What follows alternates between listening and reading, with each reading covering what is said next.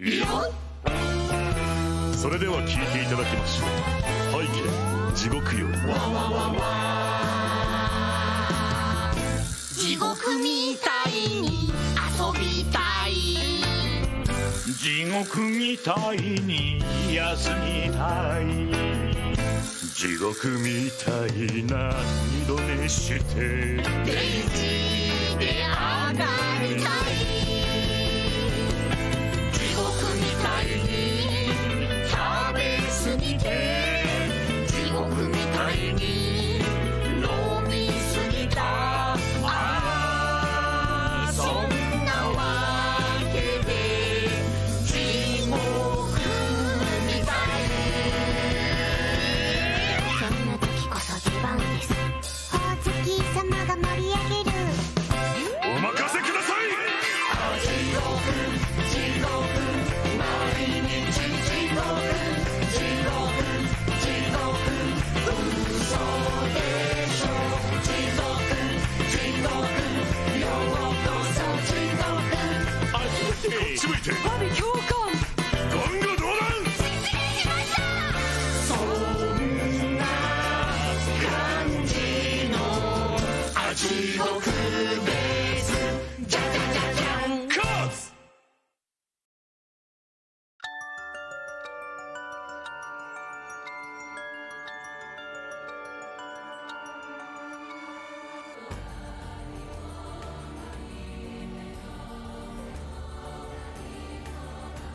Good morning, folks. Day 2 now of Paranormal Site 7 Mysteries of Honjo, in which it turns out that there's actually some depth to the story left off yesterday, going back to these two over here. Because now we have learned by way of the story charts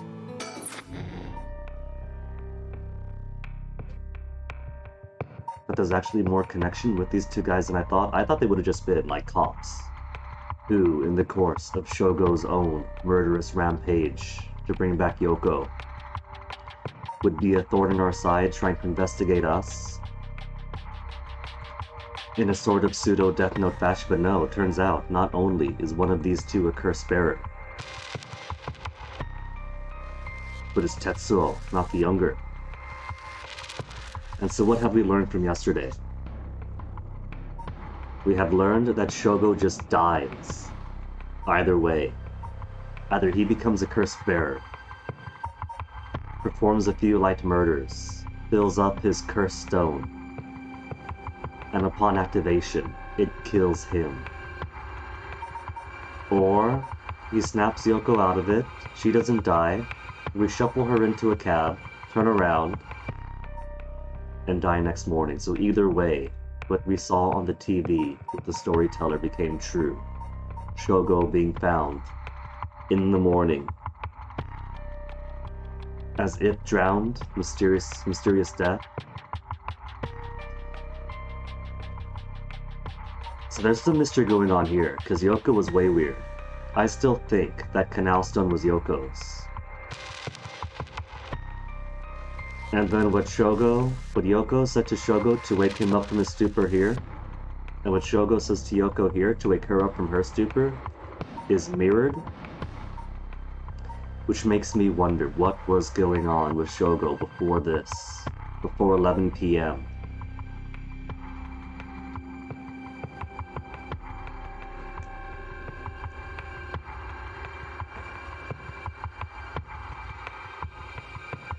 And now we have more connections being formed already, simply by doing everybody's introductory chapters here. You two. The younger cop, June, is a contemporary of the detective Michael Jackson. They went to academy together. And he also went to academy with this gruff delinquent detective, this gruff delinquent cop, who was making progress with the delinquents of Yako's school, because Yako's friend Michio was involved with the kidnapping of Harue's son a year ago, kidnapping and murder, and that Michio was also found dead 1 week ago with the curse stone that she inherited from her father and that Yako has since inherited since. So there's a lot going on here. And it turns out that his curse stone, that evergreen birch, is not just an evergreen birch, was the evergreen birch from which hanged the man who produced and sold all these cursed stones in the past. So we're getting connections with the past and connections in the future. Well, I say future, it's like early, mid-80s. If I were to guess about like, let's say 1983. What was 1983 in the Showa calendar?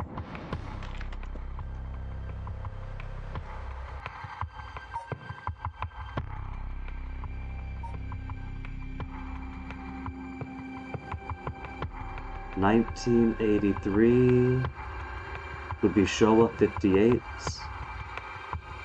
So I'm assuming this takes some place between 1955, Showa 55, which is 1980, to at the most Showa 60, 1985. Since Suichi-kun, Harue's child, was about 11 and was born in the 70s, I think. So I'm pretty sure this is early mid-80s. So who to start with now? They've all given me compelling reasons to play as them. Maybe I'll go in chronological order, because these two are earliest. Let's go with Yako. Yako has recently used a spirit board, a kind of ad hoc Luigi board, to learn that her friend Michio with the connections, was not murdered, did not commit suicide, died in an accident, and she wants answers. Information they gained from the spirit board would suggest that Michio's death was not a suicide. Press the board for the location of the Rite of Resurrection, giving her her cursed stone and her cursed echo.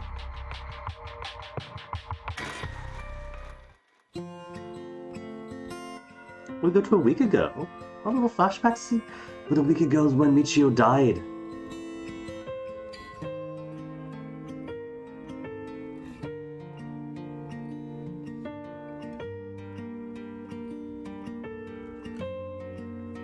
I'm looking around.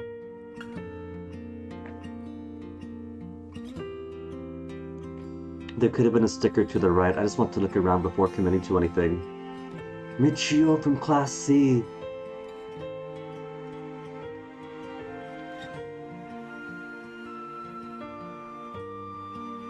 Acting pretty strange, because she's likely been involved with a kidnapping from a year ago. Father died 3 years ago. Looking around for the most important thing. There could be stickers here.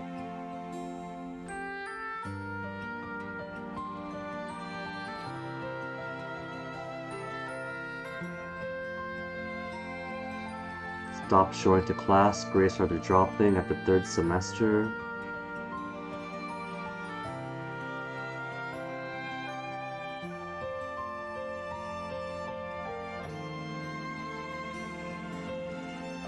I can't examine anything, so I'm kind of worried that if I get too much gossip, it's going to advance the game.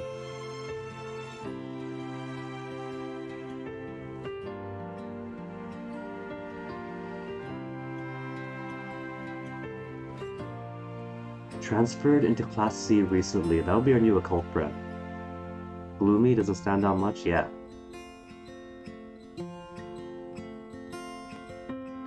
Also had a suicide. Do you think maybe that we are being misled? I'm not seeing any stickers. That's a light in the next classroom over. There's no stickers here. You never know though, gotta keep an eye out.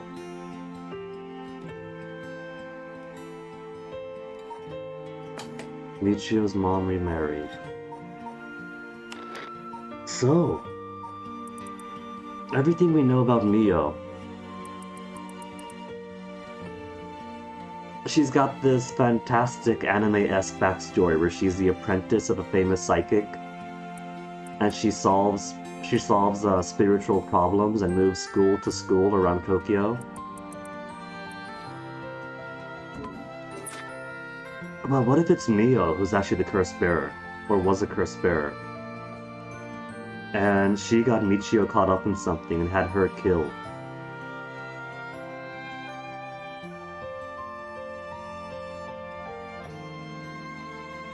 What's he talking about?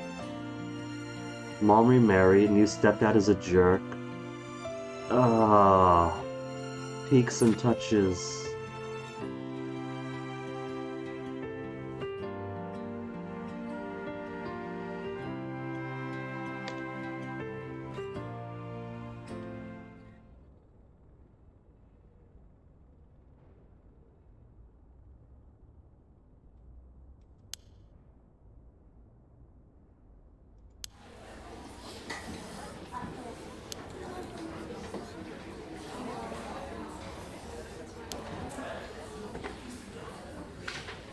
Too late, we just saw a full hallway full of rumors.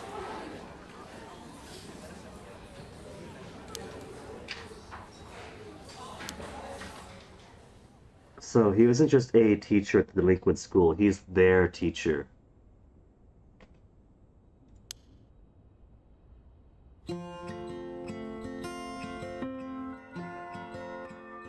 Several days could mean anything from last week to today. Meal's approaching, so this is probably like the night before, the day before tonight.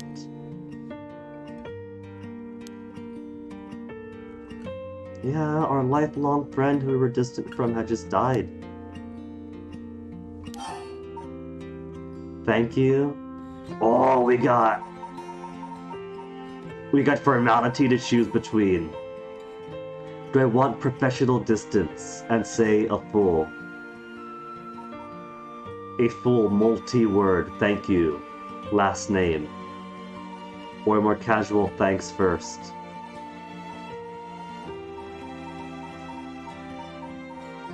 Let's be a little distant because our friend died, and I don't really know her. She's all gloomy and such.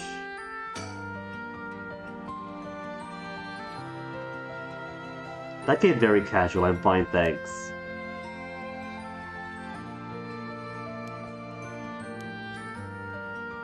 I usually call her me. I don't know that. I don't know that. Sorry, our heads of the clouds. Our friend just died.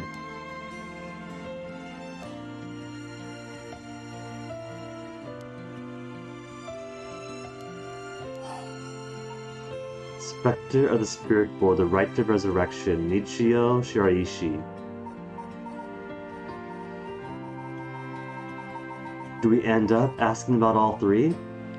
Or is this a branching path? Where we get to decide how Yako's head is going. Let's ask about our friend. It's probably going to be the same way. About Michio. Can we do the Spirit Board? To ask the right to resurrection.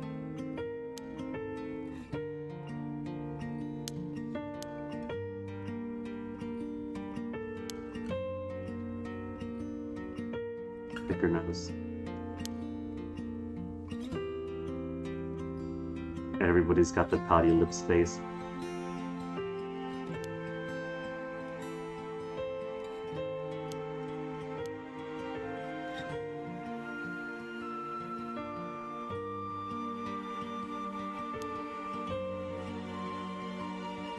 Do you think she was absent from school because she was doing murders in the nighttime and thus too tired in the day? Or did she have the smart idea that she could murder in the daytime and not have any culpability fall to her?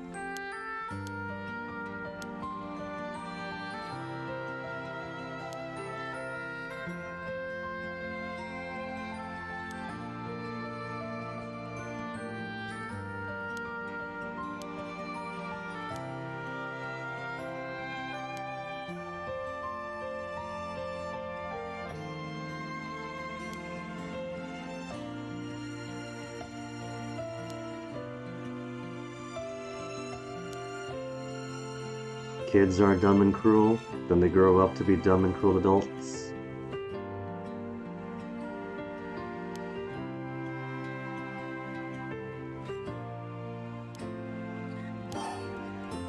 Yeah, I can't trust her everything. More about Michio.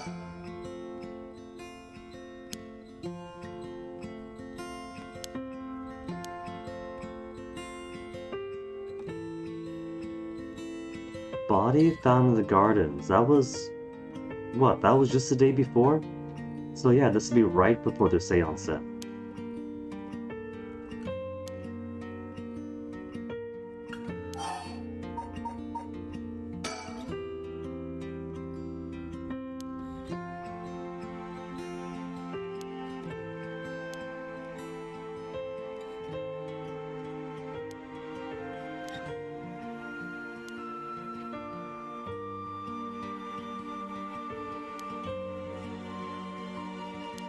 That uncertainty in her face. Is that because her backstory about being the apprentice of a psychic going school to solve spiritual mysteries is fake? Is just a chuny fantasy? Or is she worried that her spiritual apprenticeship is going to be weird and off-putting and she's going to lose a friend?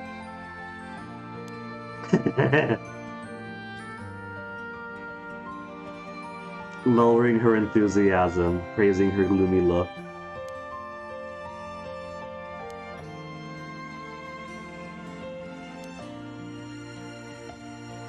Every school's gotta have one occult girl, right? Corpse Party had one. These gals have one.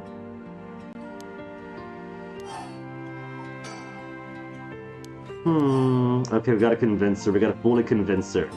We talked about justice for Michio. Now we're gonna talk about the right of resurrection. Then she'll be on board for the spirit board.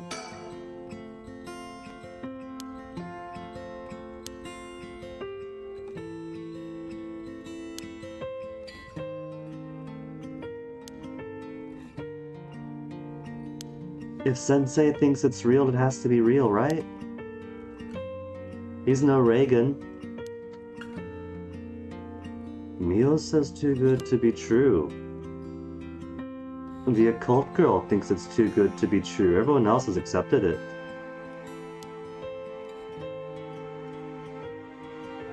We gotta bring Mom back to life, Al.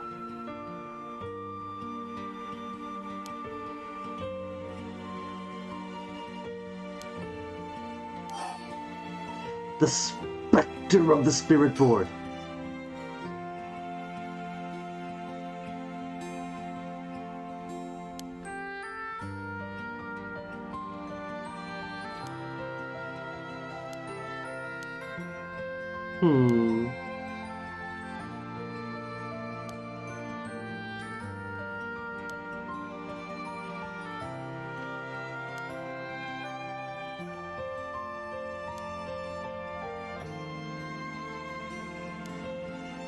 She's a good friend, and yet I had the gall to address her by her last name. I didn't know, though. I figured this might have been the catalyst that bring these two closer together. And they could be like, call me Mio, okay, Mio? Tomorrow after dark, alright. So directly the day before.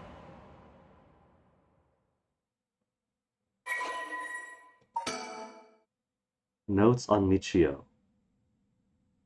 Is there more? Discovered 1 week ago.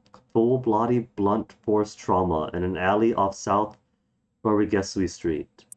Fallen from the roof of a nearby apartment complex believed. Parents recently remarried. Remarried. Wait, parents recently remarried. Sounds like both parents got back together after divorce. Dad died 3 years ago. And mom remarried to a stepfather. Rumors suggest physical abuse. May constitute motive for suicide.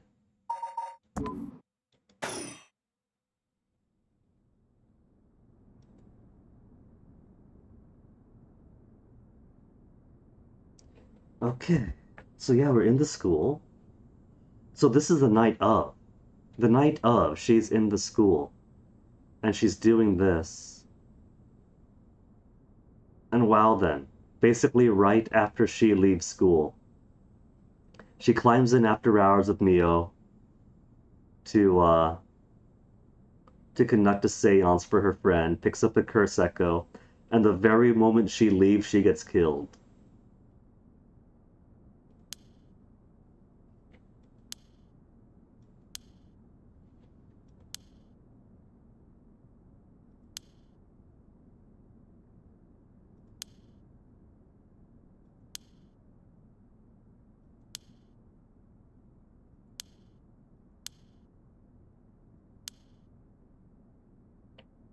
Almost bad, but got it to leave. They forgot to say goodbye on the Luigi board, which began a cursed hunt. She had to put out some crucifixes, some smoke cleansing. Not gonna call it smudging, because smudging is its own appropriated thing, leading to so much illegal harvest of white sage by the new agey types. I planted some salt.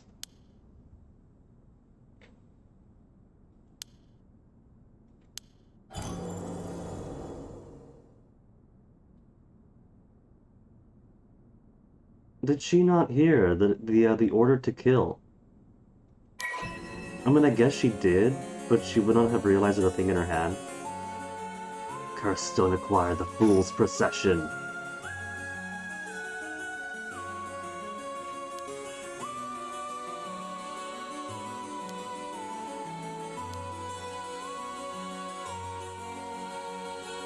These are for tobacco, right? I forget what exactly the purpose of these decorative boxes were.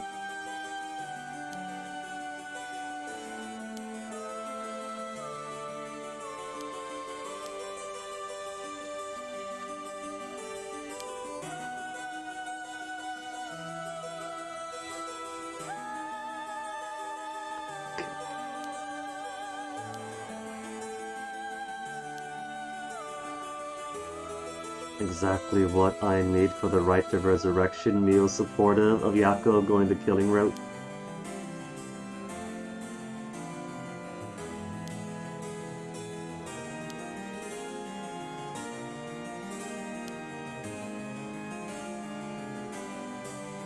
Because you have the desire. You have the desire to bring someone back strong enough for these negative grudges to coalesce to you. They assume some with the desire so strong might have the desire to kill for it.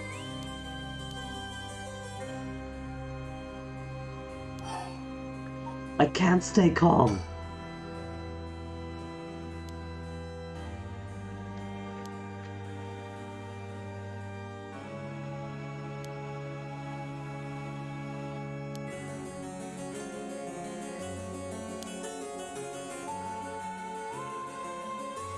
You put it in your pocket and you opt not to kill and you go about your life.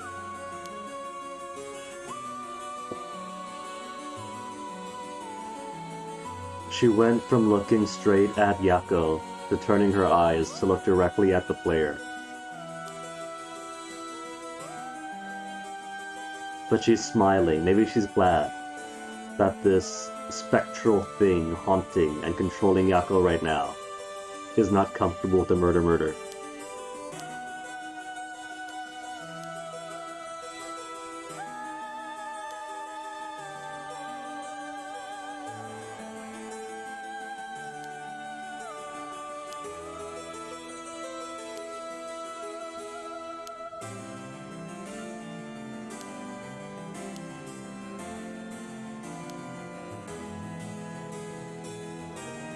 Much like the people of the 70s and 80s, they have a panic attack. They have some sleep paralysis. They think, oh, this must be ghosts. Their kid has an overactive imagination, or they confuse some family stories. They think, oh wow, this is a past life.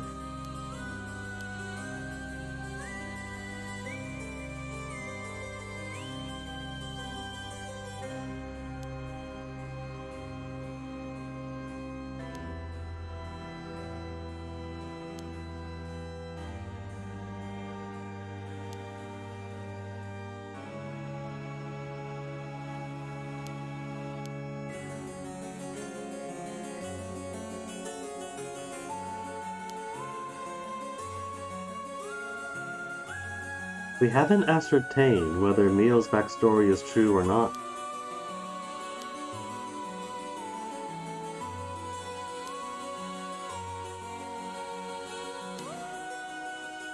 Oh, she's gonna die. I suspect that everyone who's a cursed bearer is going to die. Maybe there's a true golden ending where everyone is convinced to lay down their curse stones and their curse echoes, accept the losses in their life and move forward, and only in doing so does everybody see the dawn.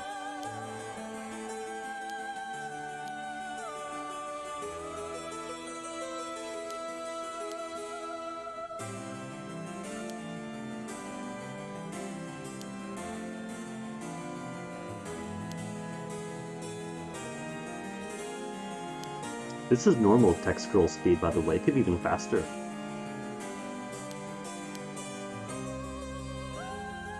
Review time. About the curse.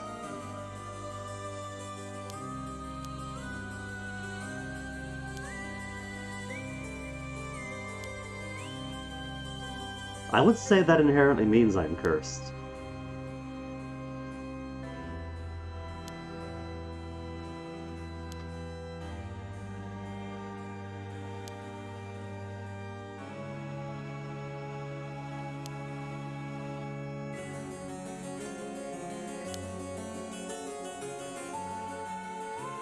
Usable by Onmyoji of considerable talent.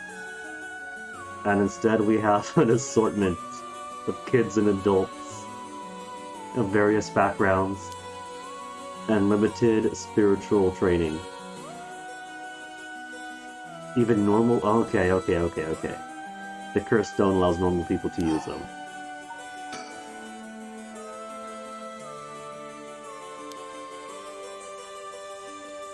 Redirected right at you. Is that what happened to Shogo?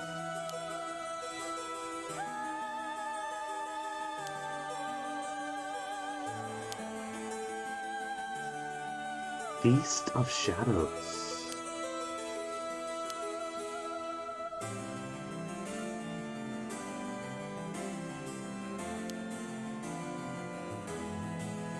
Making powers of certain cursed echoes manifest more easily. 3 to 4 kilometer radius. Does that mean that some psychically inclined individual put a spell on the town to make this thing manifest easily? Because I would think that a spell manifests on its own. All of Sumida City.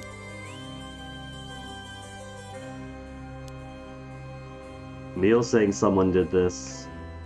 This could all go back to the chairwoman. Maybe the chairwoman figured a few sacrifices isn't so bad if it means that she could dredge up all these cursed stones and haul them in to keep her city safe.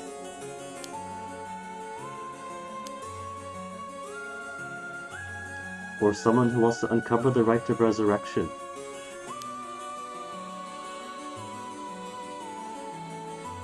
But someone who wants to uncover the rite of resurrection who already knows about the rite of resurrection and has enough psychic training to do the Feast of Shadows or whatever spell. Yeah, Feast of Shadows. Technique allows one to create a field that temporarily boosts spiritual energy, amplifies spiritual power of a particular area, also used to amplify the strength of grudges and desires tied to the area, and is dependent on the abilities of the user. It's possible to limit the scope and range of the spell to such a degree that one can use it to amplify the power of even those not naturally gifted with spiritual sense. So this would have to be someone who's already phenomenally talented. That lowers our suspect list considerably. There's a psychic who has publicized the ritual of resurrection. I forget if that's who her master is or not. There's a chairwoman. The chairwoman knows about the curses if Larry is to be believed. So it could be that she's involved.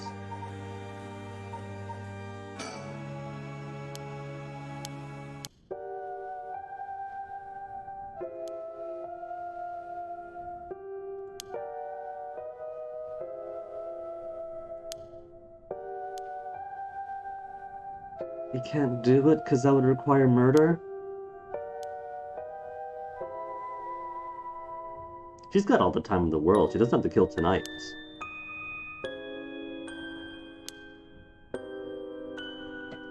What's the issue of putting a little curse on a complete stranger? Oh, Yako, that is why the curse chose you. Because your strong desire is strong enough to kill.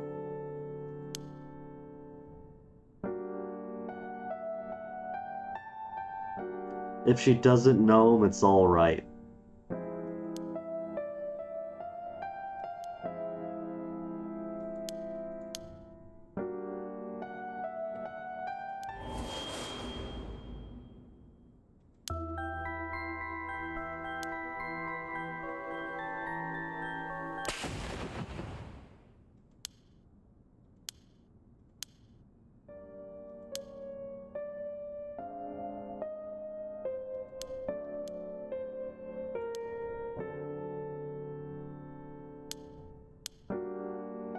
Can we talk about every other topic? Because I haven't exhausted the others yet.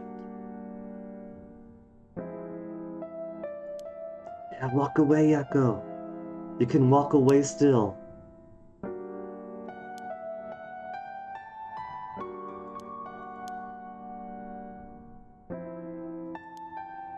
You know, I wonder if I can go back to Shogo's route and choose to trust Larry and give the stone over. Probably not. Like, going back to the cops to see if I could lie to the cops in the park. It was the exact same sequence. So I'm pretty sure that Shogo has his own decisions that I cannot influence.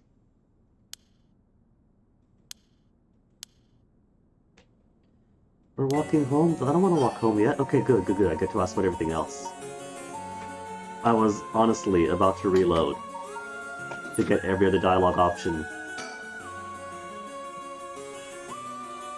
Only use the area under the most piece of shadows.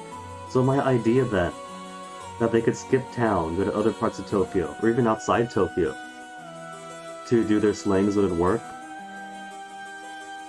That idea is out, but nothing says it has to be under cover of darkness. They have tools that allow them to kill with no evidence pointing back to them.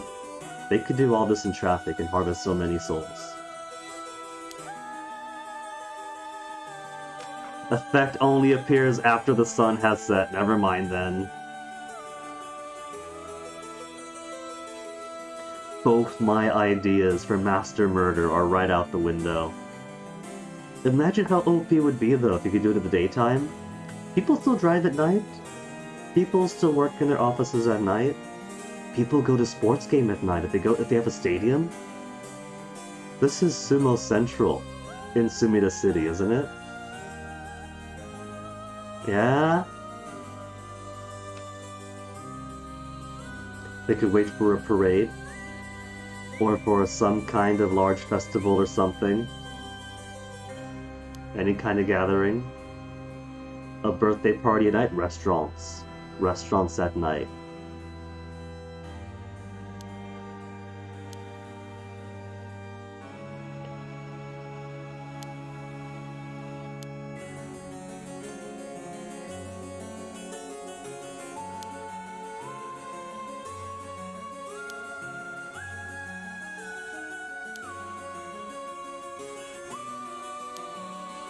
Do you mind if I try? Is this why she said sorry, Mio? Because she took Mio's life and then stressed out for an hour. And the moment she tries to leave the school, she dies.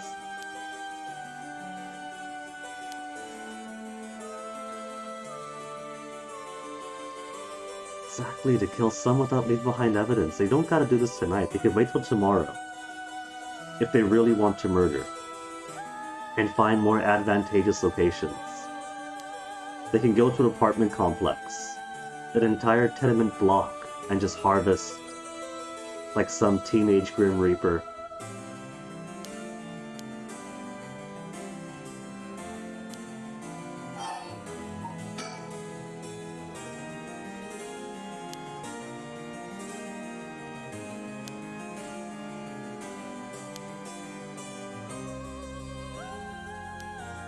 So there is a repulsive force. There was no repulsion when Shogo picked up the cursed stone. But see, the cursed stone didn't manifest in his hands, right? Everybody else, they had the cursed awakening. The cursed stone appeared in their hands. Shogo looked down, saw it on the ground, picked it up, and then the voice entered his head. So I think it was Yoko's, I really do. My cursed stone is a well-stained tea infuser in the shape of a fish. In the shape of a fish suggests I've also got the do not turn around or you die curse.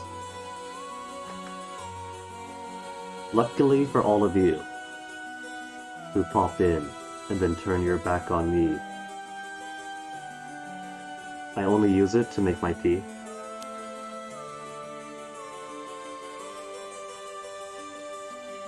If we tried separating it from you, the curse may trigger. Maybe Yoko was freaking out because she had her own cursed awakening. Maybe that was it. A voice came into her head saying, kill, kill, kill them all, those who turn away from you. And then we turned away. I was like, what's going on here? And the curse was like, kill Shogo. And then she threw it. She tried to reject it. And so it backfired and killed her, maybe.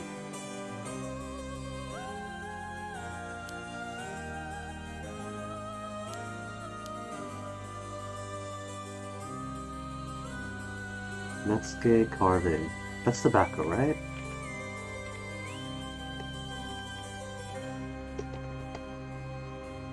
Miniature sculpture, 17th century Japan. Simply carved button cords at an inner box.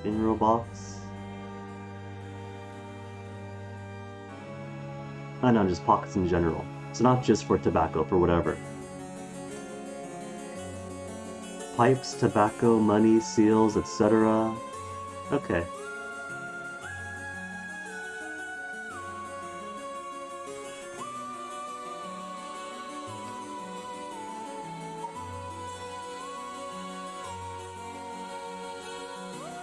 I'm just more familiar with, like, the carrying of tobacco purposes, much like how we have very beautifully woven baskets and pouches, specifically for betel nut and betel nut paraphernalia.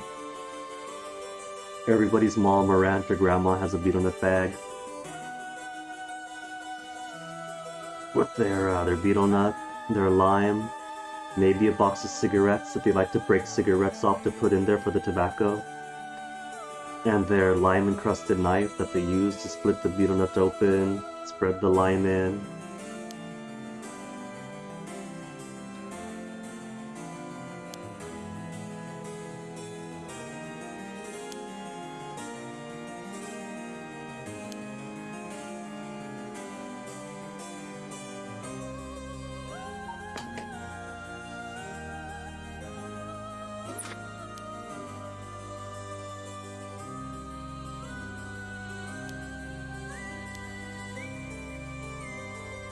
That is the goal, isn't it? I'm pretty sure the cops will survive.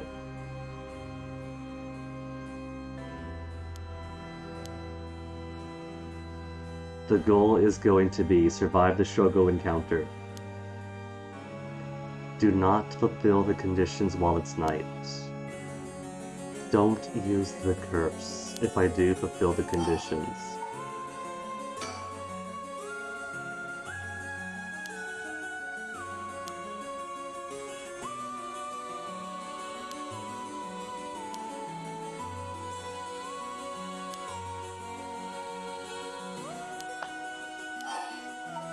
Seeks out those foolish enough to have the strong enough desire to resurrect someone that they might kill to do it.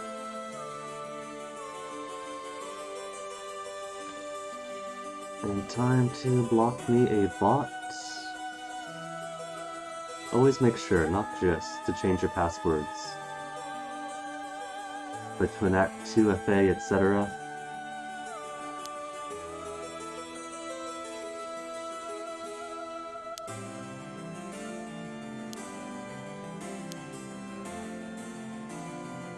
Gamification of the process. She's interested.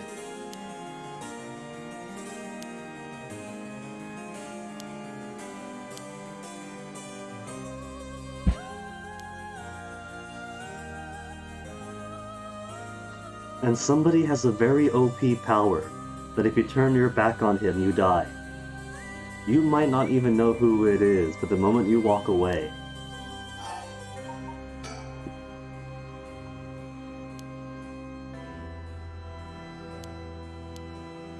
Mia was very sensible. I don't think that she was a murderer then. I don't think that Mio had anything to do with what happened to Michio. She is very, very sensible about don't use this curse, don't have anything to do with it, avoid people at night. Don't give in to it.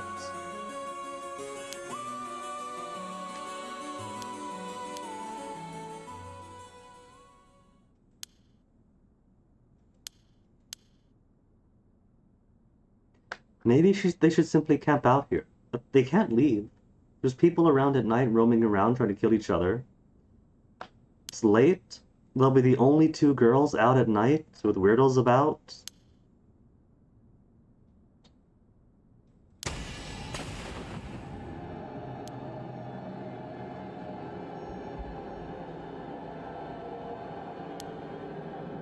I don't recall there being abject weather.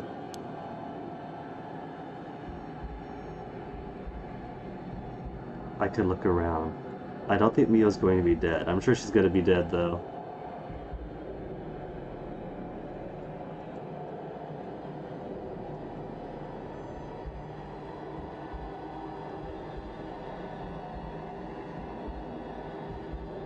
Oh, that is blood.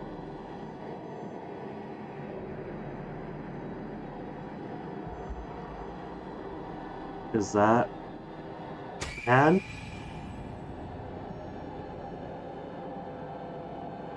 Mio shouldn't have succumbed to the curse, though.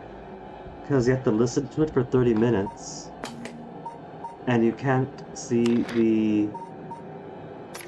the curse bearer in that time, right?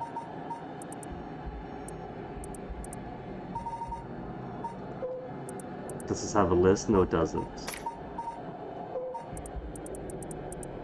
Without seeing the curse bearer. 30 seconds of not seeing the curse bearer. So she should be fine. She was looking right at us.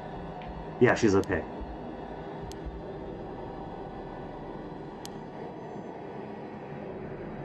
I'm still looking around and can't see anything behind. She can't see me because it's dark! That was a curse. The curse itself is on the hunt.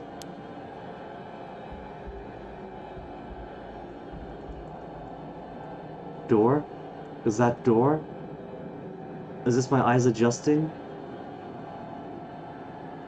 There she is. Okay, alright.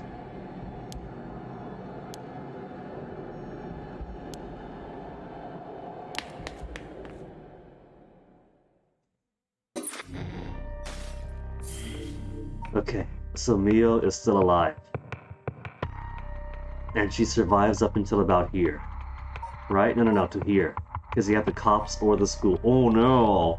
Oh no, the next one could be when she dies. Could have like a corpse party situation going on here where the school gets all spooky. And by the time they get out, then she dies just as she escapes. I kind of want to see more. Tell me more. Effects of other cursed echoes appearing in the school.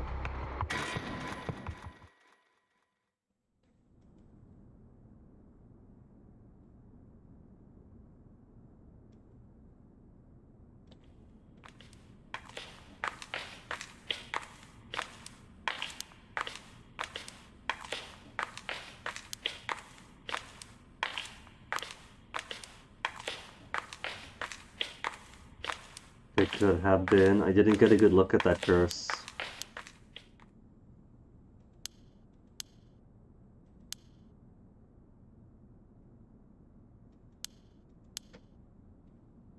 We haven't met every cursed bearer, I don't think. There was a college student. He could be prowling around, looking around for stuff. There was the Neverlasting Lantern guy, but he dies quickly.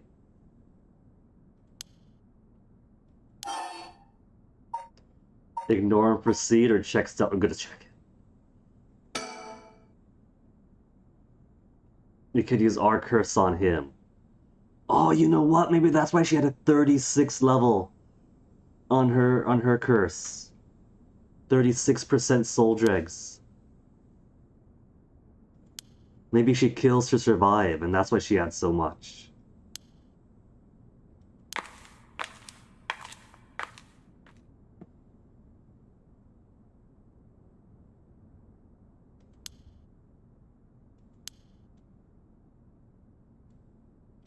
I don't see anything. I can only go this far to the left. I can't highlight anything.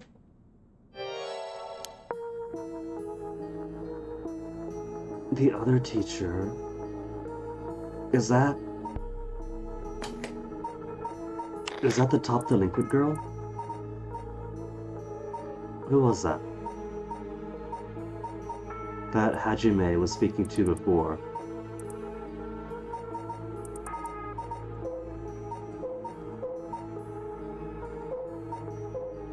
Did we actually get a dossier on her? I don't think we did. But wasn't there another girl? Who was like... the top delinquent. Michio isn't alive, it can't be her. Mio's got more of a plump face, and Yako was Yako. So you are neither of those. Hitomi, that's right.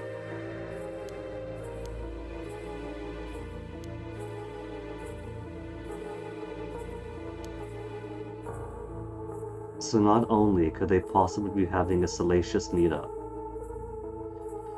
Hitomi might be a curse bearer, cause Hajime met up with that delinquent girl, right? And then he died from a heart attack.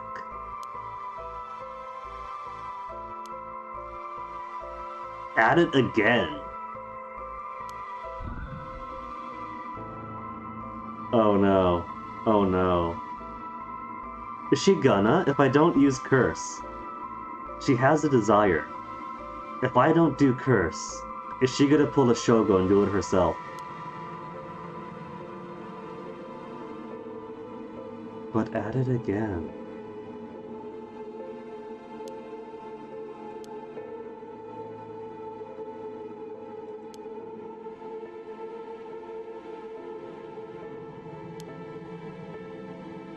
Mio's telling me to resist it. So maybe she is going to be stronger than Shogo, and not if I don't push the button.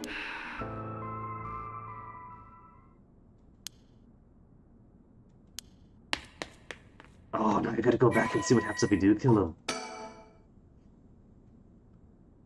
Curse Echo, question mark, question mark, question mark. It could be he's got the Curse Echo, it could be Hitomi. English teacher, homeroom teacher for class 2C, Komagata High School. Seen alone with Hitomi Okuda in class, late at night. He was an honor student, top of his class at his high school days, apple of his parents' eyes, placed under immense pressure to attend a first-rate university. Came to naught when the pressure caused Kohei to sink into a deep depression and fail his entrance exam. Even at the university he was able to enter, he struggled to keep up with his classes, leaving him a vain but wounded young man. Never aspired to be a teacher, but it was the least he can do with his talents. And considers his students to be beneath him, and looks down on them all. Wow! Then why teach? I want to, because I consider it a noble profession of which you could do the greatest good for the future. And he's doing it with contempt. Then try anything else. Rebellious student, class 2A, Komagata High School. Rare occasion she does show up for school, skips all of her classes, spends her time hanging out the rooftop with the fellow troublemakers. One of the worst offenders among the delinquent students attending Komagata High. Fairly ordinary student when she started high school, troubled at home in her first year, had taken a turn for the worst. Same, he told me, same. But without the delinquents. Again, associating with a group of delinquents from other schools with whom she'd wander around town at night to avoid returning home. Warnings from teachers about dress code and conduct violations have fallen on deaf ears, with Hitomi going on reactionary rampages around school with her friends, breaking windows, disrupting classes. And some teachers take it to using harsher measures and even corporal punishment to correct her, but only exacerbates the animosity between her and the school. Leader of the troublemakers at Komagata High, which doesn't mean much to her. And she's also question mark, question mark, question mark, for what curse she may or may not have.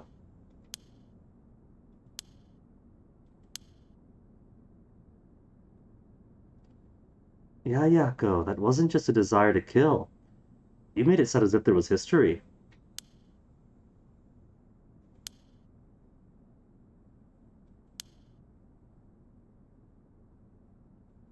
Suspecting the teacher of having a liaison with the student at night, fair.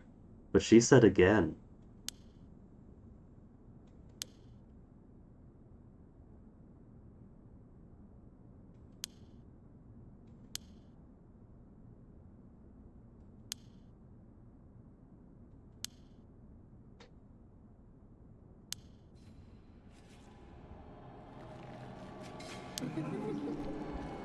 Oh no.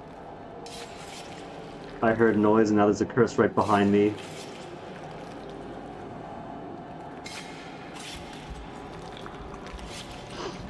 We've got to kill it, don't we? We got to kill them to avoid dying ourselves.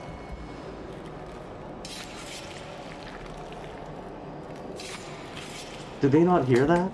Because I could turn off the volume, right? Voice volume?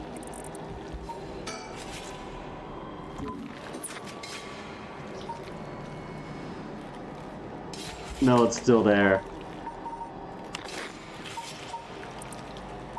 I hear knives, though. I hear knives being sharpened. I think this one might be... This one might be... the one-sided read. Since a woman was chopped up arm and leg with a knife.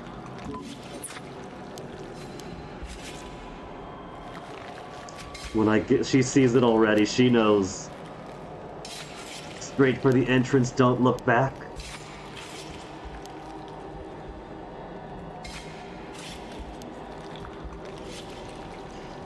Meet up outside the school gates. That's when she runs. That's when she meets Shogo.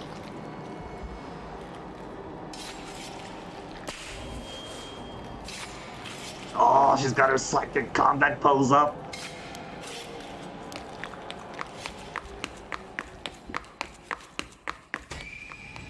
And a scream.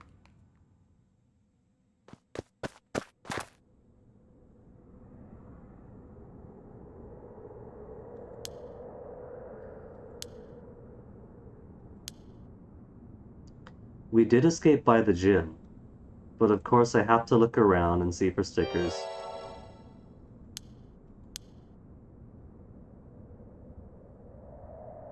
Don't tell me the janitor is also a curse bearer. Mr. Ashimaya. Mr. Ashimaya.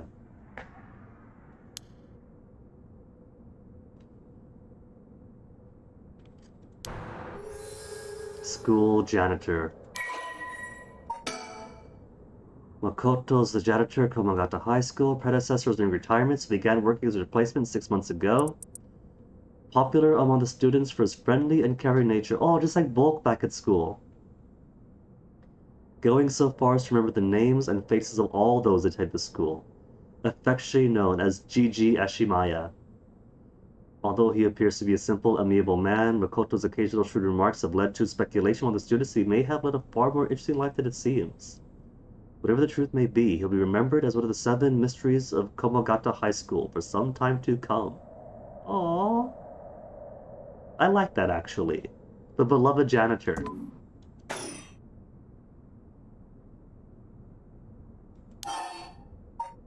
I'm sorry.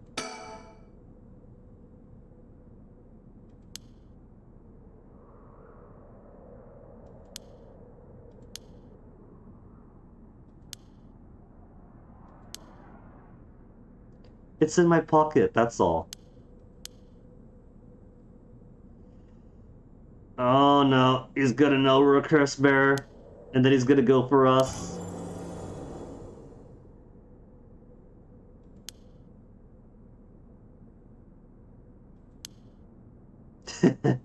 Okay, he's taken it to face value unless he is a curse bearer. And now he knows we're a curse bearer. And he's gonna kill one of his beloved students.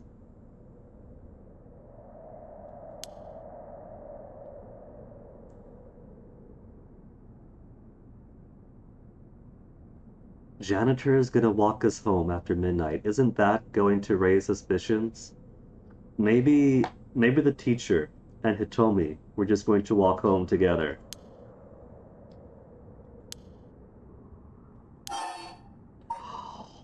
Oh, what is this? I've got something locked out.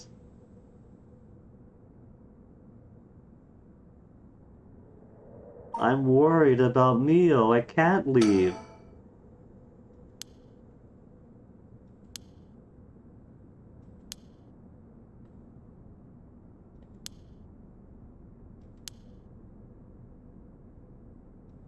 Hey, everyone who goes to Gomagata High is at least 10% delinquent. Everyone here breaks the rules.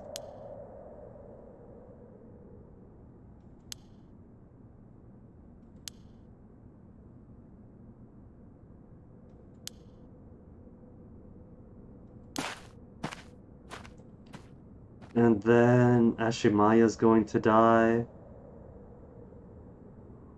And we're gonna run out in a panic.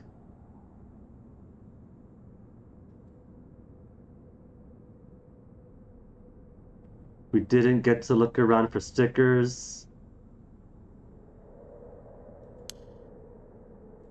20 or 30 minutes, and the janitor's not even out yet. They're dead.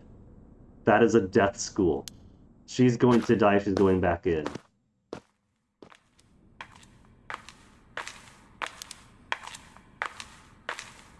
She said if she's not out 10 minutes, run.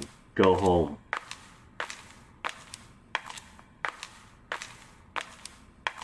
She's probably going to find her contorted body, then run out in a panic, jump over the gate, and then die by Shogo.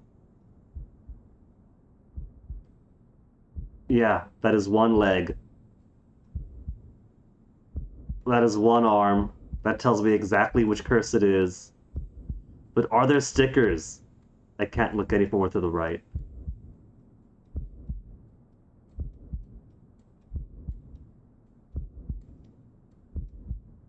Okay, there's no stickers here.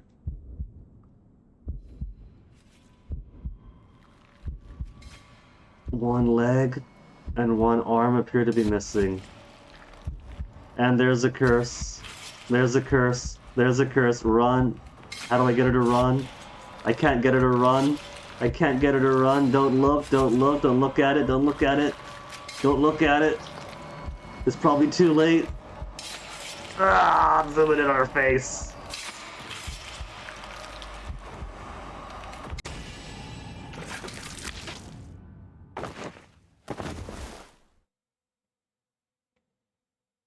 I think we're dead.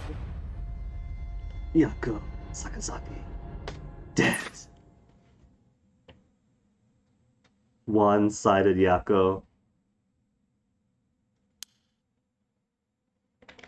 See something quick.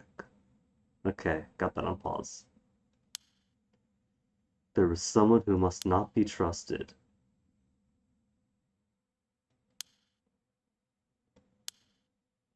A difficult judgment to make. Is it Mio? Try another route until next time. Okay, so there's a split. Failure to escape. At 2 a.m. Wait, midnight, 1, 2, and it's over here. No, it's here where she gets killed. Oh no, she's gonna get killed or she's gonna get killed.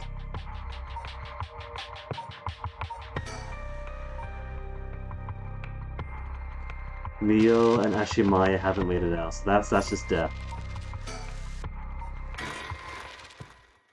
What if I am rude to Mr. Ashimaya?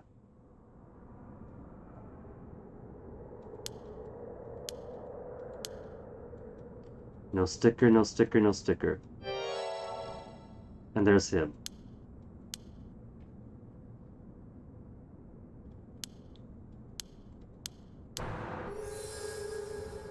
Give him some lip. I'm not acting out.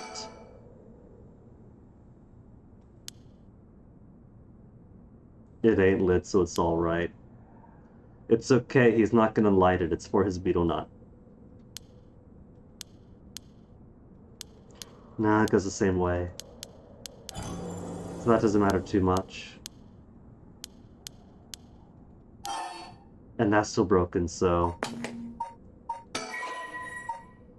So the lack of trust is gonna be later then. Or earlier, I mean.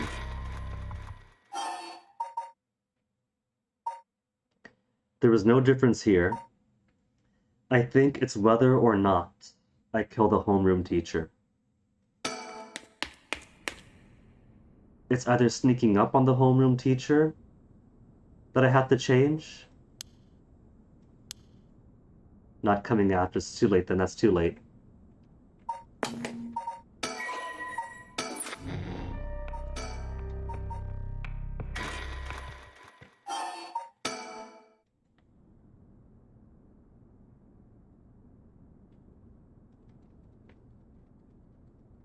So either. I gotta go through all the dialogue then. No, I don't.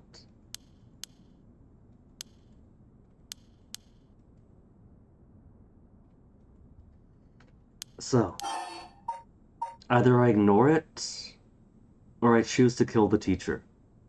Let's ignore it.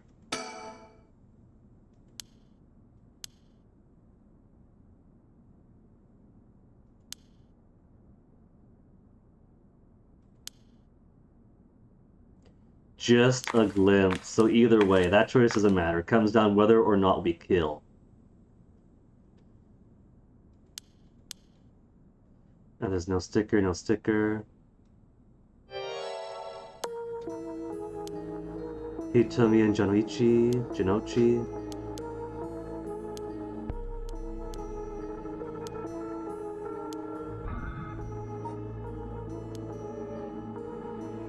I won't let him get away with this. Okay, so it's not again. Just won't let him get away with this.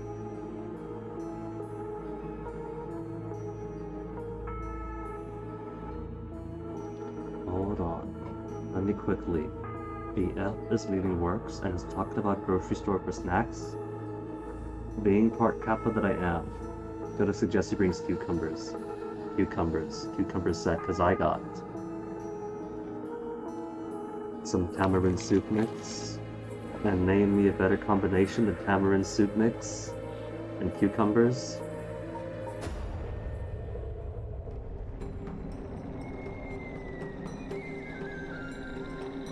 And they haven't seen me. They need to not see me for 30 seconds. Oh, but could I kill them both? They're both in there alone. Is the curse gonna be indiscriminate? Or is it gonna go straight for him, because I want him dead? Die, Mr. Jinochi, so I think it is gonna target him specifically.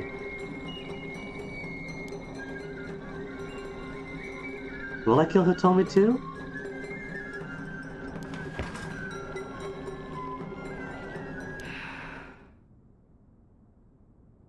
Ah, meal! Well, at least we get to run still.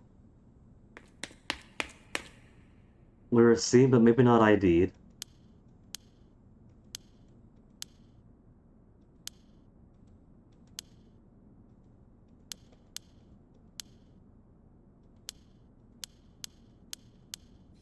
And we're still gonna get spotted.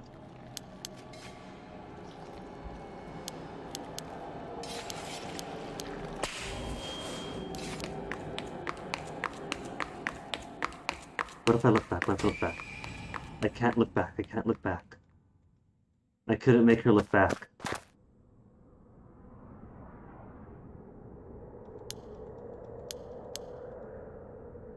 So that seems pretty... pretty linear then. Maybe it is Mr. Ashimaya, who's the curse bearer who I cannot trust.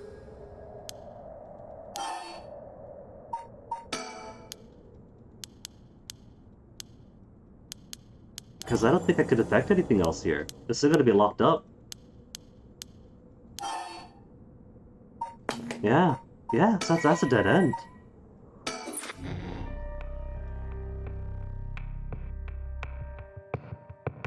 Let's do more cops then. See how the investigation is going. Susumi Jun sorting through the facts at the scene of Officer Hajime Yoshimi's mysterious death. Susumi denies the existence of the right to resurrection until the cursed echo of the evergreen beach appears before him. Oh, he said no cucumbers. What am I going to use for my tamarind soup mix? I'm almost out of eggs.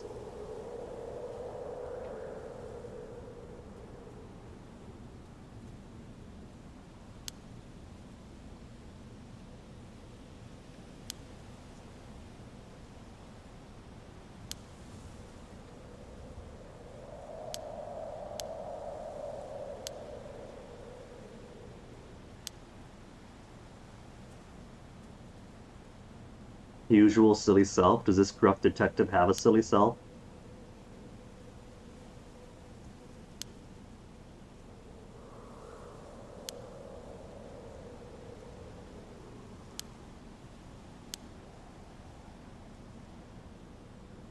His familiarity is why he's trying not to get too close. Does that mean that there was some occult going on?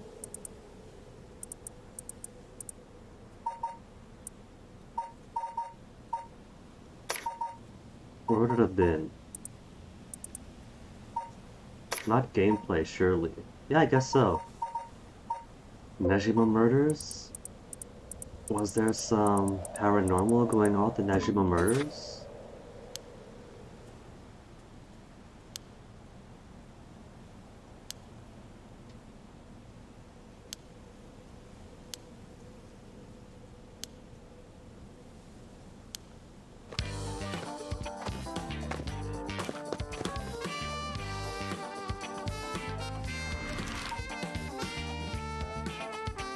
Enjoying this bop as we walk down to the Ryogoku Bridge. Will the song continue? It better continue.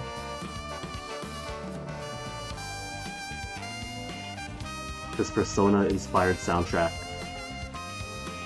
I'm only teasing, don't go killing me over that joke.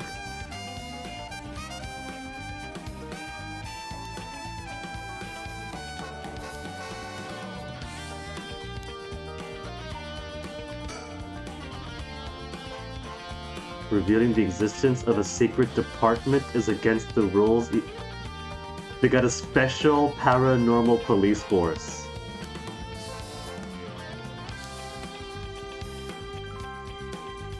But first I gotta look for stickers. There's talk and look. I'm liking this framing.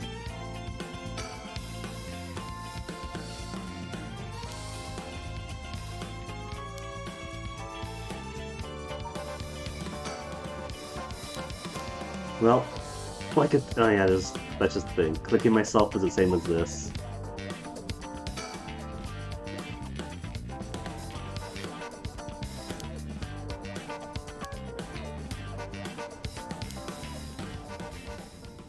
A secret division attached to the Security Bureau. They already knew? A Department of Paranormal Affairs.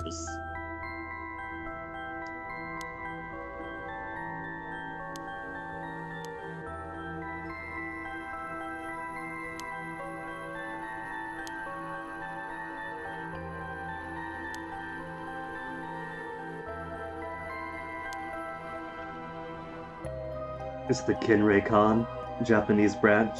Is it the Onmyoji still exist? Yeah, because of you, and because you allegedly joined a secret department. I only have one favorite reason, many reasons.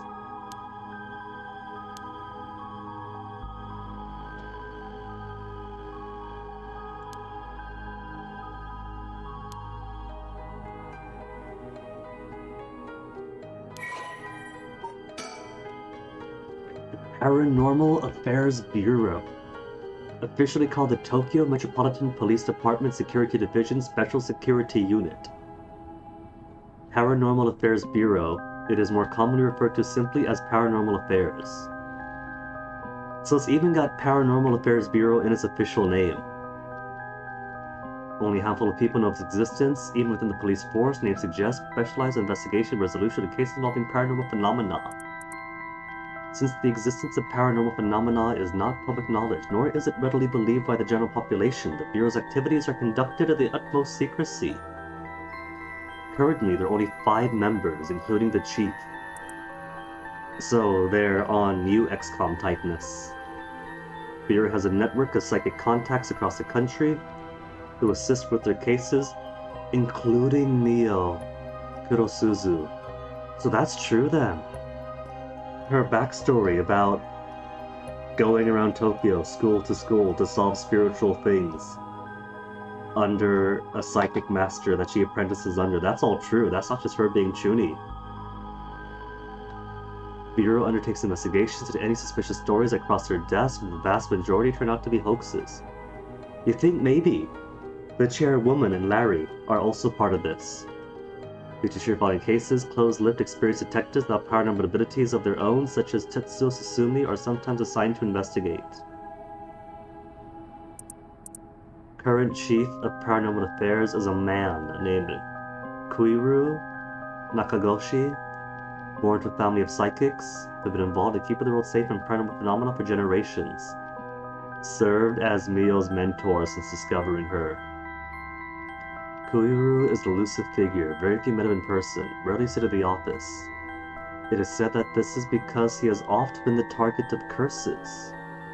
Some theorize it's because Koiru is not actually of flesh and blood at all.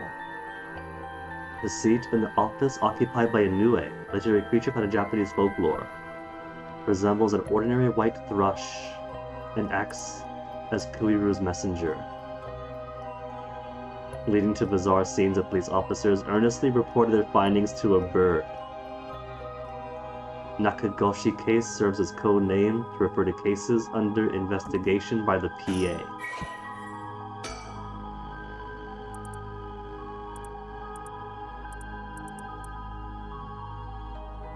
What updated here?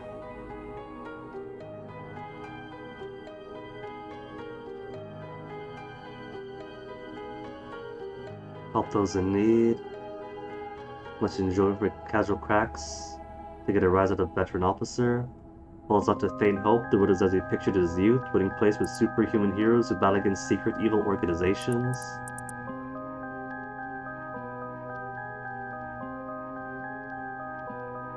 When Tetsuo explained that the supernatural is real, he accepted this fact without a moment's hesitation, vowed to help his partner solve the case.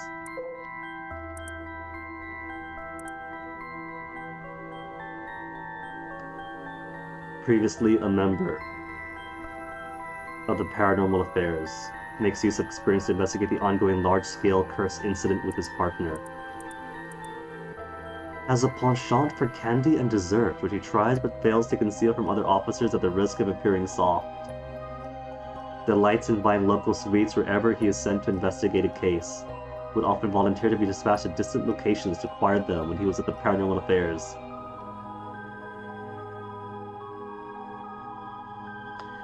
He is also surprisingly knowledgeable about the current trends, a trait he puts down to investigation-related research, but which is actually spurred by his wish to have something to discuss with his daughter. Aww.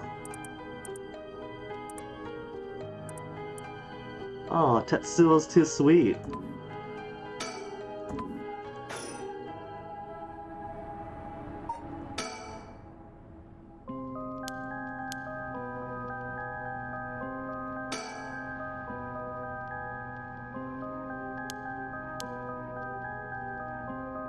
No, that's the thing. We were in the Paranormal Affairs because we have no spiritual gift.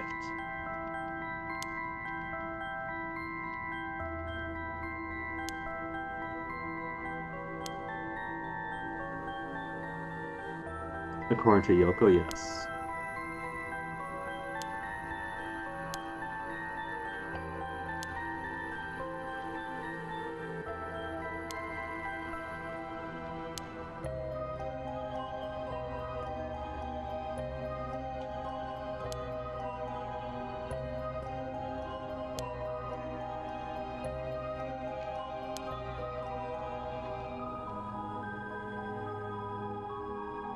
The high school has got so much spiritual sense, she works at the front lines.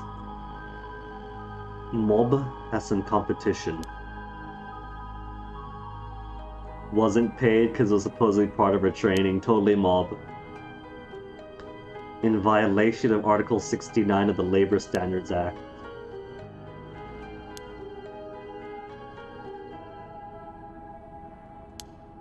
June is a man of the people. He's a detective who cares about labor rights. He has the potential to follow in Raphael Ambrosius Cousteau's footsteps and become Super Cop. June has risen in my estimation. Stickers. There's a man back there.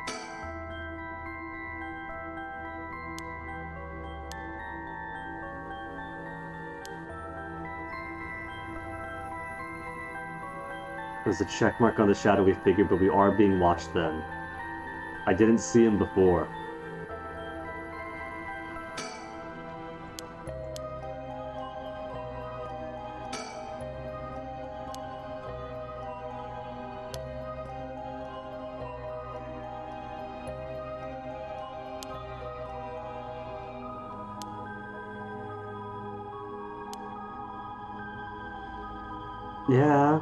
Yeah, GOP. That's actually a kind of bad thing.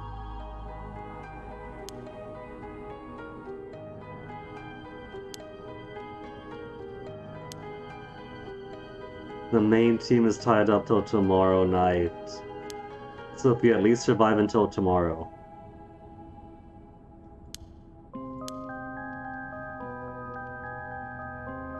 So we get XCOM's B team. One colonel and a rookie.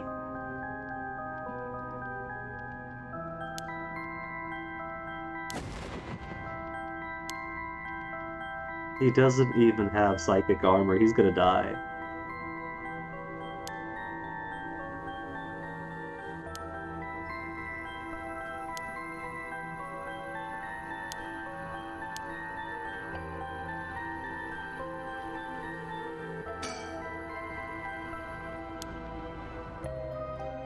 But does he have stickers? I haven't found any stickers since the first one. That's the real mystery here.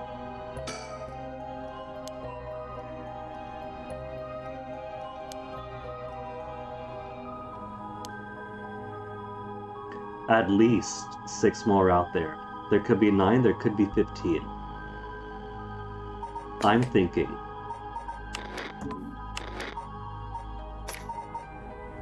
One, 2, 3, 4, 5, 6, 7, 8, 9, 10. If they said 7 to 15, maybe 9. 10 is a possibility.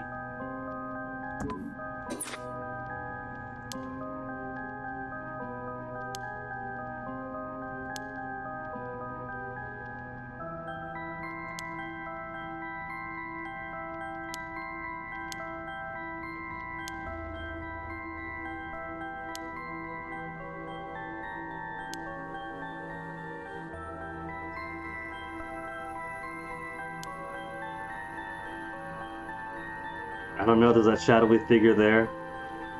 But no, at this point, the one-sided Reed's Curse Bearer is already in the school.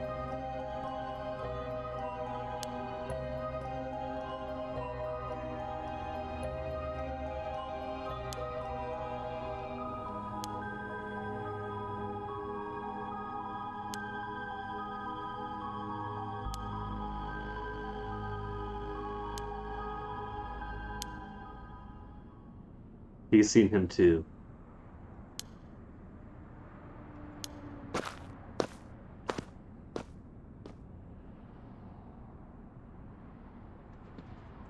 So, even when Shogo thought he was so hot, spying from behind the tree, they knew the whole time.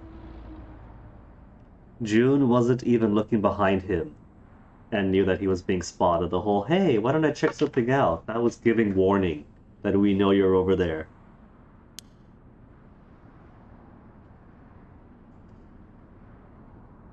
This punk? So he's been hiding out here the whole night then, just standing under this bridge?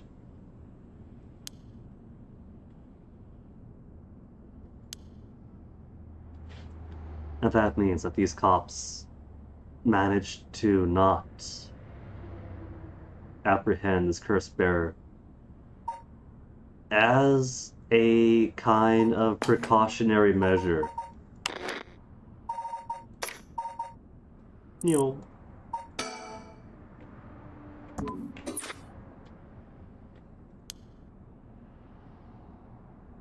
this guy has so little soul dregs because everyone coming up on him is going to be turning their volume off.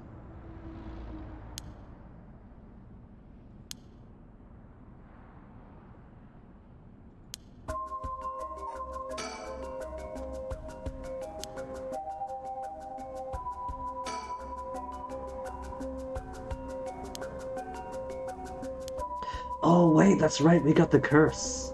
That if he lies to us, we can kill him. As I look around for stickers, I don't see anything, sadly.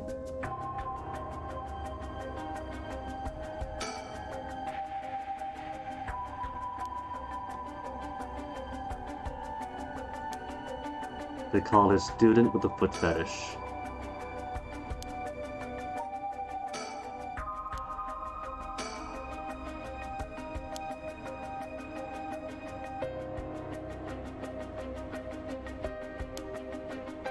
We ask what he's doing here, and he guesses what we were doing here. He doesn't answer the question. What is it you were doing here? And then he talks about us.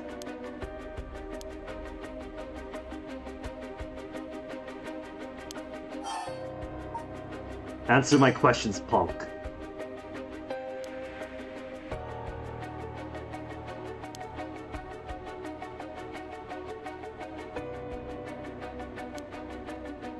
I'm gonna keep playing the tough cop act. Because what cop would entertain a conversation about urban legends when I'm trying to accost somebody at night?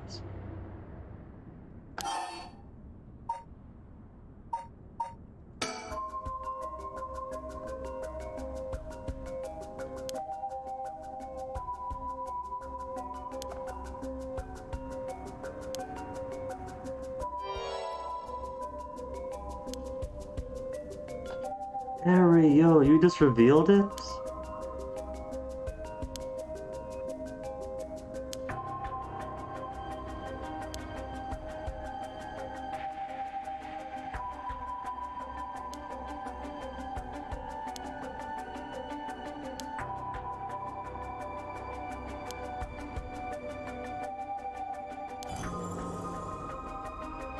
The foot washing mansion, just a pair of Zoris.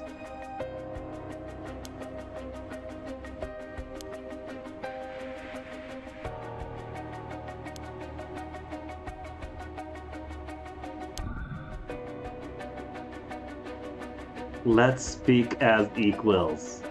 Cuts!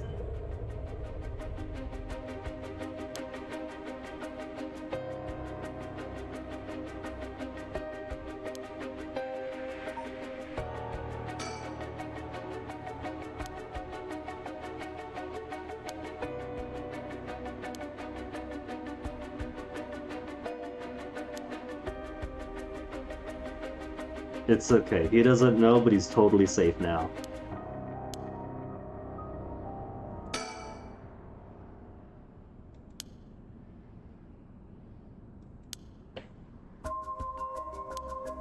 True, it is June, who was like, how did you know? So if he's having an outburst like that, it could be him, from his POV. But I have activated my own curse, so anytime he lies to me, he's gonna die.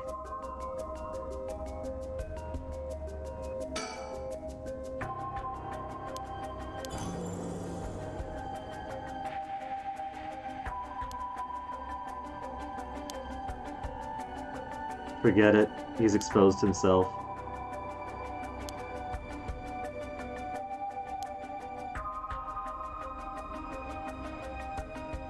Is this because we activated the curse? We're giving him fair warning that any false would kill him.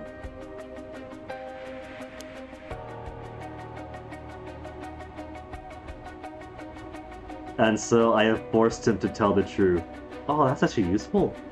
On pain of death, they have no choice but to tell me the whole truth.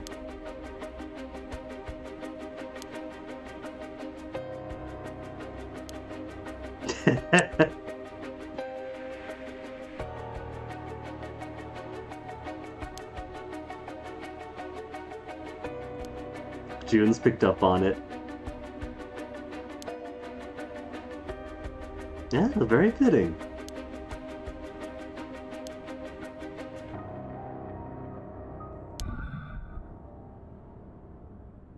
He'll be honest with me. Curse!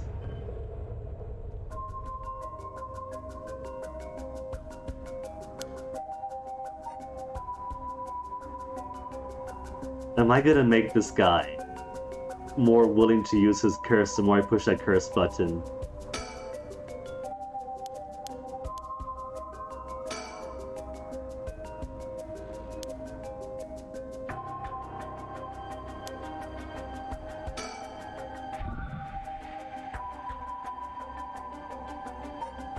Like my assistants?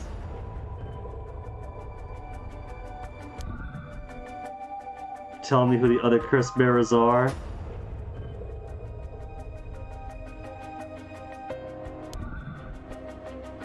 Let you two go as well. That's the truth? That's the truth so far, is when let's go? That is a threat. That's still be a threat. My final warning.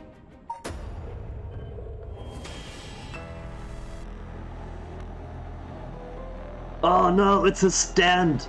Legs!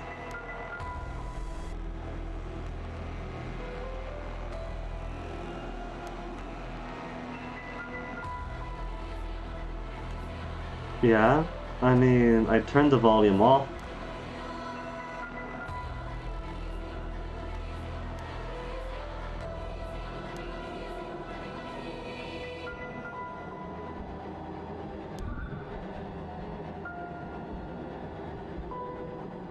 There's no escape from the voice of my feet. I mean, there is. That's patently false, because I have voice volume option. He said the truth, there's no escape!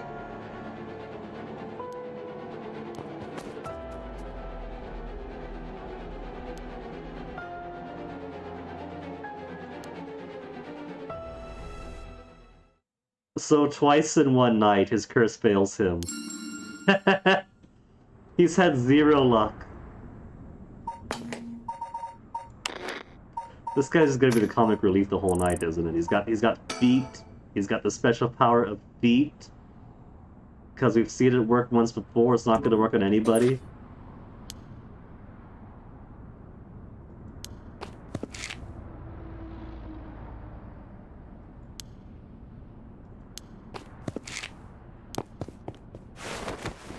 Is this going to change the timeline? Because now this guy's been arrested. He's been apprehended before Shogo gets here.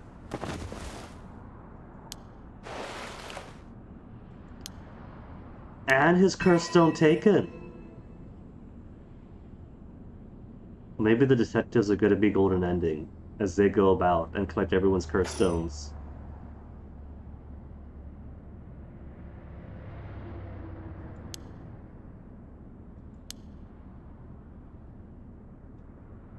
You know, he's right, he hasn't touched us. So I'm perfectly willing to let him go, so long as I keep his stone on me.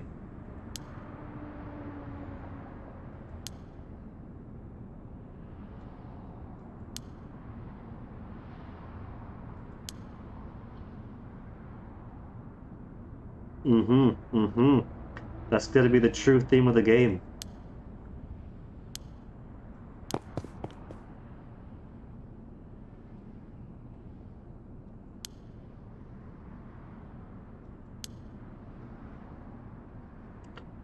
Something stopped his curse.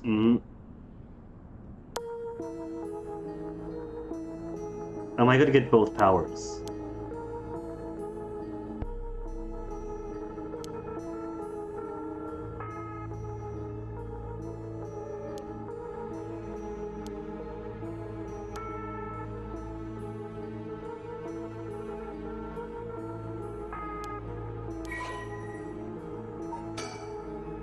I don't get to see it each time, but that does confirm then that if you take somebody else's curse stone, you see it. You see the curse echo, you see the hatred and the grudge, and it speaks to you. So even if Shogo had his own curse, whether we knew it or not, we could have gone into the game after the point where he got his own curse. He was woken up with a headache and some confusion by Yoko. So he could have gotten his curse right before we John Malkovich did, and would have never known about it. And maybe that's why he died, because he filled up the wrong soul stone. He used Yoko's, he picked up Yoko's.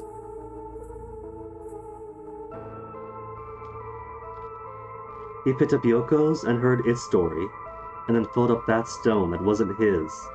And so it backfired on him. Maybe if he used his own curse, he would have survived the night. Kills by crushing one who hears the command wash. Is that what the voice was saying? Was the voice saying wash, wash, wash, but in garbled ghost talk? An accomplished Onmyoji did not use her talents for the good of the world or the people, but for her own selfish pursuit of beauty. After a fierce battle, the woman dragged herself through the streets, like something has gnawed away at her body. Will I die? I've already obtained what I need as long as I have this. And then a terrible realization, her legs wouldn't move, fell to the ground. What was happening? Looked down, her foot, once so beat up on a delicate, has grown ulcerated and rotten. He got her. Who's he? Was on the verge of death and covered in filth to boot. Caught nearby house, her breath caught to her throat. Curious residents opened up, recovered what they saw. My foot is filthy, someone please quickly. And then died. Consumed by evil.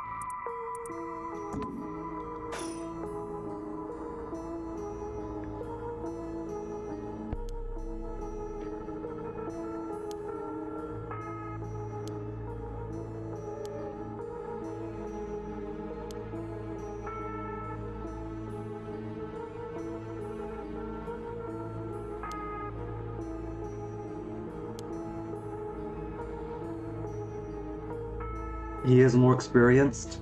He's had hardship in his life. That's the important thing. He has already had his heart calloused. He's been divorced because of his job. That's some severe heartbreak with his daughter taken away. But apparently he talks to her still. He keeps up with the latest trends, so they got something to talk about. So his heart has been hardened, but still keeps its soft core. So he might have the resiliency he needs to resist the temptation to kill. Though I've been slamming that use curse button over and over again to ascertain any lies.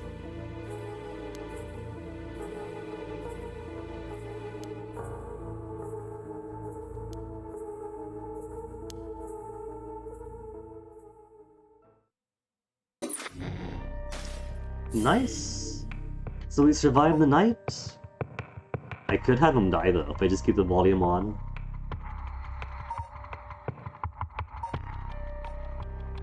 Isn't it here where we talk to the cops? Because if I resume here... Takumi, yeah, that's... That's still... That's in the park. I think I see Shogo there, unless it's somebody else. But maybe history changes. If the stone's been taken here, and if I go back here,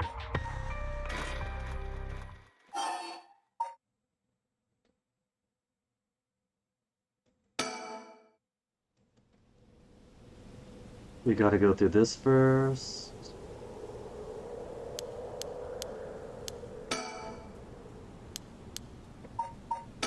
Throw the lighter.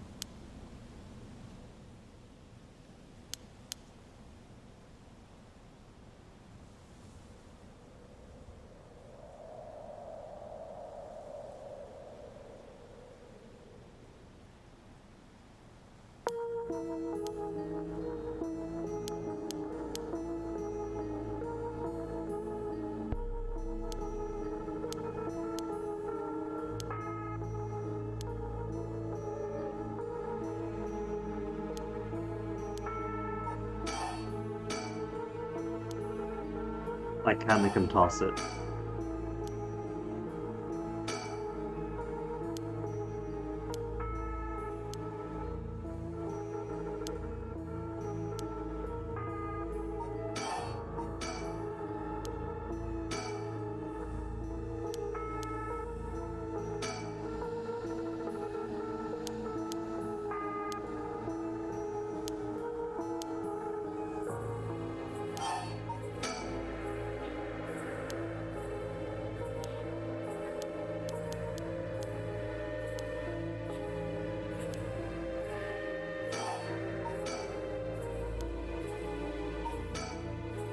What conditions?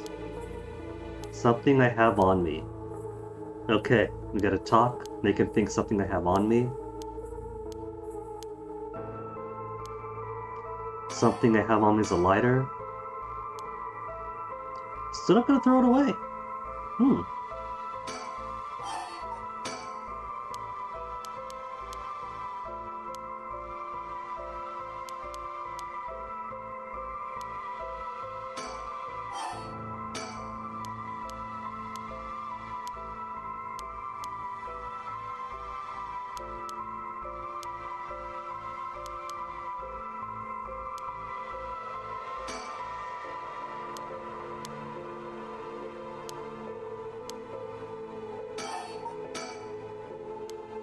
Well, I can't make him throw it.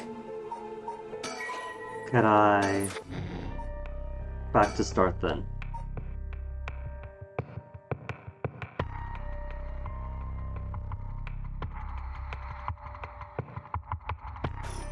Or was that here?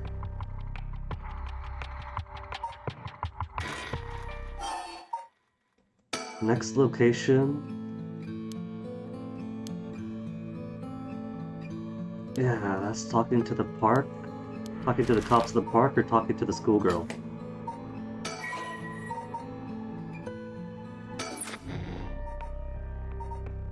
So it should be here. What if I just go to beginning then? So I can choose where to go.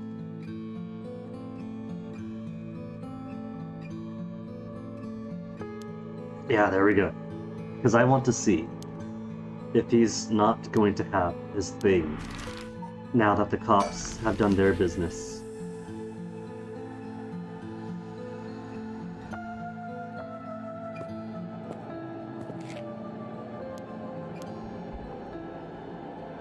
I hear the voice, so... He's still got his stone. Yeah, he's still got his stone. That hasn't changed anything in this line. Which makes me wonder then, what exactly am I looking at? If that curse stone was taken away at midnight, but he still has it here at 3 AM. You know? Oh, what's this? Looks like it's time for me to take a BRB. I'll be right back.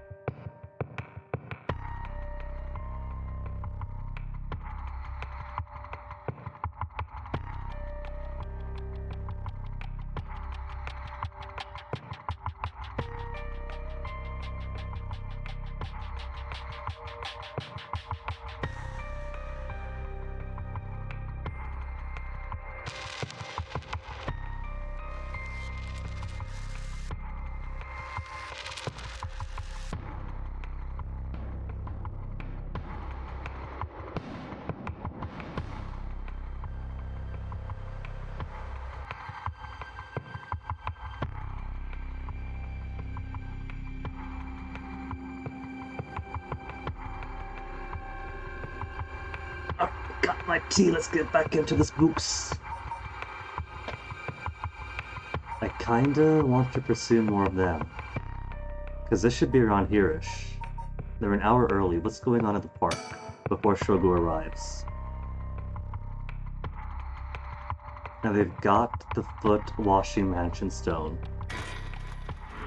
So Shogo's history should be completely upended by now.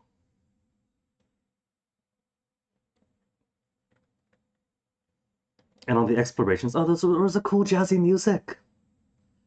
Cool. On the exploration side, it seems more linear, just place to place to place, no options. So maybe they are the overarching arc.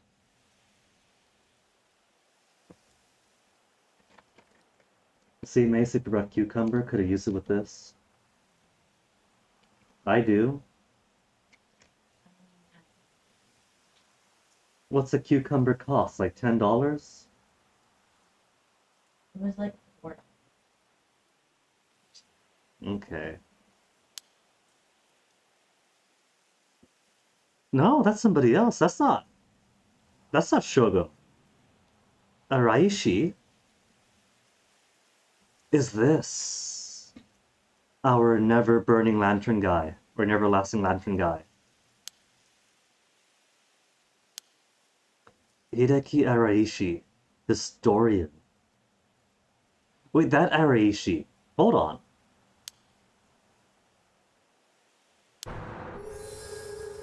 Local history researcher Hideki Araishi.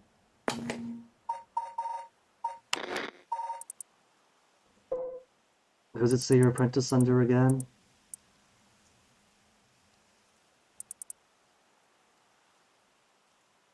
Under a famous psychic, doesn't say who.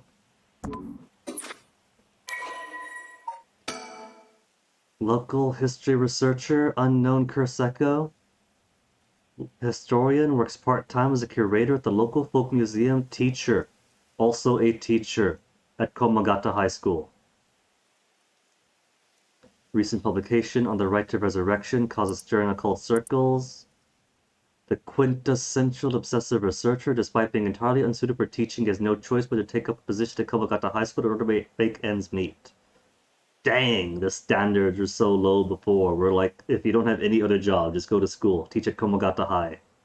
It's so easy.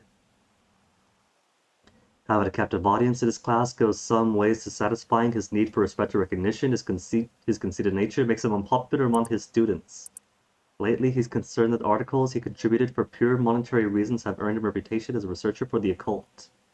But the surge of interest in the topic and the resulting volume of article requests he is receiving are undeniably tempting. Regular at Kurokikyo Cafe on Hokusai Street. Can be found outside his work hours writing essays and manuscripts. I feel like what he has written and published was pulp, just to make ends meet, and so the version of the right to resurrection everyone is going for is a fake, or not entirely real. But their desire is strong enough to attract these curses. And we also got Yutaro Namigaki.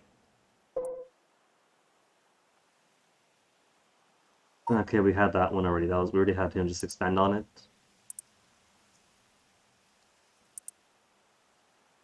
Foot washing mansion abandoned. Not in Shogo's route. What's he doing out at night?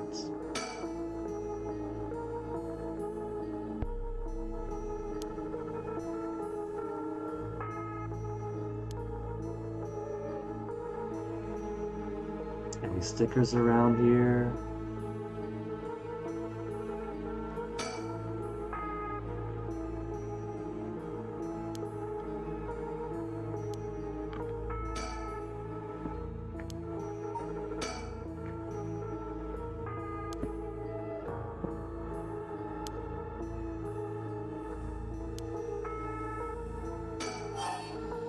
What were you doing? I'm letting June take control of the conversation. Maybe we are limiting how much we know about curses. Not limiting that, limiting our exposure to falsehoods so we don't get tempted to kill.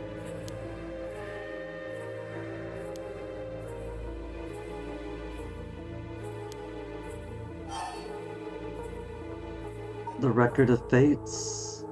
Record of dates. Scroll of dates. Scroll of fates.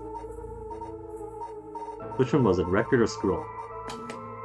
And maybe he's a type of person where if I get it wrong, that's actually the right answer. Because what's the axiom on the internet? If you want the correct answer to something, you get it wrong, and then everyone's going to try to correct you.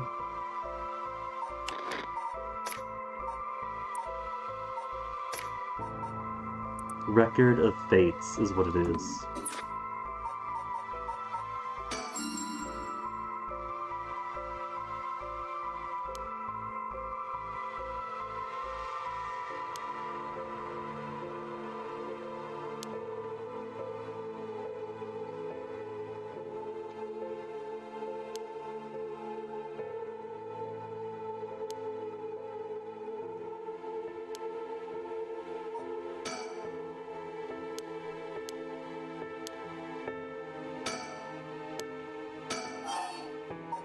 That is a search by Record of Fates. What are you doing first?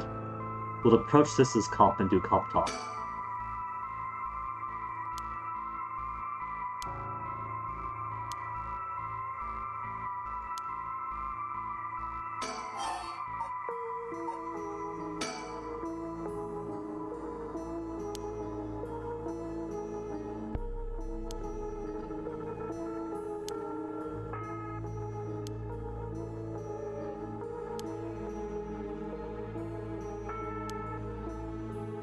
Occult freaks like yourself, you say, or so you thought. Did you also have a curse awakening? Things change, and necessary to pursue the right time.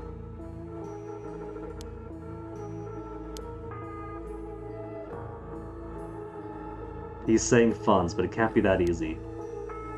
No, he received a large amount of funding for seeking it out.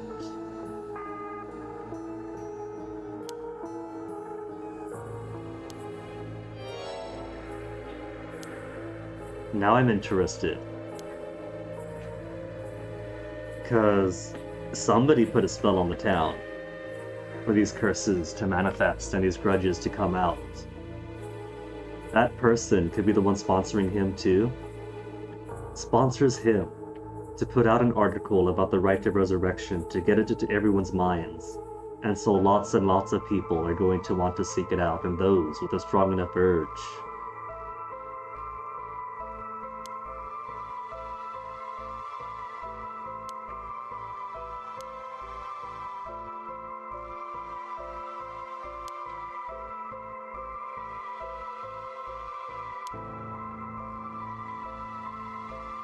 As you know firsthand, Araishi.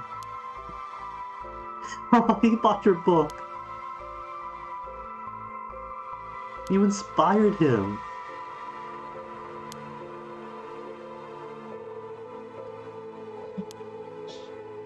What's up, Mace?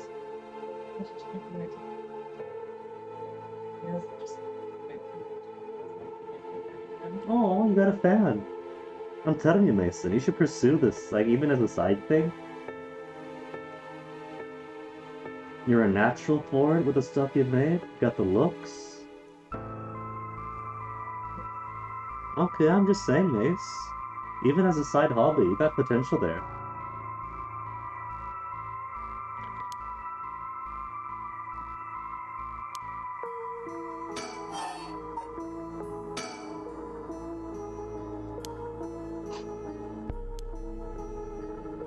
Historical accounts transform into folklore over the years is passed down generation. He wants to be an anthropologist. I think the Japanese paradigm intends to drift into folklorist. Since every country, of course, is a little bit differently.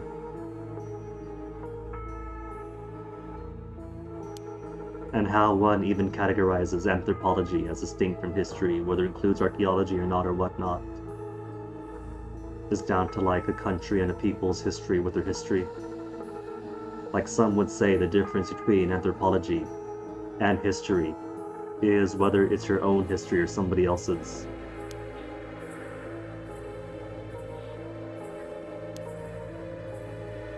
And of course then you get into the anthropology of anthropology and so on and so on.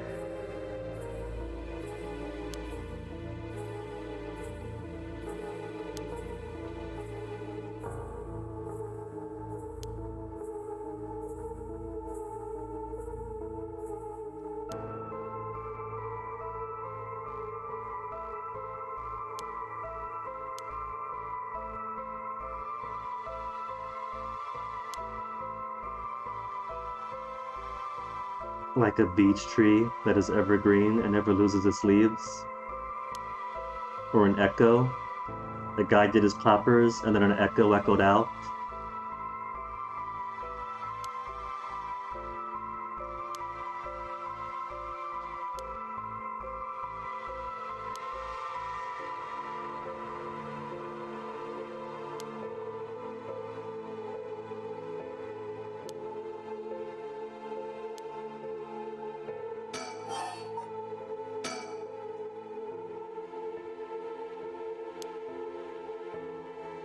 Unfortunately, the social sciences are not as lucrative when it comes to like secure government fundings as say ones that turn into bombs and bullets.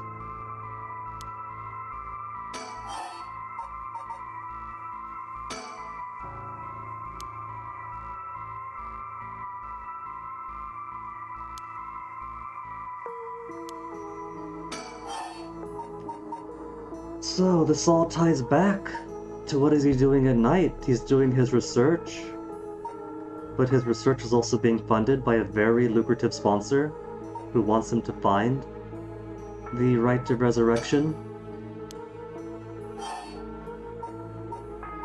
Curse bearers, soul stones, curse stones, soul dregs, the 7 mysteries of Honjo.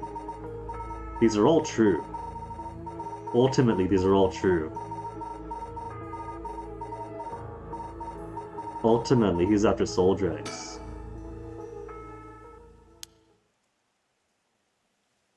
We're going into the deep dive, not something as superficial as just the 7 mysteries. And he knows about it. It triggered recognition in him, apprehensive recognition. Show the curse stone.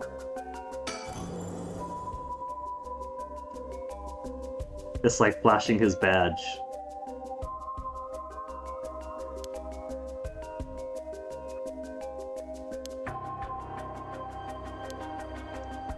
You might as well, Arishi. The ever-burning lantern. Okay, alright. So that was him. That was him who got killed in the darkness. So Shogo's route is all kinds of weirdness then. Because in the initial route you take, he's killing so many people.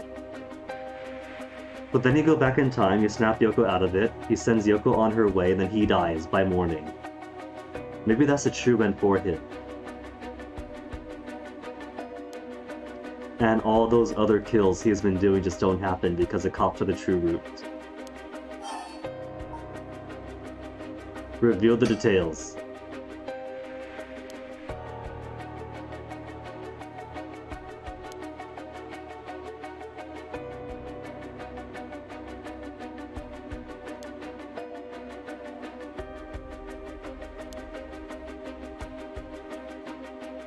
About that Araishi, if you're truly after this, purely for academic purposes, we're collecting them too. So if you give them to us, I'll happily let you analyze them from a safe academic distance. Give it.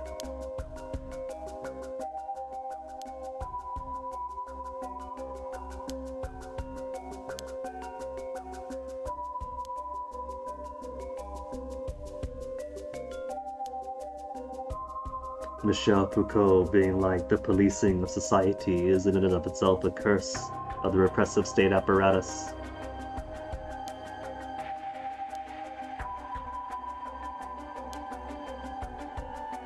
Like I said, he could analyze them from a safe academic distance once we get them all together, and he could write whatever papers he wants.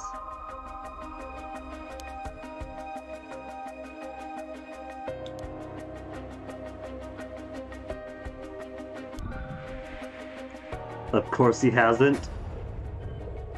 So far so good. So far so good.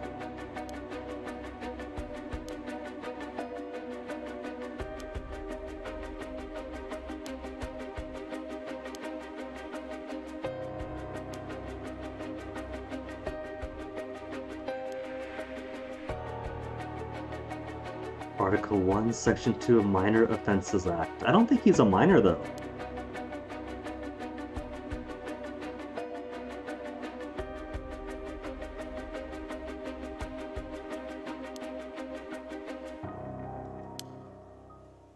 That's all we need?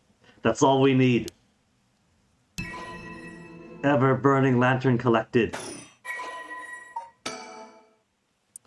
Okay, so what's the truth? There's an Odin cart, or not an Odin cart, what is it? Soba cart, with the light that never goes out, and the never-burning lantern, which always remains dark.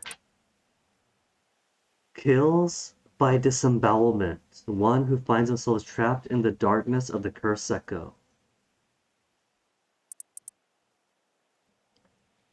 When Honju was full of samurai residences, the spies of the shogun had lived amongst the townspeople to keep an eye on things. The Soba cart on South Warigesui served as one of their outposts. They would communicate to each other in code by turning the lantern on or off. Tonight at 4 a.m. meant someone would be having the last soba of their life, and their belly would be sliced open the next night. An unfortunate incident occurred in which a man attacked a woman about a fury. Oh, that's the one-sided read. He regretted it deeply, even declining to invoke the right to defend his honor. But the deed was done. But he could not accept it, his rage at having been used by his daimyo boiled over, turning into a grudge he would never forget. Nearby he saw a lantern quietly glowing in the night. And when the sixth bell rang, the man cut his own stomach open. Since then, the lantern could be seen alight before the soba cart had opened. It would flicker out subtly, even when there is no wind blowing. Okay, that means a hunt is about to commence. Unless it's only EMF 2 or 3 that is just an interaction. As this unsettling phenomenon continued, the rumors surrounding it grew, and soon all were convinced that it was a man who cut open his stomach, visiting from the beyond. Okay, Mason. I need you to take the spirit box to the Soba cart and start asking the questions.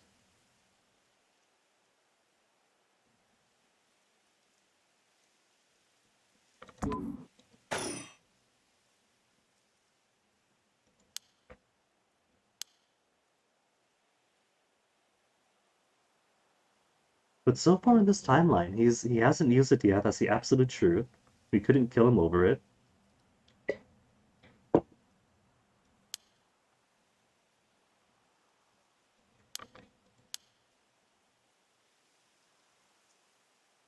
I think this is a very fair trade. He wants to study this academically as research. In that context, I will let him have his studies as long as these things are safely locked away.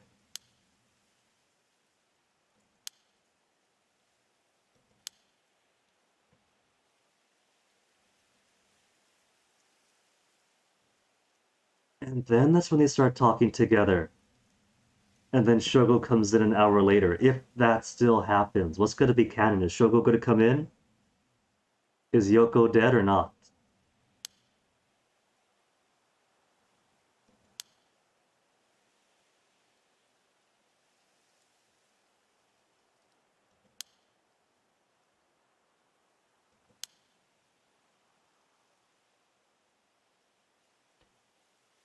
Nah, June, we're going to play good cop, bad cop. I'm the good cop who only kills if they lie, and you could beat them up.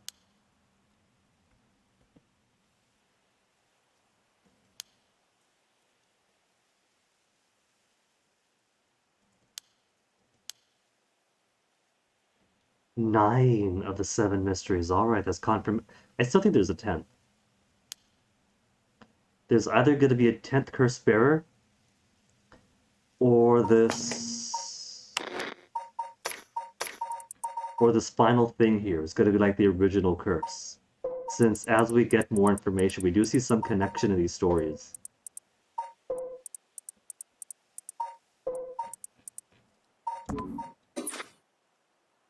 Especially with the Evergreen Beach. That seems to be the person who made these boxes in the first place.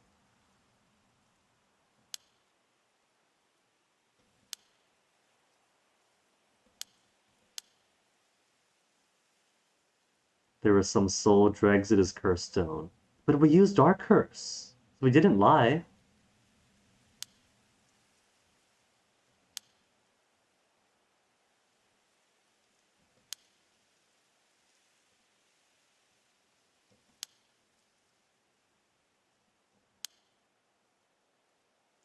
Didn't we ask if he used his curse or not already tonight?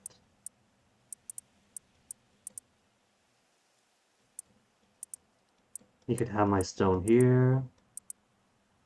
You haven't used that curse, have you? No, of course I haven't, I swear. Use curse. ... I see good. We asked if he used his curse. He says no, he hasn't. And so we used ours.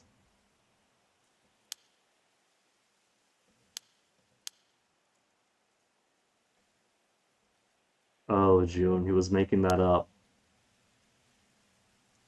It was a bluff.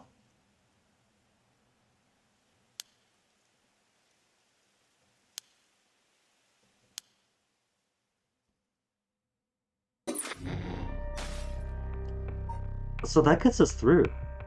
But then this next bit is all in static. I can't click that. That's done though, right? It's got the cracks on it. So we're through it. Cracks are done. Cracks have been watched.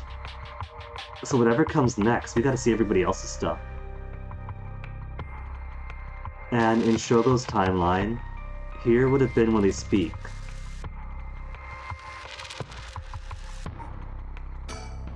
Okay, all that's left now, because we can't get the second split here yet. We gotta go back to Haruei. Despite having obtained the curse of the Haunting Clappers, Haruei Shigema is determined to use a right of resurrection by stealing the remaining cursed stones, and instructs her PI Richter to find the other cursed bearers.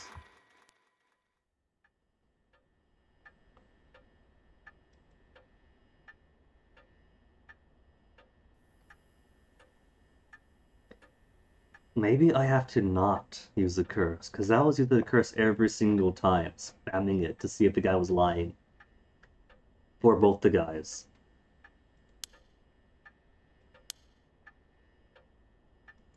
It's only been an hour. Just go to sleep. It's 1 a.m.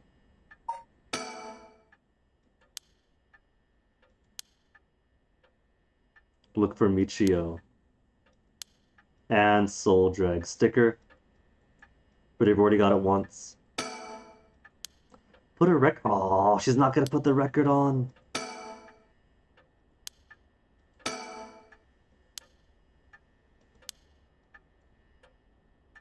Whatever this thing back here is, we can't interact with it.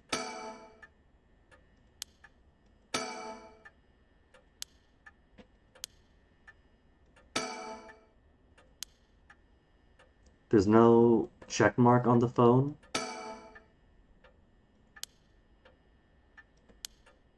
She's like 30 years old and doesn't know how to make tea.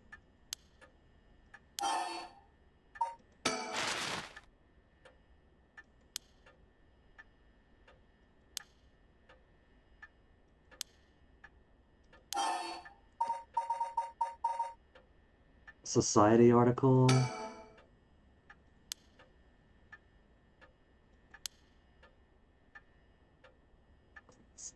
The river itself stank so bad it made the eyes water, and people got sick just living in the area.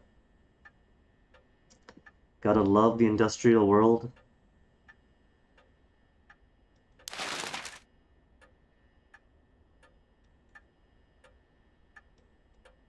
I can't leave. Her beloved chandeliers. Oh, I like her. She gets better the more we learn about her.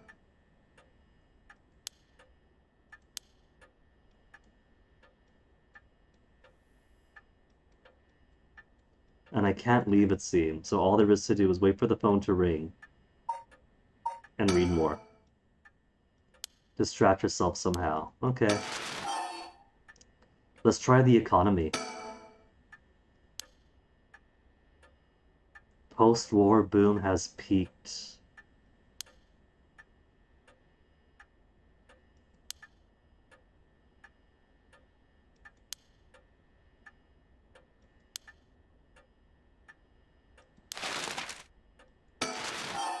Culture?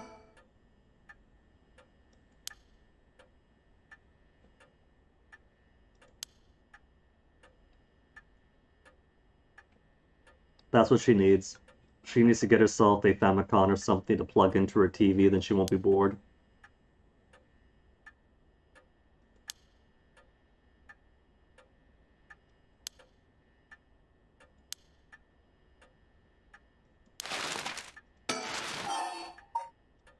Education articles, television for last, because that's her least favorite subject.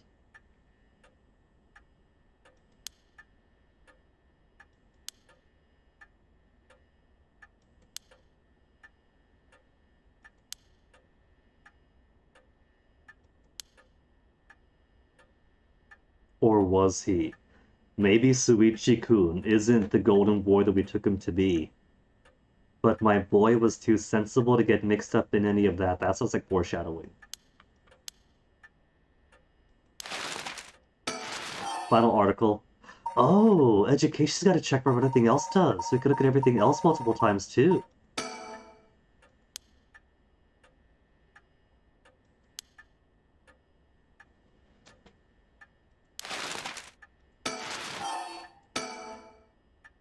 Comedy boom is over.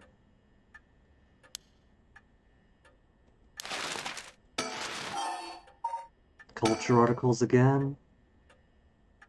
Mascot line of delinquent birds, the mockingbirds.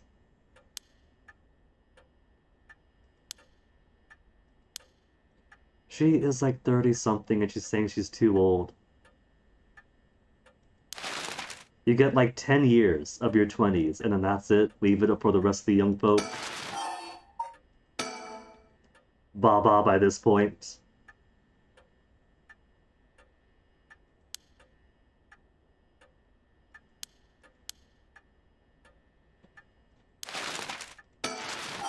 We gotta read all the articles back to society.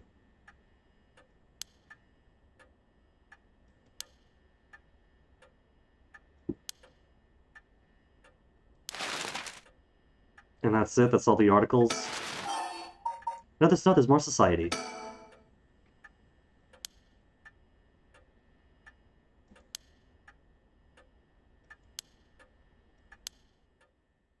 Oh, she's found something? Michio Shiraishi. If only she read the newspaper! The one lead she sent her detective to find.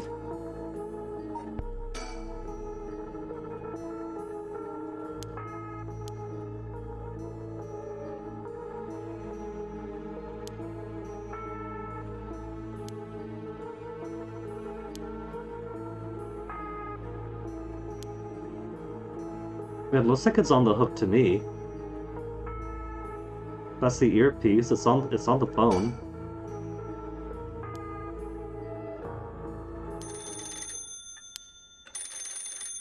Could we not have simply called his cell phone in 1980 whenever?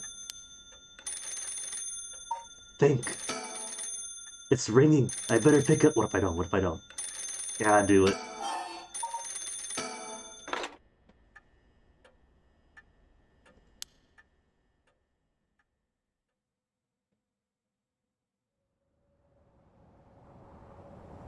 Hadare Shigema 2 a.m. We're just gonna jump forward.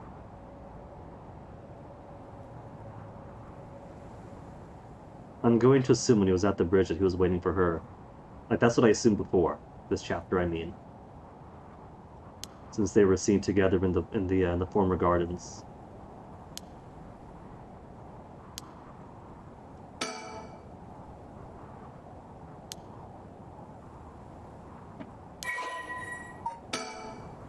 Komagata Bridge.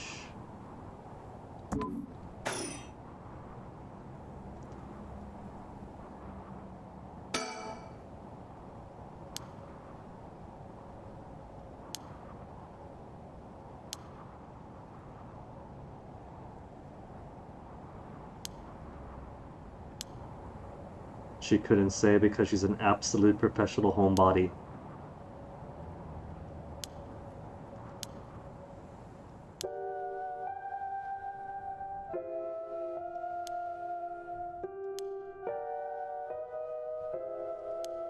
He was probably dead by then.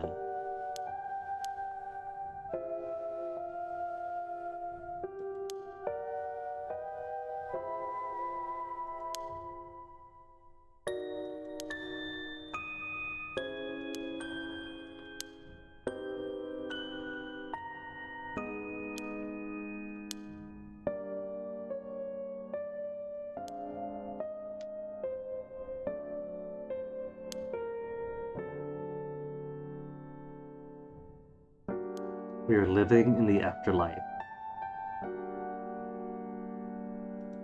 Like living west of the Nile.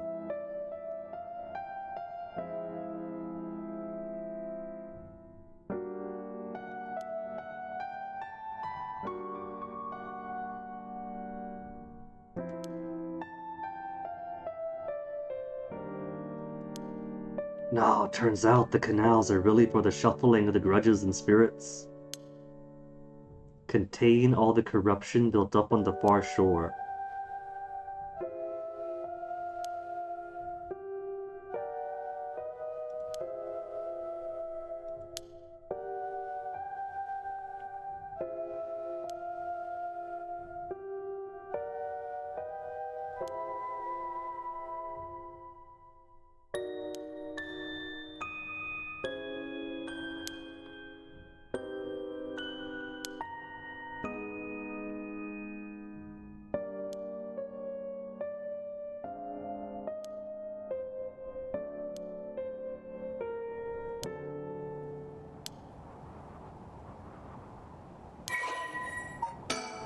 Suddenly the river updated, a Class A river. I don't recall that in Star Trek.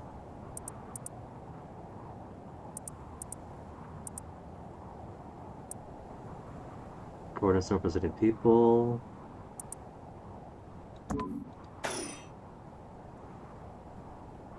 I can keep looking at the river.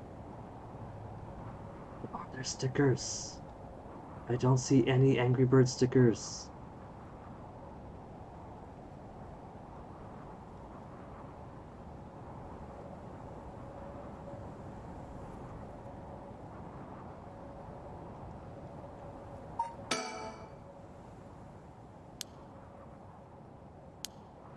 Last chance to bring back your son.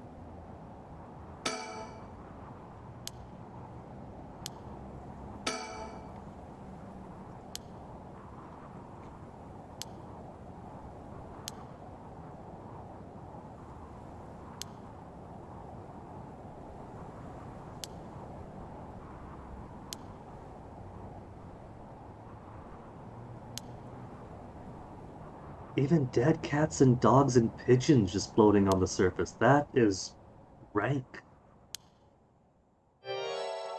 Piece of your missing classmates. Oh. Oh, that was all the way back to the Nejima murders then. Part of a human left hand discovered floating in the Sumida River. Missing female high school student.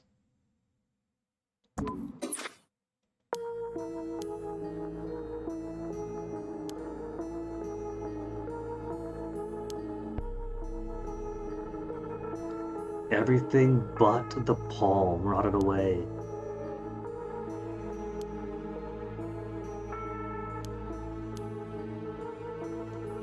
Okay, when he says wait, he means wait, because even though I just came back from BRB, I got the tummy rumbly, so I gotta step back. Give me a second.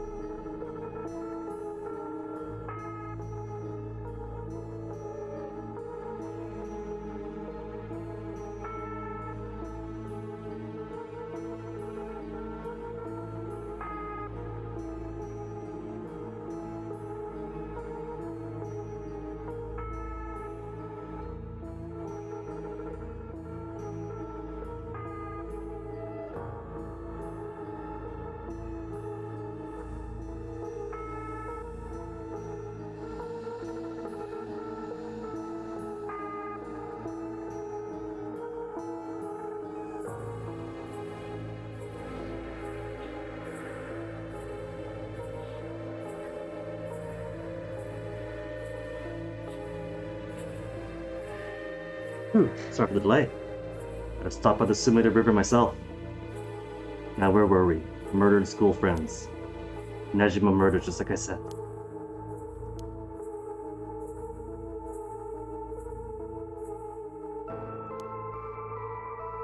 Haruei would have been high school too if that was her classmate.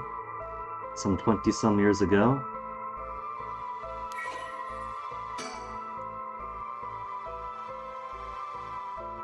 A man who made headlines 2 decades ago as a perpetrator is a person of interest in today too.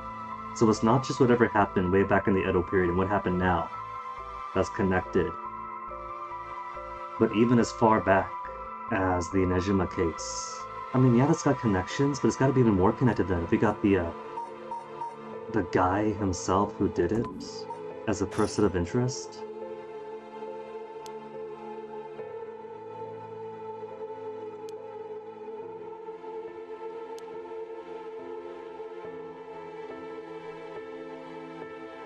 How much does she know?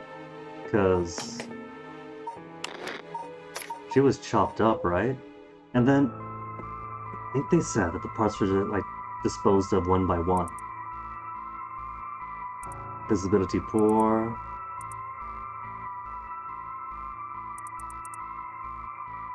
Snatch the victims off the street. And then all the horrific stuff. Disposed of it, okay. Rest of the body disposed of, so yeah. All the rest might have sunk somehow. And they did find pieces, just not everything.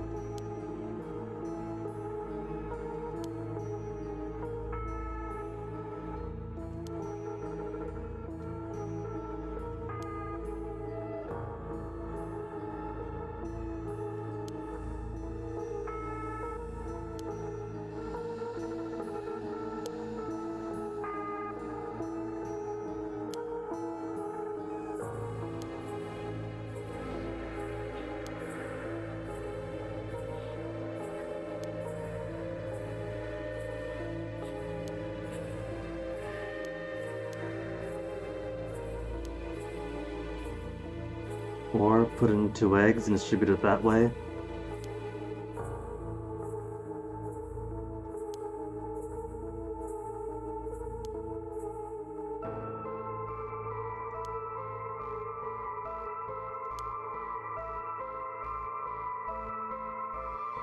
Now, allegedly, he says he has no idea what came over him, which is very bizarre for someone who kidnaps a gal, methodically brutalizes her, and then methodically cuts her up to dispose of her. But this is a supernatural game, so who knows what happened.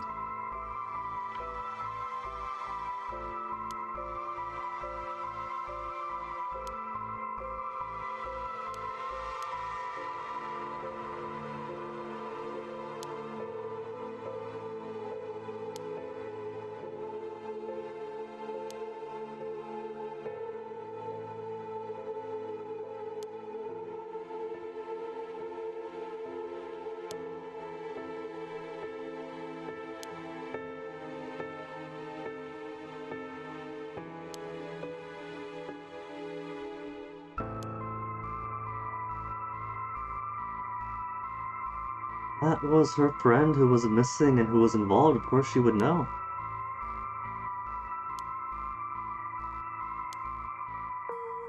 You were the one... The one what? Who found... Oh, so not just your friend. But you ID'd it.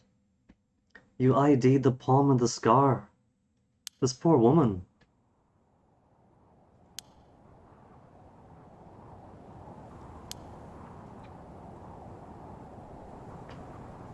So not only was her son like the son and grandson of some police high-ups, and they still failed to rescue him because of their manly police pride, but she even did them a solid, like 25-odd some years prior, finding a critical clue for a case.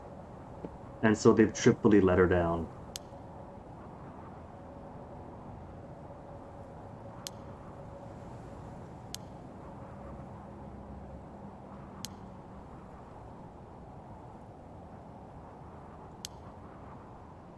The river has in some way given her friend back, but then took away her son.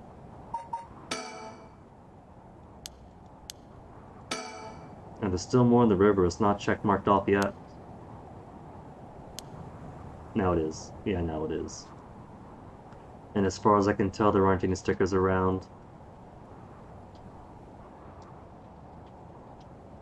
Because they stand out a lot of the first ones to be believed, and none other have stood out. So naught else to do but talk. You go first or I go first? She's spoken plenty. Put her throat to rest.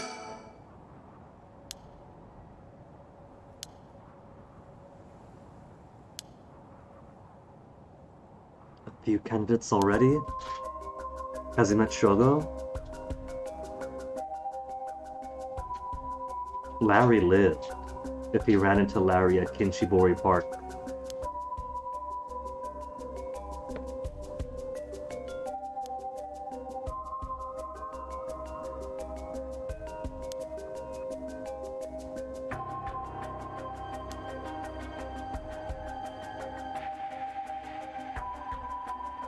The researcher in the middle of it all.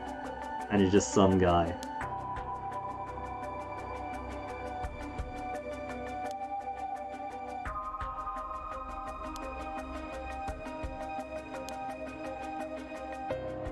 No, who's this? A pair.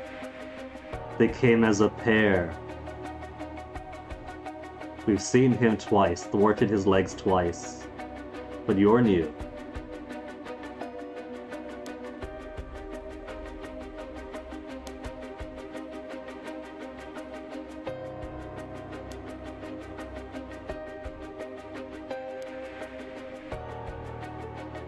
Not quite working as a pair, huh? This guy had like 1% over the bare minimum. This could have been a unfortunate victim. His only victim, maybe.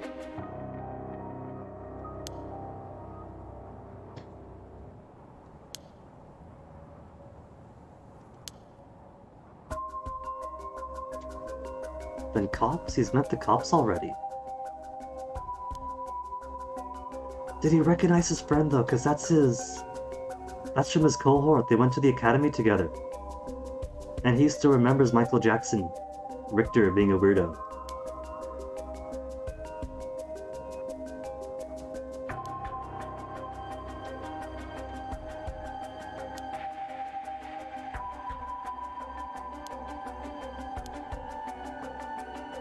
Faces you get to know. So yeah, he recognizes.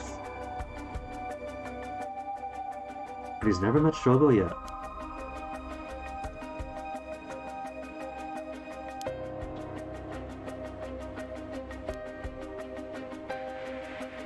Investigator extraordinaire. Okay, Michael Jackson, you can have this one.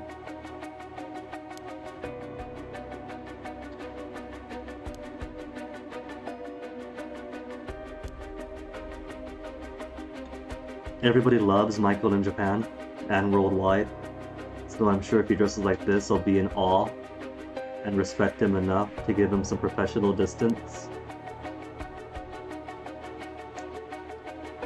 See, if it was actually Michael, they would adore him to the point where he'd be swamped, but he's pulling off the Michael so well that he has transcended the Michael to the point of almost divinity, and so they keep their distance in awe and fear and wonderment.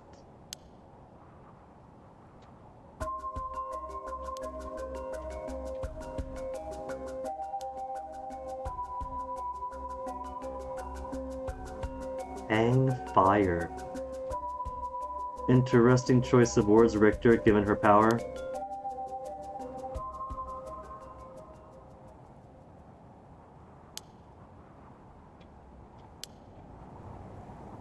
Could talk to him still, nothing else to look at.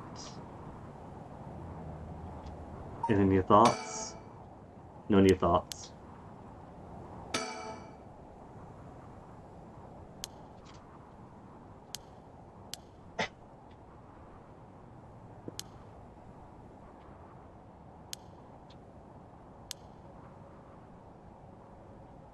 Richter clearly doesn't read the newspaper either.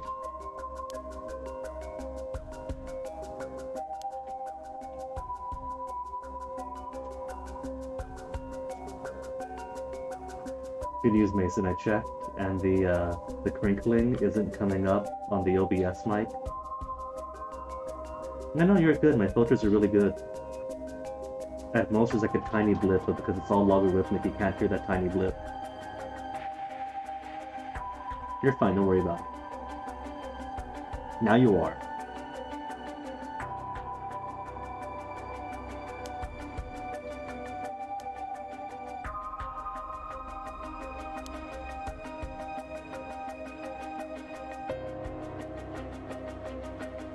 I forget how long ago Jinochi talked to him. It had to be recent though. If he came to her recently this night to report on what he saw, and that new lead he got. So she would have been dead from a week since, even after Jinochi came to him.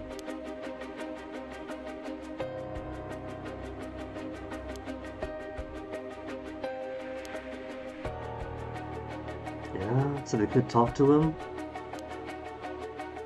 I tried to make Yako kill him, but Mio broke the curse, so he couldn't, so he's still around to interrogate. Unless the person with the one-sided read curse talks to him first, assuming it's not him. Yeah, assuming it's not him.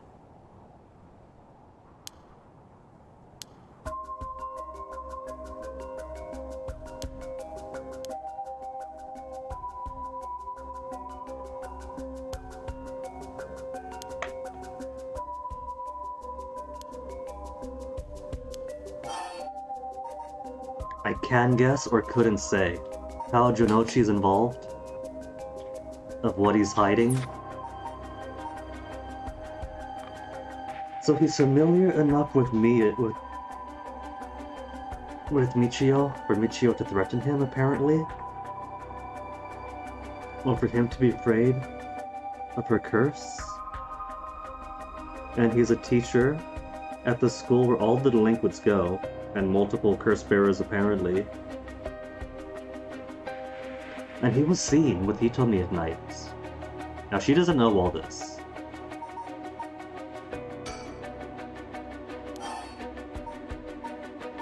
Mr. Jinochi or Michio? Could it be that Jinochi-sensei was involved with the kidnapping? Mr. Jinochi, silence Mr. Jinochi. I can make her say that. With blackmail. What if Mr. Jinochi silenced Mr. Jinochi with blackmail?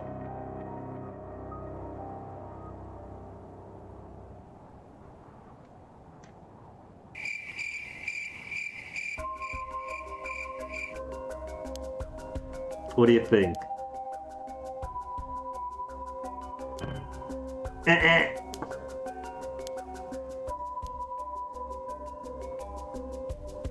There was an I couldn't make her answer correctly.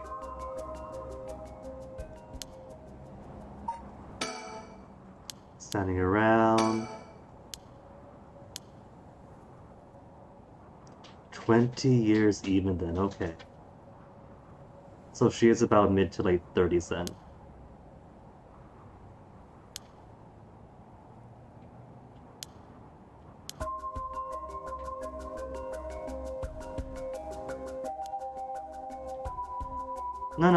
No. Didn't they say?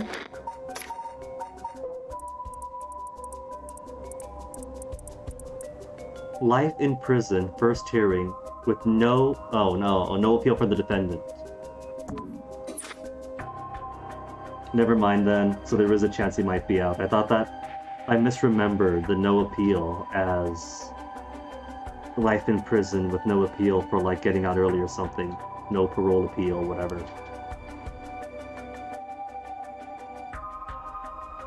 Remorse and reformation after kidnapping, brutalizing, and chopping up a teenage girl.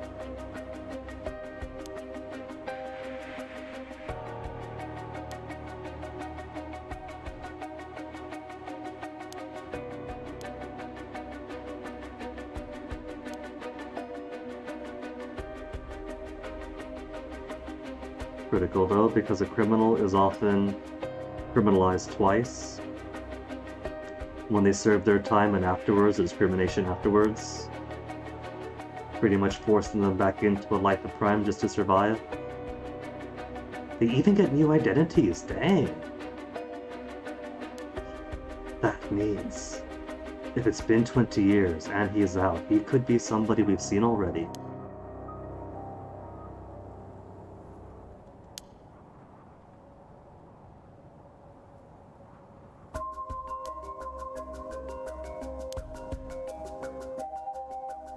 A big name making parole a few months back.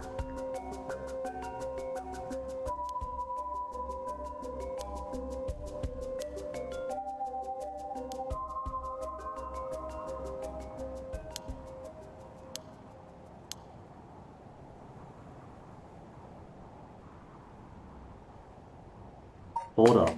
She's talking about a someone. She saw with someone, did she? Well, hold on. Because Najima looked like this 20 years ago. That was him 20 years ago. I was thinking if she saw somebody at the school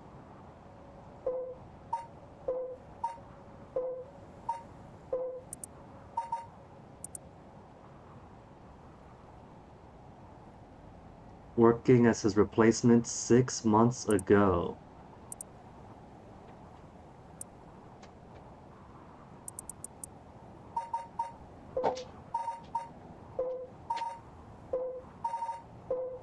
Put some wrinkles into him, lose some weight in prison over 20 years. Shorter haircut, maybe? I don't think Janochi's too fresh-faced. Possibility? Possibility?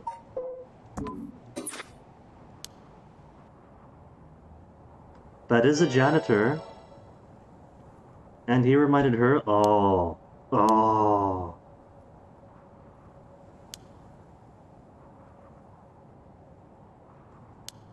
And that was earlier. He went in earlier. Well, he was there earlier. He's a janitor. He's there at night. He's supposed to be. But maybe he saw the students go in. Maybe he saw something.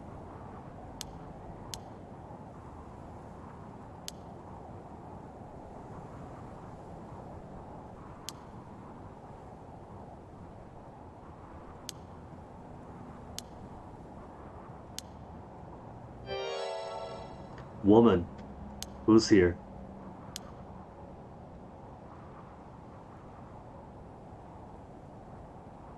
That's the one who was with the legs man. I can't look at the river anymore.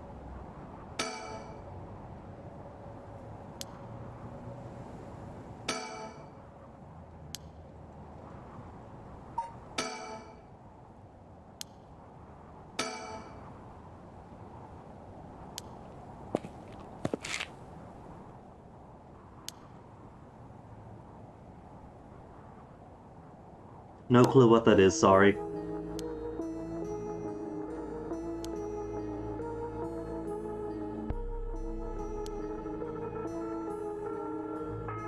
Sorry, I don't get out much. Ayame Tono. University student, could be classmate with the legs person.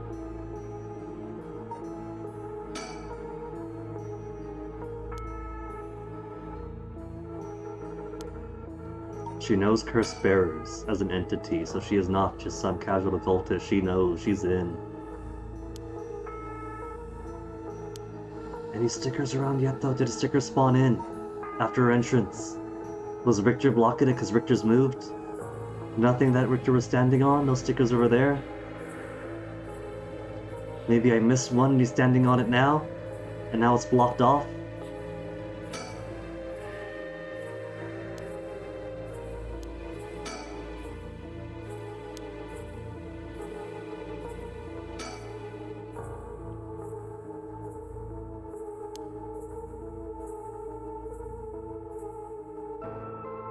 She is very forthcoming about this.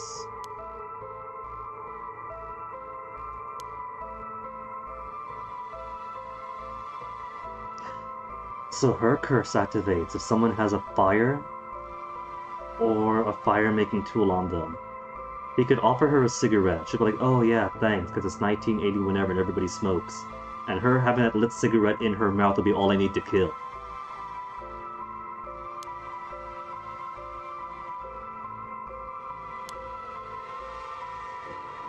She's not, but Yutaro... So she's doing what the detective's doing and scouting. She's scouting then for potential curse bearers.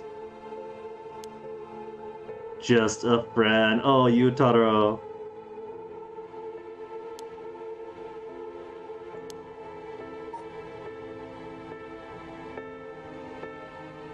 Check my check mark.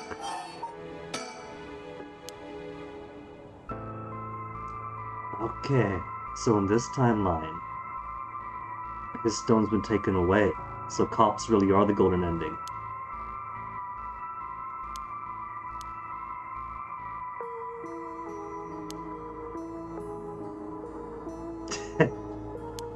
Oh, Yotaro.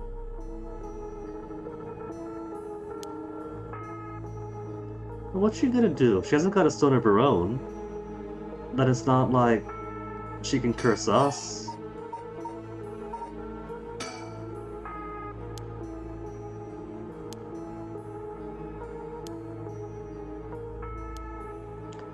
Although, well...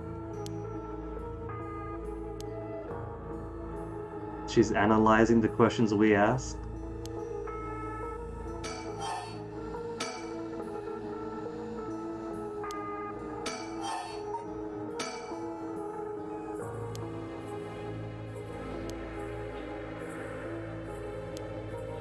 No, this is just a salacious liaison. She's distant from her husband. He looks like a hot young Michael Jackson.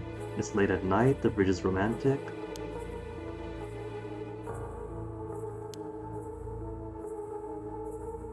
Asked very nicely for the curse stone, but that's not going to work out though, because if you know that we're curse bearers, and you know what curse bearers are, you know that we can kill you. And so you've got like a knife or something hidden away in your cool blouse.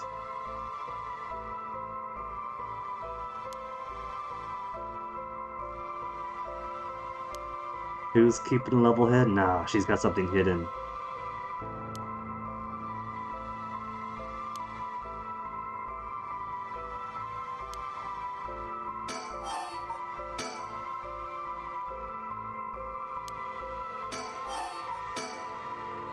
She doesn't know the recurse bearers. Good deflection from Michael.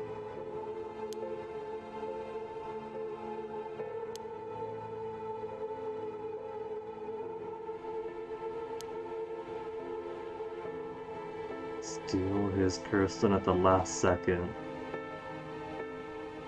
Ayami was going to be one to use the resurrection without any cost for herself. Let him get his hands dirty, externalize the cost, and then take the benefit.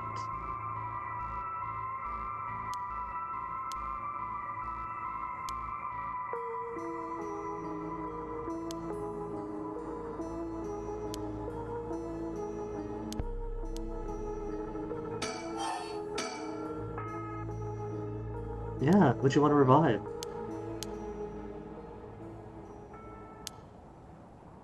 Is it her favorite Enka singer? She likes ukiyo-e prints? Wasn't there a mention of... Might that be Evergreen Beach? Not the one who was slewn, who was hanged. But did it mention the popularity of it? Popularity of the wood prints? This Jinkichi fellow made the Netsuke class, so I think that he made the curse stones. And the wood prints, I guess, were popular at the time, and he put some stories that related.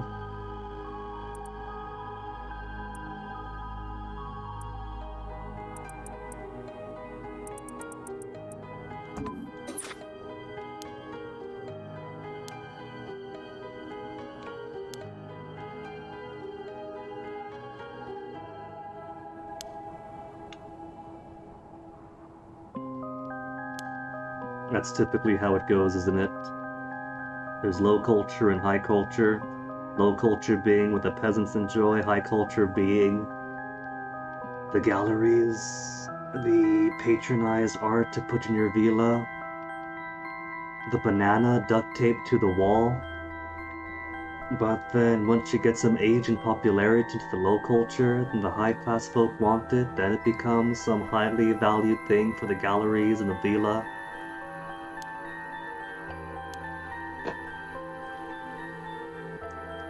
Okusai, if your name is in green, you're gonna be important later.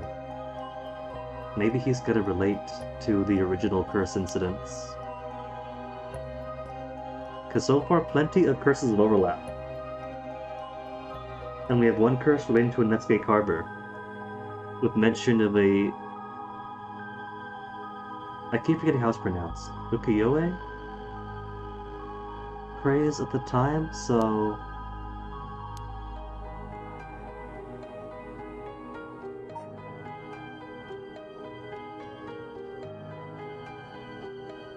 the inspiration of his wood blocks that we know rolled over?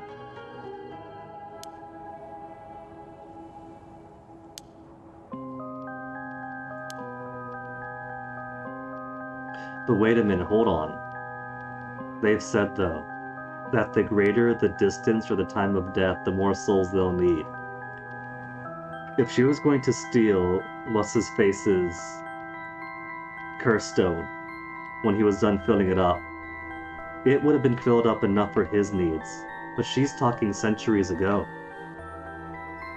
She would need to put so many more souls into it.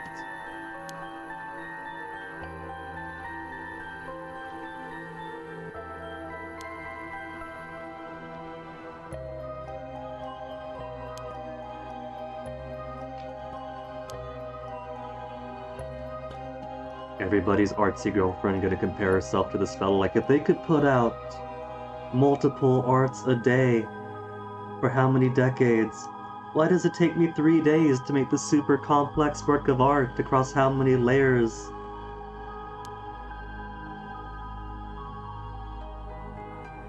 Yeah, that's just artist types. Never satisfied.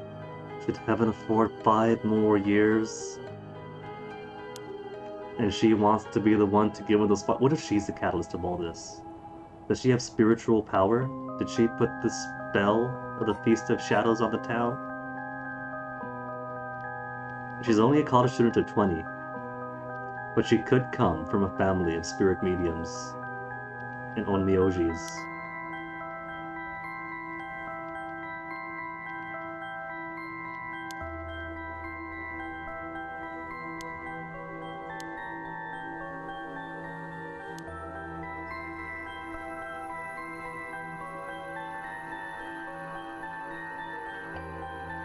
She moved out of 100 houses, but only made it to 93 houses?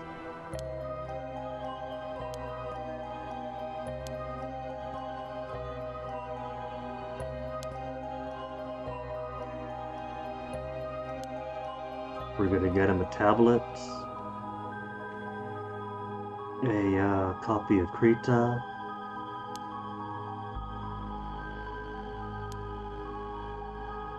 not a novel idea, a painting idea. Keep up, Richter.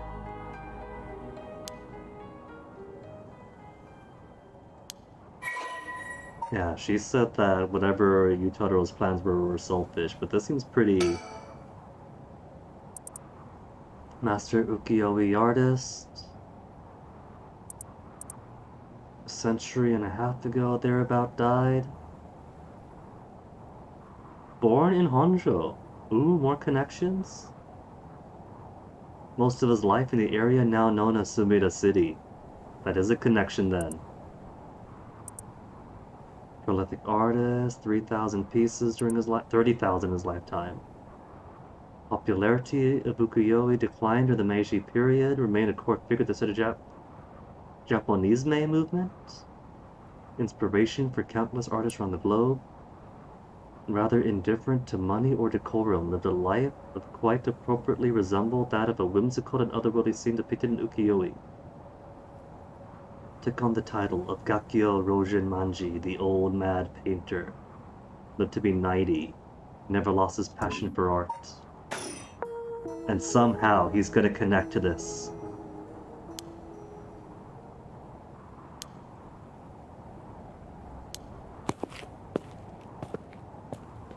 So she's got ambition. She's not a curse bearer, but she wants to become a curse bearer. Interesting that a curse stone hasn't found its way to her. Unless she's lying about not being a curse bearer. It says curse echo question mark question mark question mark. She could be putting up a front.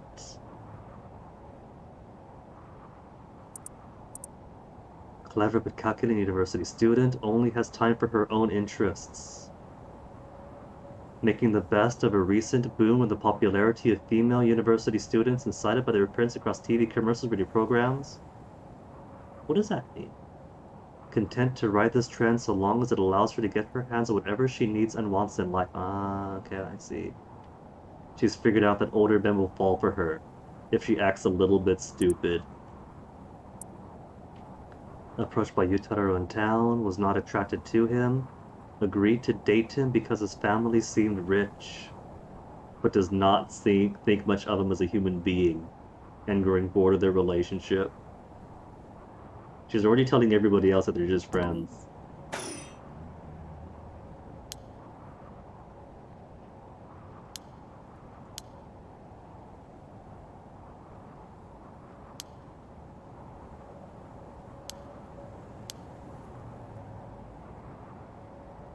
Whose cursed stone is she going to get?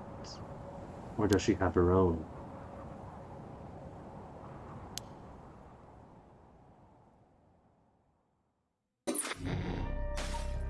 Okay. Oh, is this back home? No more curses. Good. Good ending get. No more curses. Oh, but I think that this gave us a reason not to trust the janitor. If the janitor is the guy who slaughtered a high school girl years ago. If there's a bit of appropriateness to who gets what curse. The high school butcher getting the curse related to the brigand who slaughtered and cut apart the woman who spurned him. Oh, that could be it. But first I'm gonna go back and see something. It's probably gonna have no difference, since it goes through regardless anyway. But I want to see what happens if I make a correct guess. I've had 2 conversations on Bridge. Correct guess about what lead our detective friend is going to follow.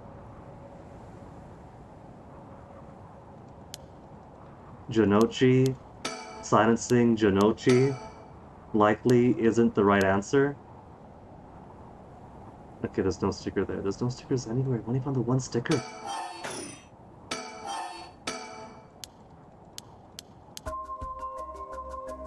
Right, I should get on first. Because he talks about the 4 curse bearers or group of curse bearers that he's identified. And what she has to talk about is Michio being dead.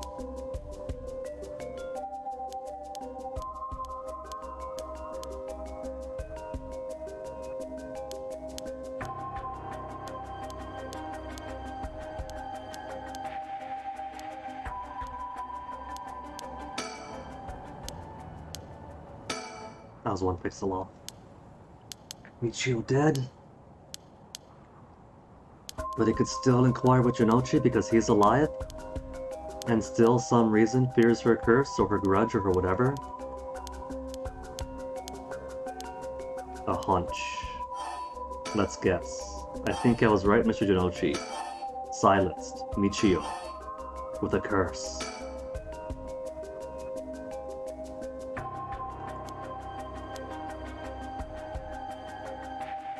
More scared of what someone else might do.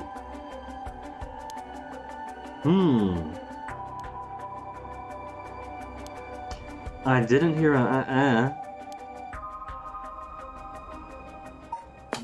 I didn't hear an So that's not to say that it was specifically wrong.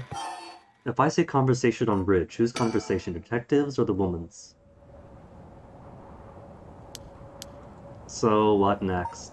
And then she shows up, so yeah. Want to go back to on the bridge.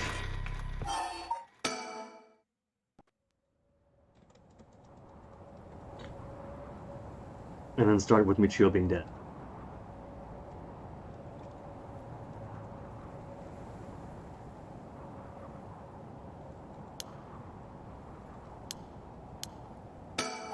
I go first.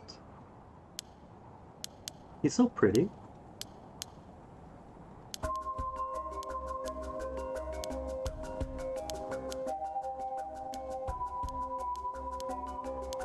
So she's already dead, right? She's been dead for a week ago. So Jinochi silenced Michio with murder. Wouldn't be the right answer. Because she's already dead.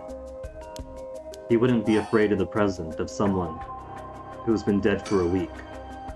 So maybe it's more Michio silence Jinochi with a curse.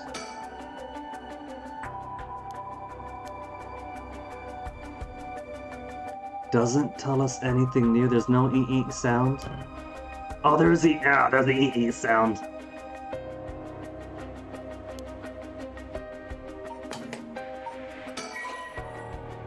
How about blackmail?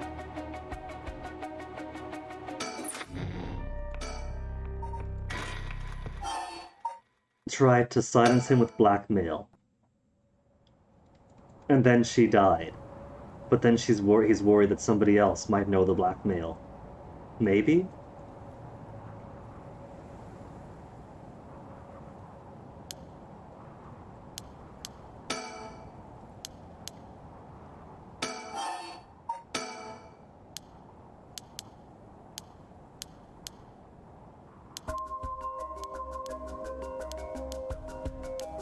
Or maybe silence self is the right answer.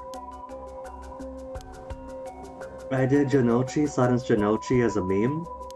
What if it's Michio silence Michio?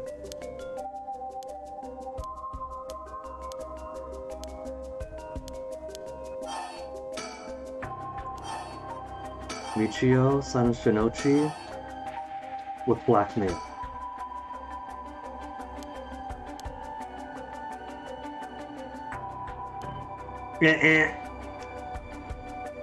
Vice versa? I'll try vice versa, then I'll try silence herself with a curse.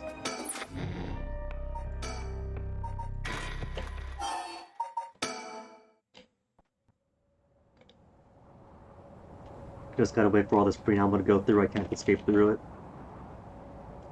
Can't match through. Can't match through to Kathmandu.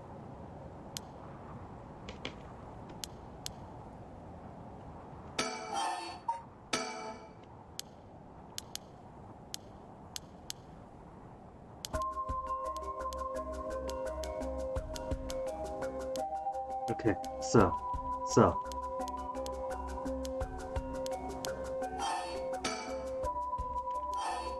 Jinochi, silence Michio.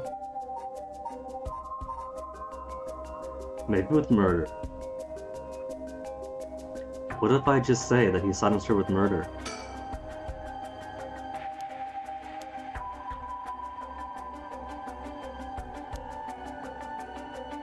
To think she'd hold a grudge, I wouldn't buy it.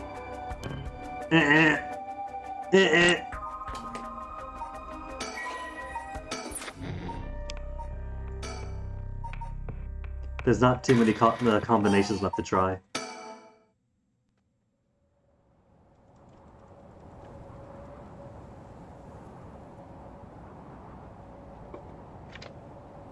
Log this tablet back in while we wait.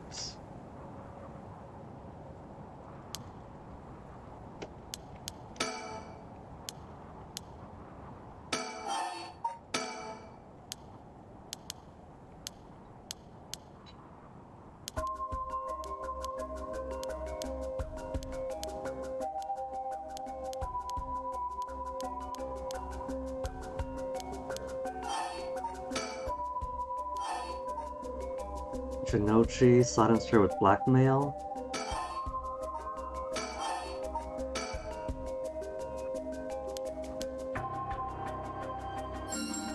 Exactly my thinking. And then the pressure made her kill herself?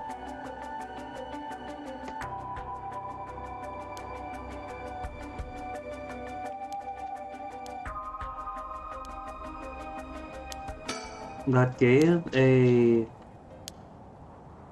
That was a correct one, apparently. Alright, then his stuff. I'm gonna go through, because if you don't go through the chapter, then it doesn't count for completion, so maybe I want to see it all the way through and not just get the na-na-na-na-na sound. Which is fine, you could just master it all quickly. Then Mystery Woman appears.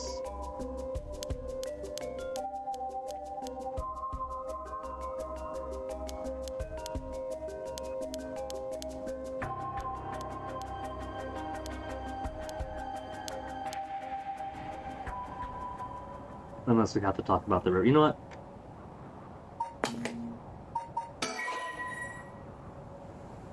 Maybe it's enough to get the correct chime. You know?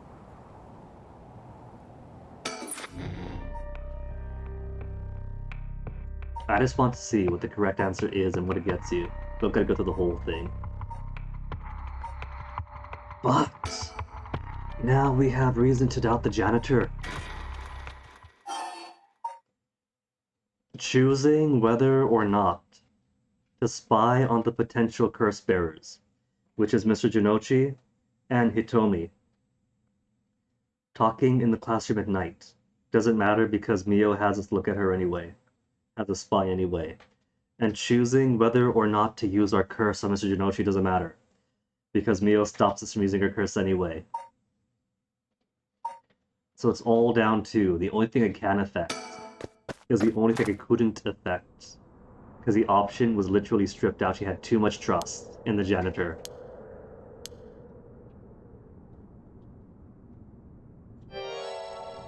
It was right behind us.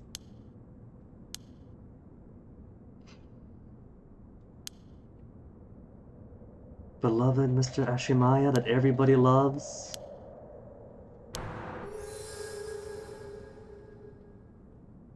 Even if he is the guy from years and years and years ago,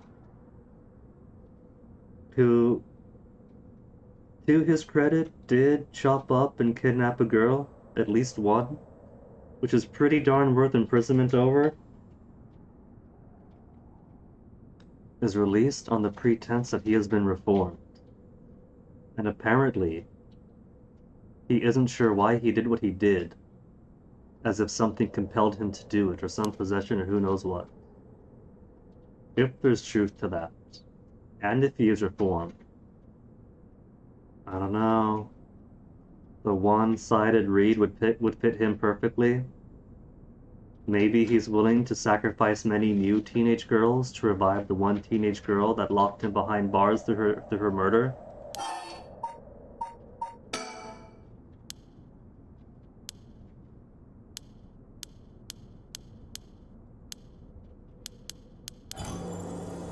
But either way, now we have reason to doubt and not trust. If she trusts him and then waits for him to check out Mio, she waits a whole half hour, goes in, and then dies. Go home alone, as Mio told you to do.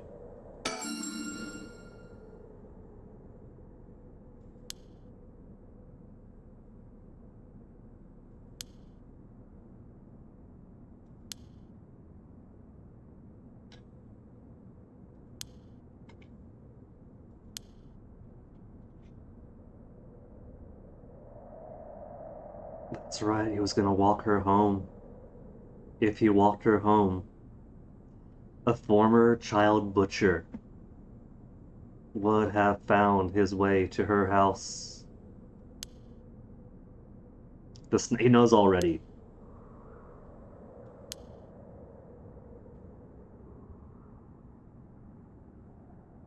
If something happens, shout fire. Now I know that's a common belief that if you shout fire, you're likely to get a better or an actual response than shouting about a crime that nobody wants to get involved in.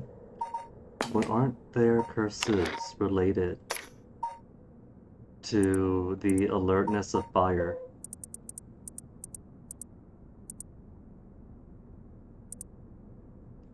Clacking for fire, but nobody came. There's a whole taiko drum for alerting to fire, but they use a drum instead of clappers. I think those are the only two that did fire and alerts to fire.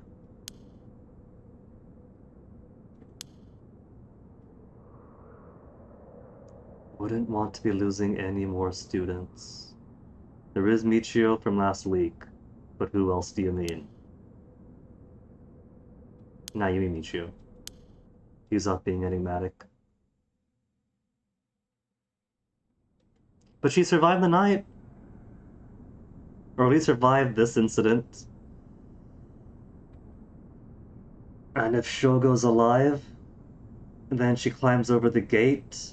Shogo bumps into her, sees her cursed stone, but no, she's made it over. So Shogo hasn't shown up for anybody yet. I think that Shogo going about town and interacting with other cursed bearers is non-canon.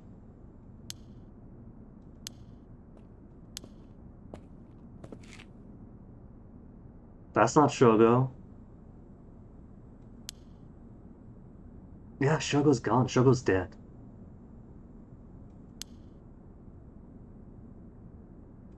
Use curse. Where's my use curse button?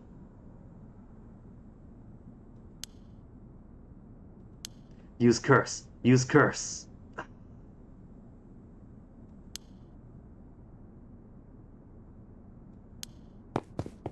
Well, by this point, his own curse stone should be gone.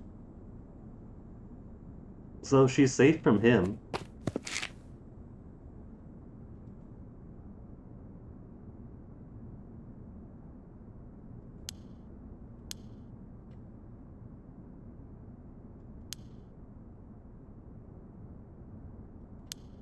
Then get inside already, woman. I do think it's interesting that neither Yoko nor Shogo have shown up in anybody's roots yet. We met some new faces and some familiar ones, but none of them.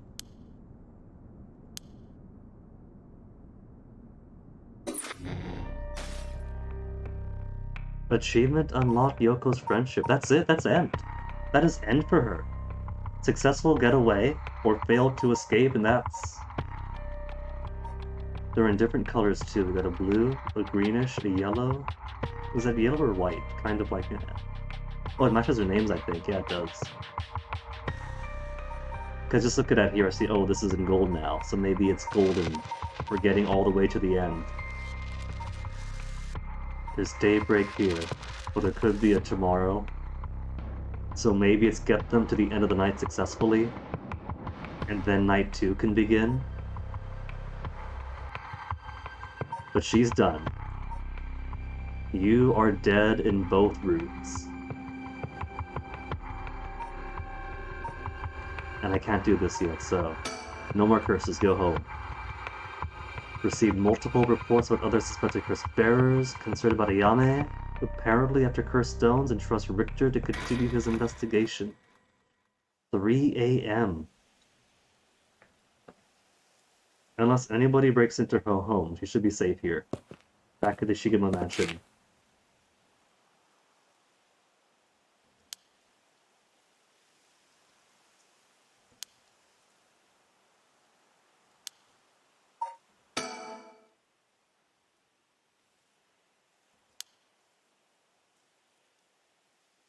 If nobody uses any more curses, then great. Terrible for the historian's patron, but the healthiest thing that everybody could do is to grieve in their own way and move forward with their lives.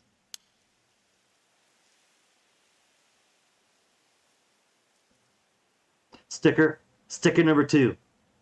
Which one's this? Which clue is this? Approach the net. Late at night on the way home, is that what this one is?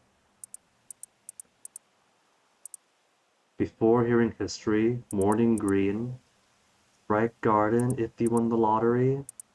Feel like yourself, detective in private eyes. Ringing telephone booth. Is that a detective? Waiting at the entrance. Could be waiting at the entrance. Or late at night on the way home. Revisiting park.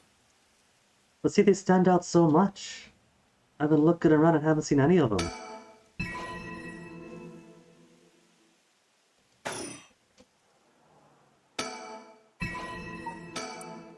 Which one's this? This is like an ostrich, right? Head honcho. The ostracizer.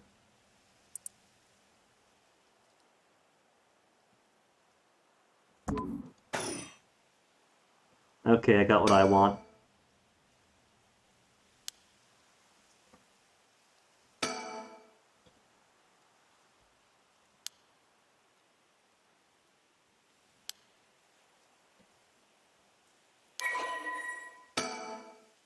Shigema residence. Warrior clan with a mansion in Honjo. Dynasty of police officers, officials.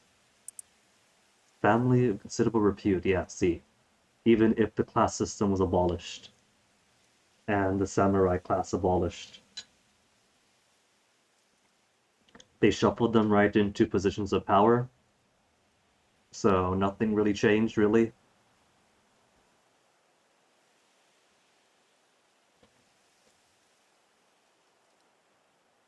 One year ago, head of the household struck with a sudden melancholy.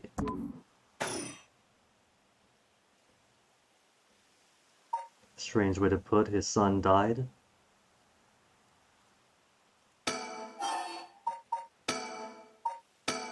The wait here option. Solely to give me a chance to find the sticker. But there's nobody else here, so I'm just gonna go in.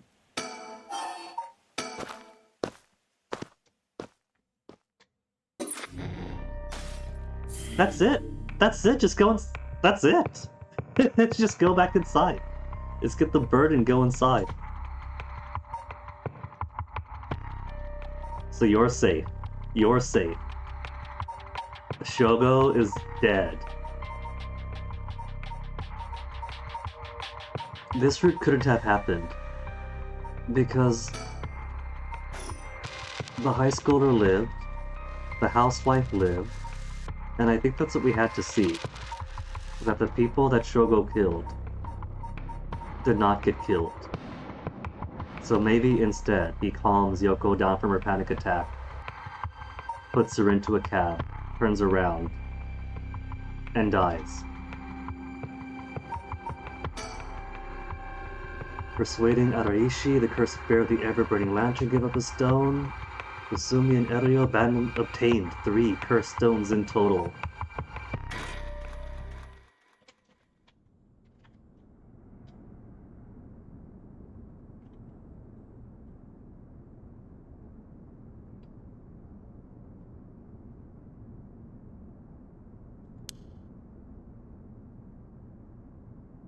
They visited every place. We just didn't see every single one of them.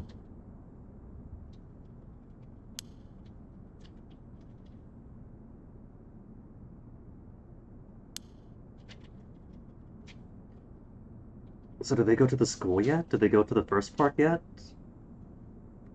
Because apparently there's going to be some bodies lining up in the school.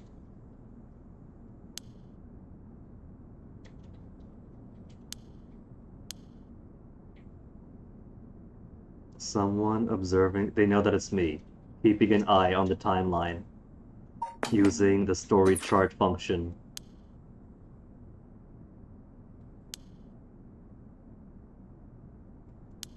Hey, chillin' chum.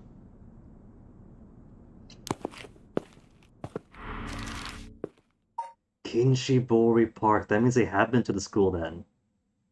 Apparently just walked outside, saw nobody, and left.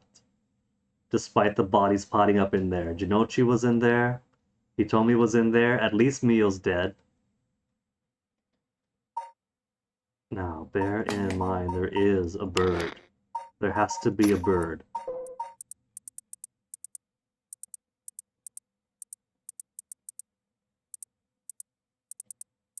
Detective in private eyes, maybe?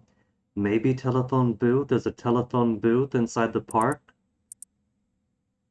In a park where sparrows sing. What I think. Unique looking playground. It has a playground. Revisiting the park at night. This is going to be our second time at the park at night.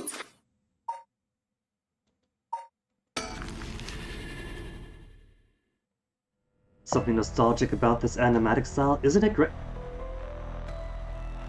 Isn't it great? But yeah, Shogo Dead is canon then. Somehow, this is the first body they found. How 2 curse bearers made it home safely. They've disarmed 2.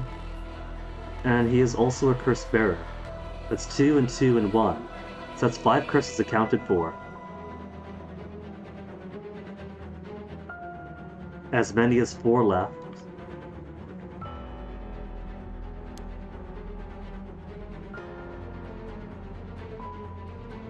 This answers my question, where is Shogo during all this? Shogo is dead. Shogo dead, and the top root is a canon one.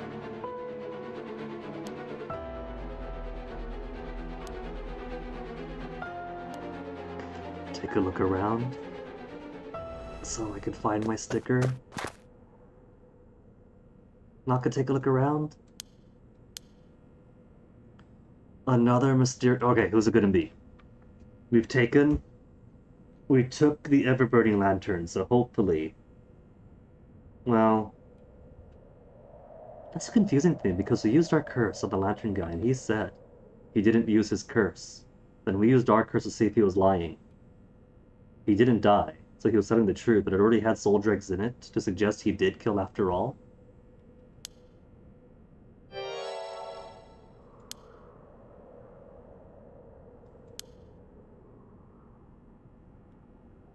Yoko could be about. I'm still pretty certain that the canal curse was Yoko's. That's why when Yoko died, it was found next to her. You're confused? Is this 2D drawn images or clever 3D models? I think it's 2D. 2D animated characters on a pre-rendered, rotatable background.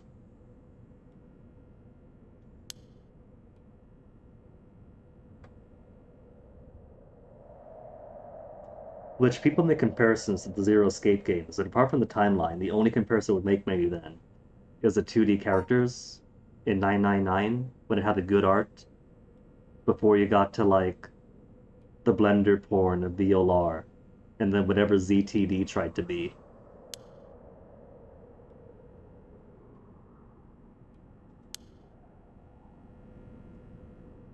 Yeah, see, if I look around, he's flat.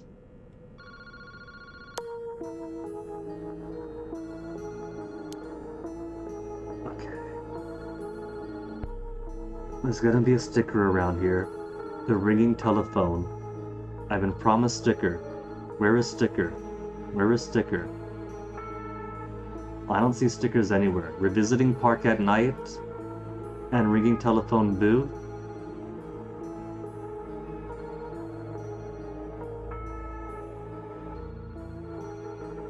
I don't see. I don't see. You've seen more of VLR and ZTD than 999. Give 999 a chance, a look then. Because the 2D art, the 2D character art in 999 is gorgeous. Play them in reverse order for better experience. I think that art-wise, peaked at the first game and then descended. Art getting worse each time. The more 3D and interactive they tried to make it. Like reliving the polygon boom of the 90s from gorgeous sprite art to really, really ugly 3D models. But story-wise, I think it goes from pretty good 999, amazing VLR, and then I don't talk about ZTD.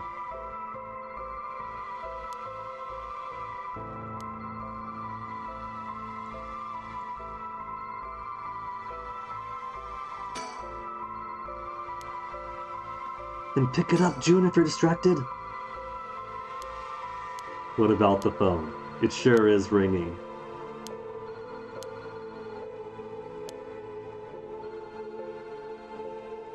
What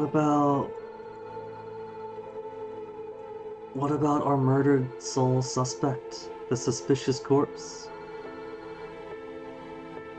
You enjoy the craziness, and ZTD in particular taught you so many sci-fi concepts? The trouble is, after doing 2 excellent games, I couldn't really get into the 3rd one. I appreciate what it tried to do to shake up the model, right? Going from 2 linear games or timelines, they want to try something different. They chop it all up and give you like different fragmentary things. I understand wanting to try something new and break the mold and do something interesting mechanically. I appreciate that, I respect that. But it made it so hard to care. I was not invested at all about anybody. And so every time someone has a horrific death, like, oh no, here's the gas showers again, or oh no, what's-his-face has to die and everyone's crying, I had to laugh, because they were trying to make a big, serious moment of it with tears and crying voice acting and swelling sad music, and I don't know who this person is, I don't have any character consideration, I have not played enough to care about them dying. And then here comes the gas chamber again, because you gotta go through that like 6-7 times to see everything. And so every time you have that little pulp of Junpei or whatever going into the drain, it's like, again? I didn't care the first time, we're seeing this again?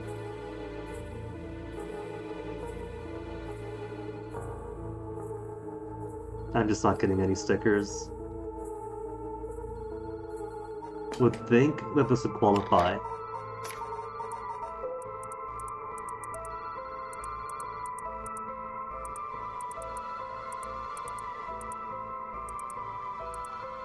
Ringing telephone booths, maybe if I go closer, they've got different scene with the sticker in it.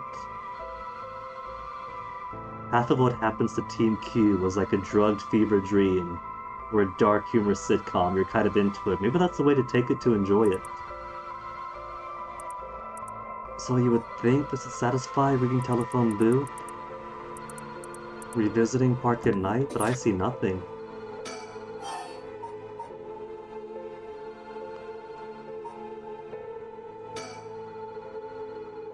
Something stuck to... Oh! You could find the sticker through dialogue options! The team was Sigma and Phi some civilians too. Coming off VLR, I think that's the one I started off first. And so even then, even knowing the characters from the previous game, just click it around, different jumps randomly, and then oh no, here they are crying because someone's got to make a choice to die. Even knowing who these characters are, I got zero attachment in this game.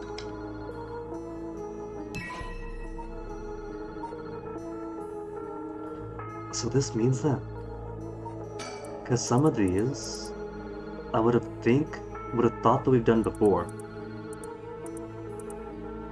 Like before hearing the history could mean so many things we've heard already. Bright Garden probably implies daytime, it could be the former Garden Yasuda. Maybe by not having prior investment in the characters made for an interesting show. Maybe? For like a watch maybe, but as a game experience, I just didn't have any investment to care. The Pelican Knot.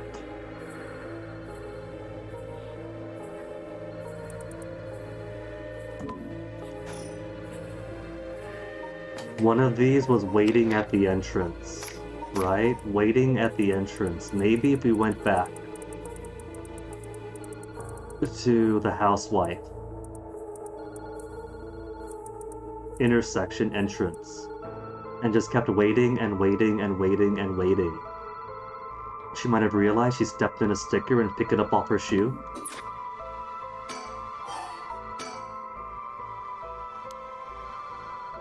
Could be a curse. Hey, maybe.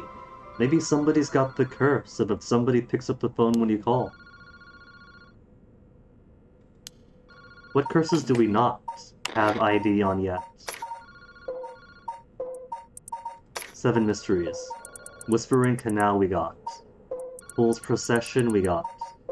Beckoning Light we don't have. I think the one that Shogo saw at the beginning was either his or the Beckoning Light. Clappers we got. Evergreen Beach we got. Taiko we don't. Drums, the Taiko drum could be the phone call ringing instead. Footwash we got. One-sided read we've seen. We don't have confirmation. So the ones we don't have is 1, 2, and 3. Those are still unknowns, or whatever this mystery 10th one is.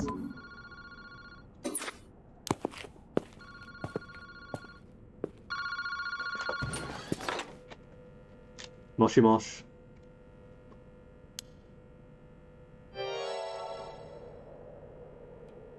He knows we're here. I think it's whoever had us blaming Kuroseko at the start of Shogo's before we spoke to Larry.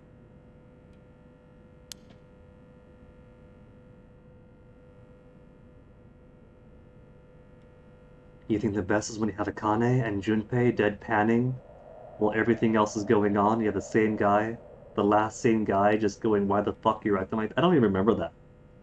Last time I played VLR ZTD, that was what? That was like the autumn before I started actually highlighting my VODs. So maybe late 2019? That's been a while ago.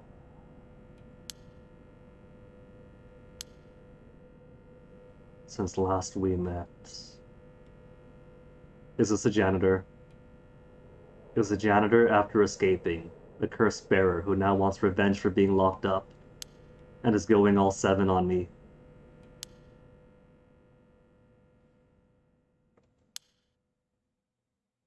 I gave you quite the runaround. Yeah, he's trying to Hannibal Lecter us.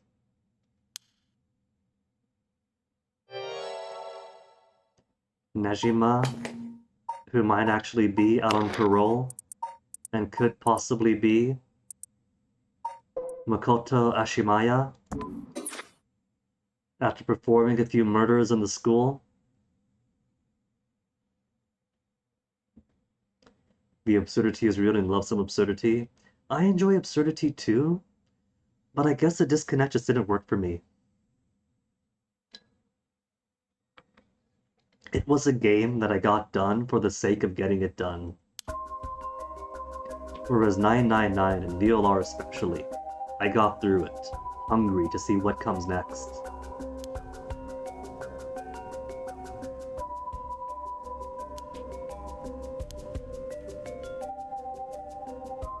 So it is Nejima. The question is then, is Makoto and Nejima the same person after all?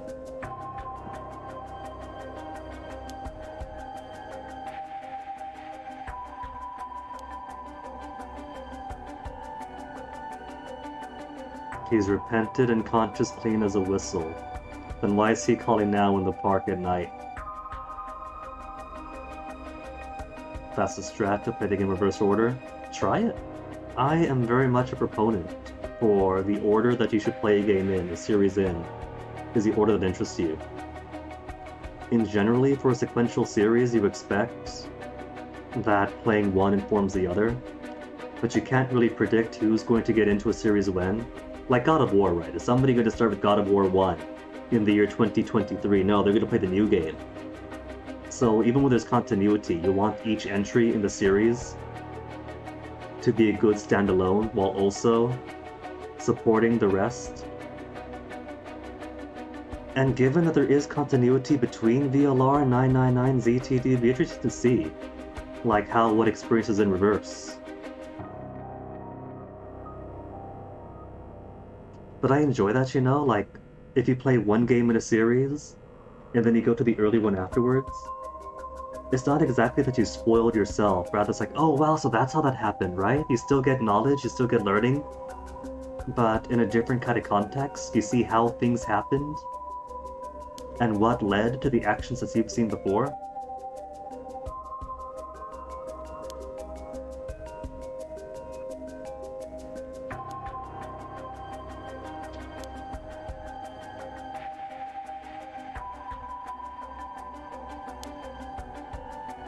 What if the parole he was granted was a death sentence after all? And we are speaking to his ghost, his grudgeful, vengeful ghost. Having seen the Olar after ZTD, you appreciate Sigma better. Because you see, yeah, that's a thing, right? Different character portrayals, so if you see somebody at their worst later on, and then you see them earlier, and then you like, you get to make those connections to different orders. That's pretty cool stuff. Sometimes even better than going through the original order. Yolar, how'd you find me? What is his goal first?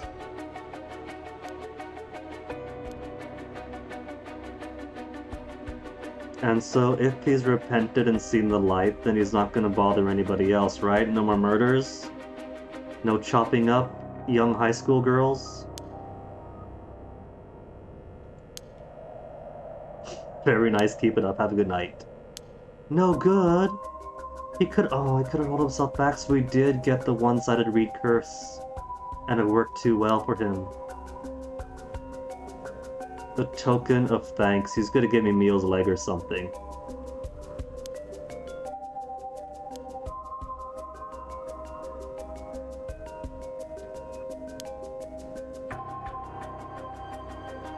The worst part is that this is a guy who committed crimes against children. And so they didn't just give him a job afterwards, they gave him a job around children immediately afterwards. You're getting yourself too energized and can't— oh, I'm so sorry to hear that. You can't go back to sleep. Try. The human body and mind needs its sleep.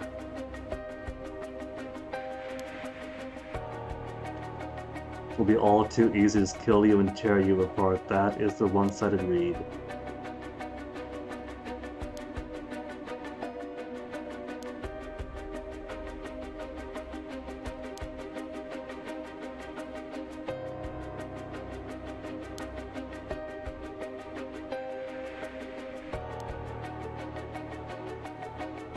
But we are cop. We are cop in high position. Couldn't we...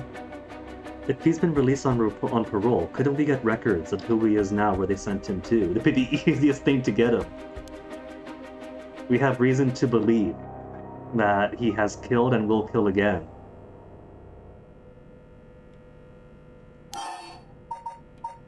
Saving me for last.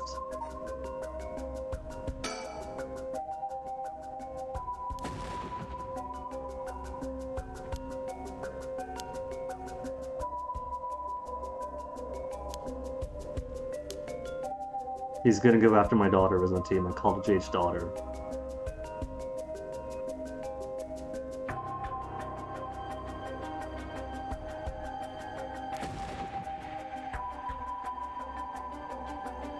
Also, I haven't seen this side of Susumi before. He really is acting like June.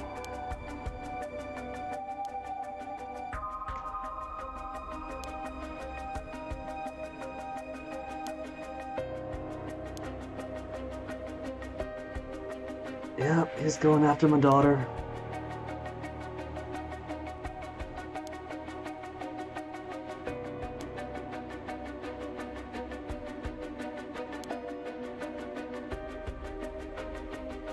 That is a dangerous bluff. He's just like, not a single person you care about, so you're not gonna mind if I go after your daughter, your ex-wife, your partner?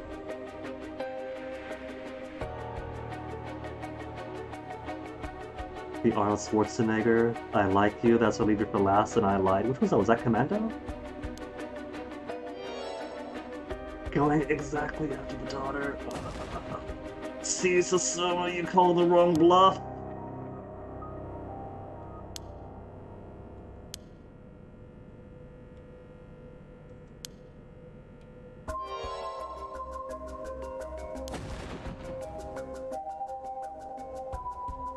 Don't tell me that the guy who just got out of prison 6 months ago knows more about my daughter than I do.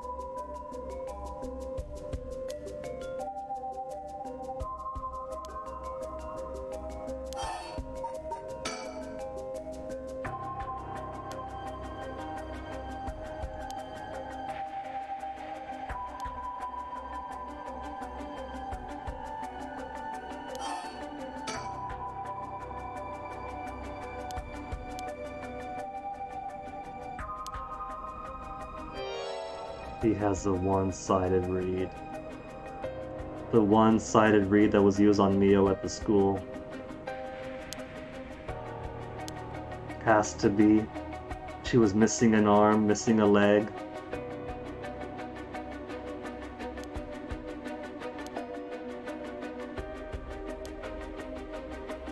Also, how... I was going to ask how he knows. But the historian was seen hanging around the school. He might have nabbed him.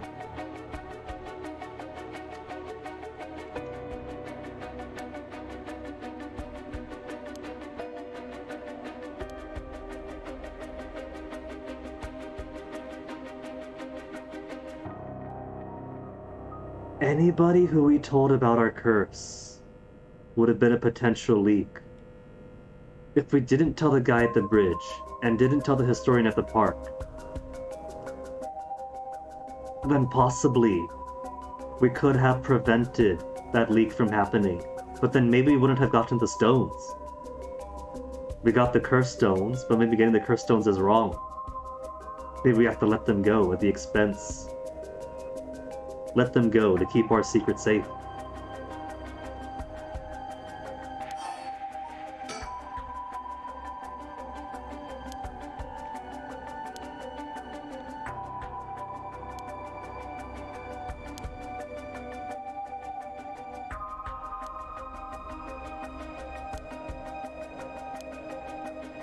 All the people I swore to protect. He's gonna kill the entire town? Every last person living here? I was joking about human transmutation. He's actually going for it. How's this curse activate? To go after everyone in the town.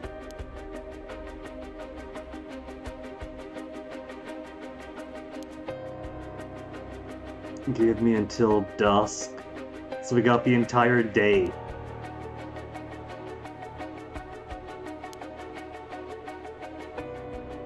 No, Nejima, this is all yours. You're making the active choice to use your curse to slaughter people, so that's you, man. Whatever grudge you have, that's you.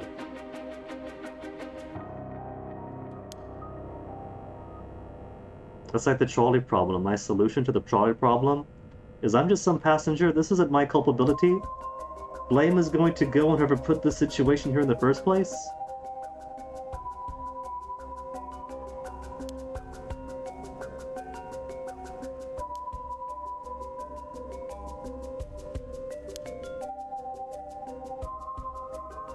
He knows about the Piece of Shadows too. He even knows about the Piece of Shadows. If he spoke to the historian. Historian also knows about the Piece of... He knows everything. He's also got his benefactor.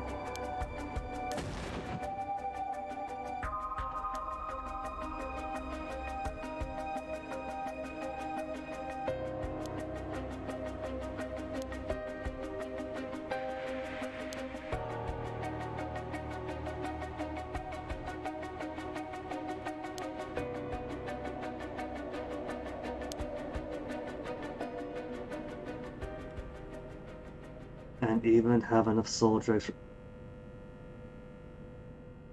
Who would he want to rebut? Can't be the girl he slaughtered 20 years ago. Certainly killing the entire town given enough soul drags, maybe.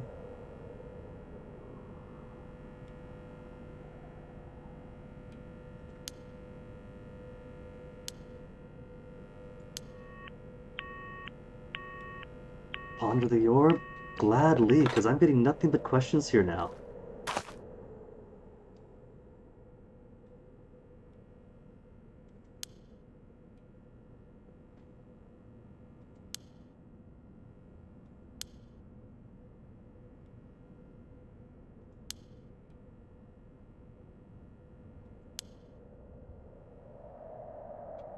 Again, simplest thing in the world. Let's look up. Nejima has called us to confirm and confess that he is after us with the grudge. Is gonna go after our daughter, go after the entire town. Let's just pull up his record, see what his new ID is, where he's working.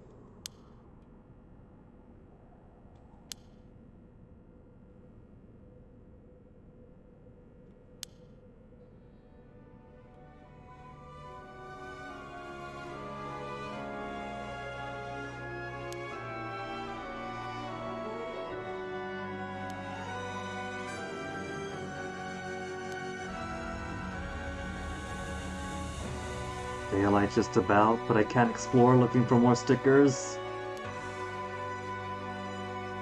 3 suspicious deaths. Apart from this guy, who else do we have? Mio? And Jinochi?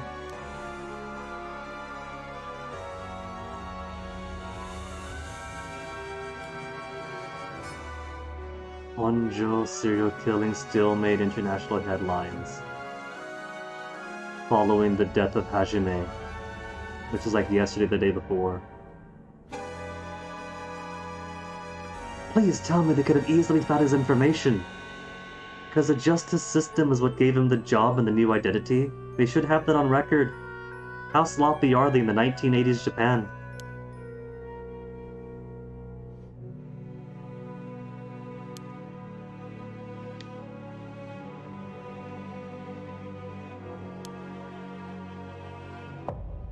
"12 hours to sunset." These guys are gonna be investigating while they're on no sleep. Well, we got 3 more. The housewife is still snowed off. They can't do her until we go through, I guess, the other 2. Dawn of the final day, 12 hours remaining. Hitomi survived at least. Jinochi and Hitomi were talking together, so I would assume that one of them died. But Hitomi lived. Build up speed to parallel universes. Some folks like to make comparisons of this game to the Zero Escape series, but I don't think parallel universes and timelines to jump between are a factor in this. There's a flowchart, but it's a fairly simple flowchart of live or die. And I don't think all realities coalesce across a more photogenic field. Like this soul here, right? Where Shogo lives, kills a few people, then dies at the end. That doesn't happen, because among the people he killed is her, and they got home safe. So I don't think there's like a split timeline or anything, just a pass-fail system. I got here at a good time, because now I gotta give myself some more tea because I am empty again. So I'm gonna BRB. And then, when I return, I think we'll give Yako another go and continue her story. Though maybe I do want to go back through and see what happens if I don't tell anyone what my curse is. Here, or here if I keep that close to my pocket. That'll be something to try out when I come back.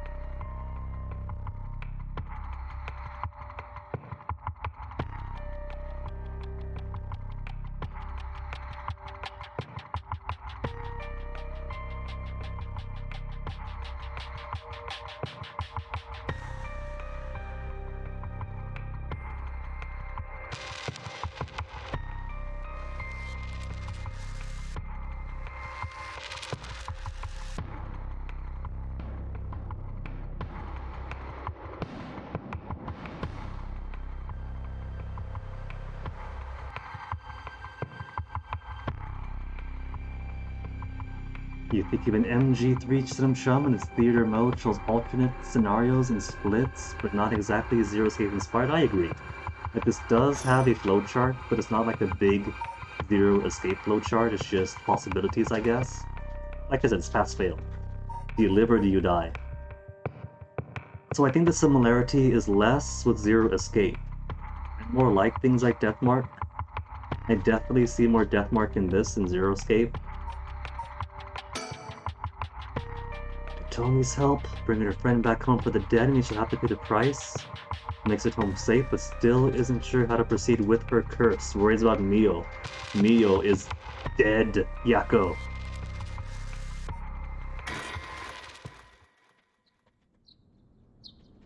"8 a.m., so we do get the next day."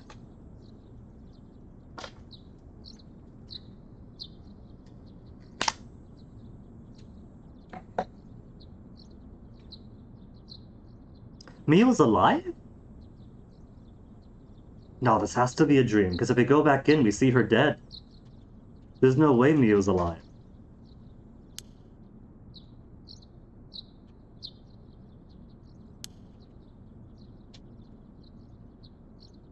What am I looking at here? Because it can't be Mio.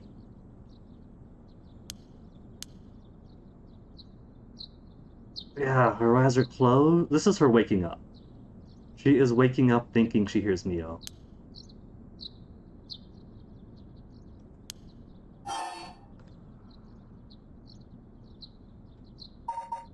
I got different options here, doesn't matter what I say. Correct answer is Yako Sakazaki.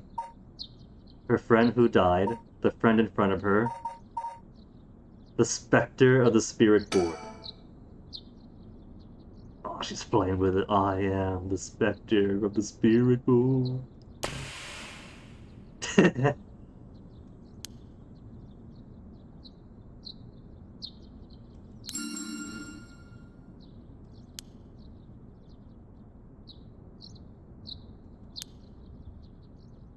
Is she though?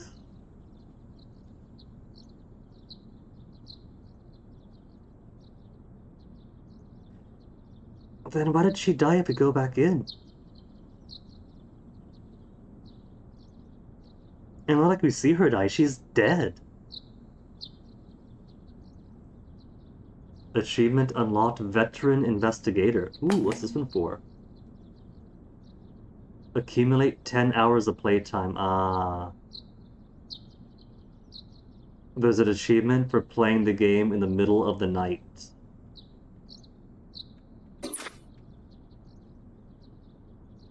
Steam says that's a so close one that should be next to unlocking, but it is 2 p.m. I don't know how it's quantifying night, but it is perfectly bright out on this latitude and this time of year.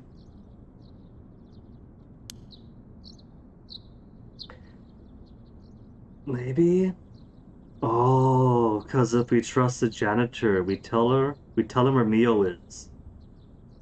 And he's like, is she? Okay, I'll go check on her. And then half an hour later we go in and she's dead. But if we don't trust him, we say, "Oh, Mr. Janouchi's looking for you on the second floor." And he's like, "Is he? Weird, I can't lock up yet, guess I'll go look for him." So I guess Mio lived because we didn't tell the janitor where Mio is. Okay, so it's not a dream then, she could be alive. For real, for real.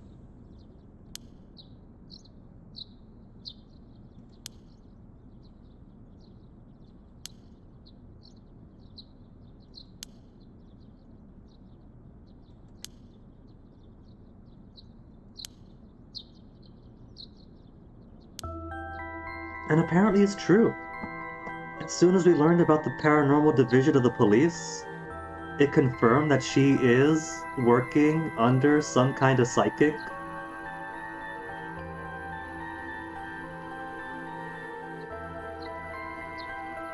Checking system clock. I'd imagine it does. Like how it tells when it's night is the easy part. Much like how it knows what your Steam name is at the beginning. It just checks system clock, no harm done. What I mean though is like, how does it quantify what nighttime is? Is it 4 p.m.? Is it 6? Is it 8? Like, what exact time does it count? If it says middle of the night, Maybe it means a safe number like 8 or 9 p.m. But with the bizarro daylight savings time, even 11 could be daylight.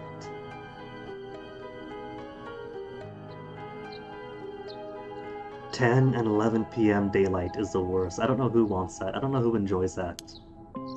Zombies who don't have a circadian rhythm.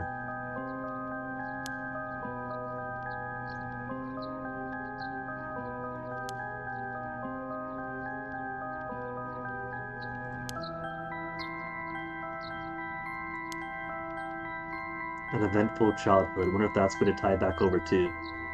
I know that she's gone school to school to school solving psychic and spiritual stuffs, so she could just mean that.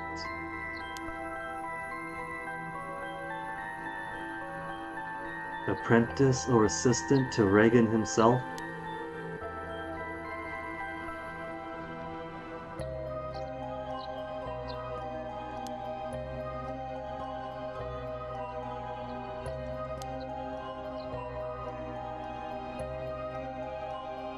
Neo Psycho 100?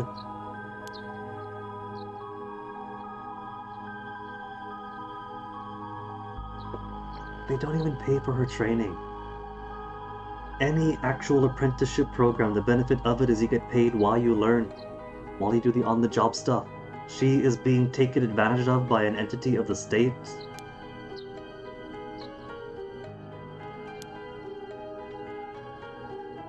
It's not like it's just an unpaid internship where she's making copies and stapling documents together, making phone calls. She's doing stuff. She's putting her life at risk. And she doesn't even get paid for it. They probably aren't even giving her, like, class credits.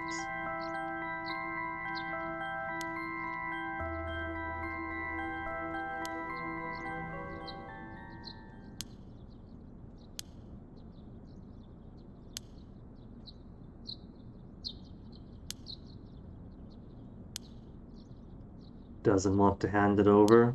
It should be safe to. 2 people have given their cursed stones to the police. And they didn't die.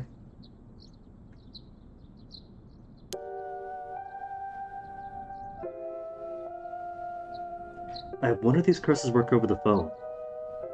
Because the cop doesn't just have his cursed stone, he's also got the cursed stone for the foot washing mansion. And the, what is it? Ever burning flame or whatever? The lantern? For the foot washing mansion.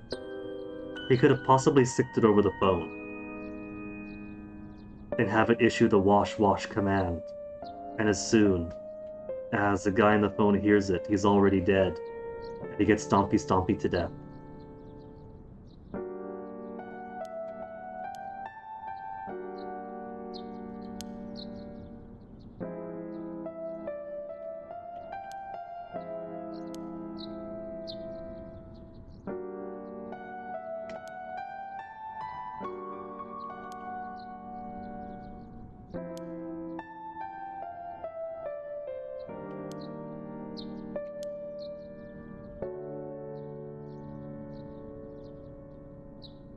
So far she hasn't killed. She had the urge once that Mio talks her out of, but if I try to make her kill anyway, Mio stops it anyway.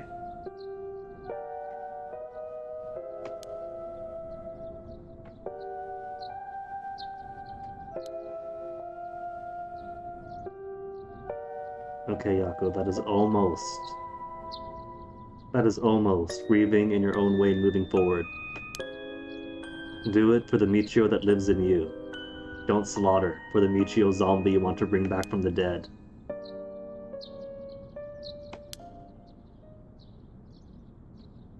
The good end for Yako is just give the stone over and put all of this in the past. Candy shop Sonoya? An old-fashioned candy shop on a street court in Honjo?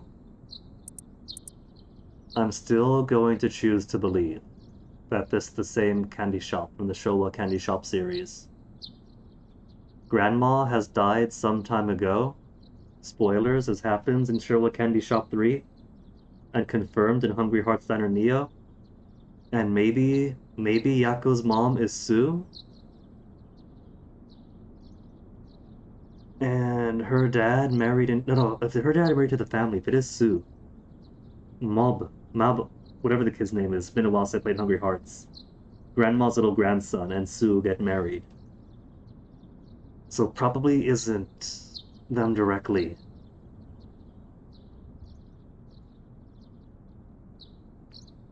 Estella already says, urge to kill, rising, wouldn't be able to resist. The singer Estelle who plays Garnet in Steven Universe? Or is this a different Estelle? The only Estelles I know are her and Estelle Getty. Yako watches over the store, cooking monjayaki, playing traditional tops and card games with the kids. Aww! Cheap treats for kids, but become more like general stores, selling food, drinks, utensils, other daily necessities. Their doma is their domu. Arcade games and capsule toy machines at the front.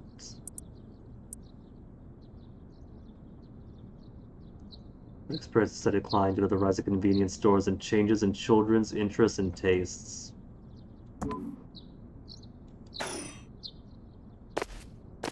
Estelle from Trails in the Sky or Tales of Vesperia. Haven't played either, if you can believe it.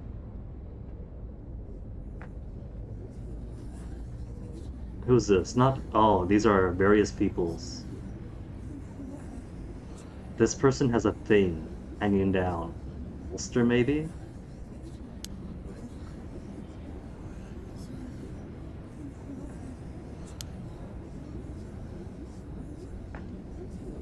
Since the chapter spoiled itself and Hitomi lived, I'm suspecting it's Mr. Jinochi who died, which would mean that Richter lost another lead already. He was gonna go talk to, Mr. Jinochi. Whose name I'm making sound more Italian than Japanese. Mr. Jinochi, who makes a ganochi.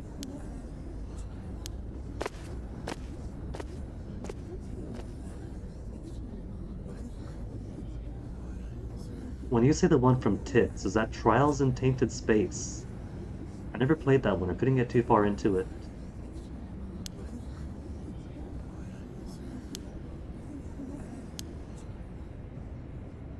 The first teacher who came to work found something. Is it another teacher? Mr. Janochi. Oh, you do mean Trails in the Sky.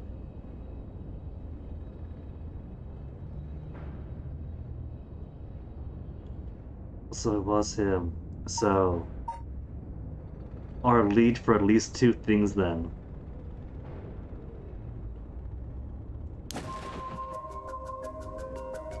And that's their homeroom teacher too, right? Not just a homeroom teacher who's tied to many things, but their homeroom teacher.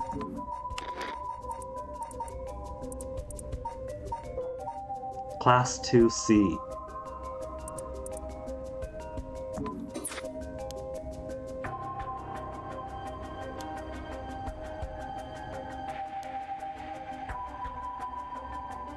And more murders found?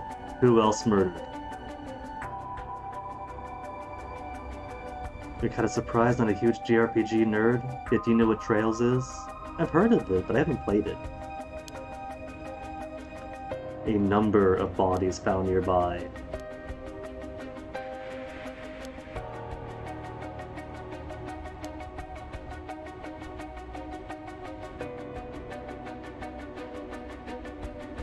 Probably more niche before Trails of Cold Steel came out. I'd believe it, because I know more about Tales and Trails, but when Cold Steel came out, it became almost closer to a household name.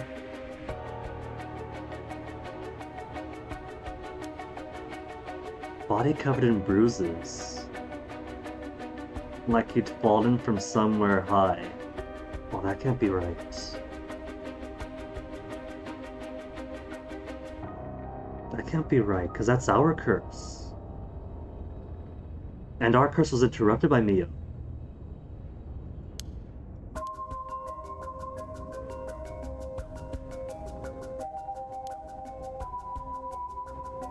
What if Mio didn't suitably interrupt my curse?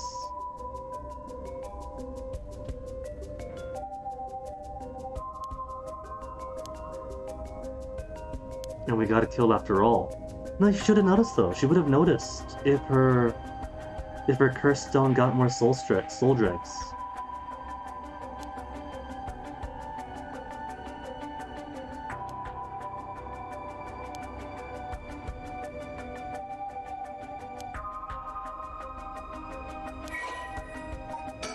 Dead! Deceased body discovered on the school grounds at dawn.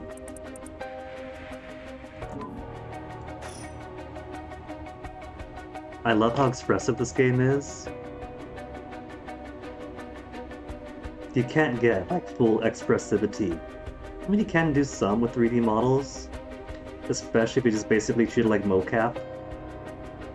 But then you kind of gotta exaggerate a little bit, otherwise, you know, people are very neutral in the range of expressions unless they're really trying to like super stretch out their cheeks to make a smile.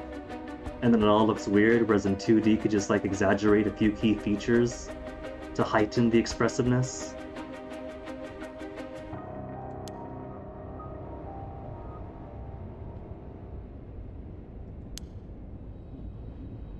What is it, Mio? Is it a sticker? Bad for all. Hitomi? Hitomi Okuda? Who we last saw speaking to Mr. Jinochi.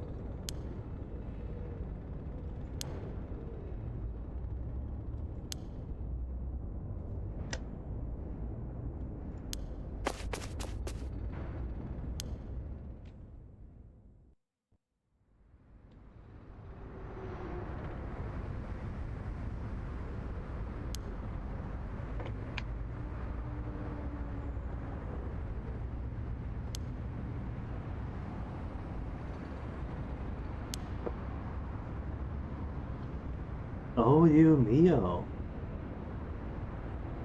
Did that racket we make last night inspire her to run off because, oh no, we're gonna get caught, and thus she escaped being murdered?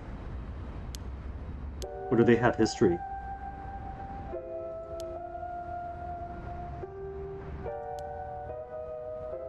An exorcism.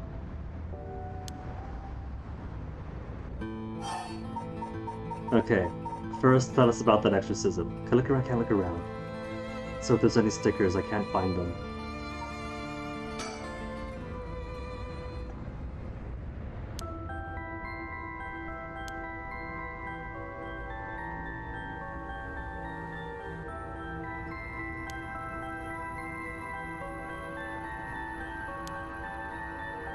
Is she one of them?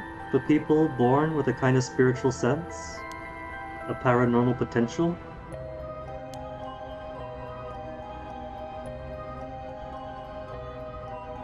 So if you experience headaches, muscle stiffness, hallucinations, or memory problems, you might have spiritual sensitivity.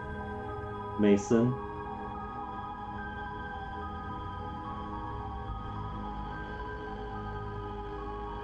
He can't hear me.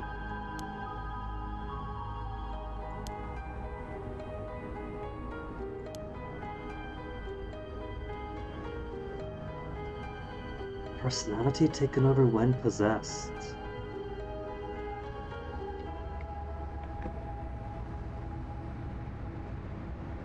There's a possibility that Nejima was possessed if his words were truthful for the Nejima case.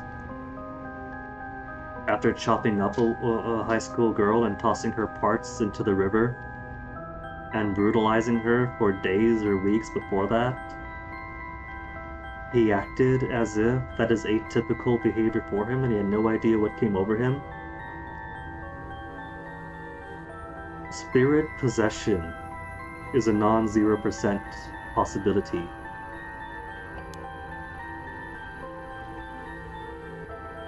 Very close relationship to their targets.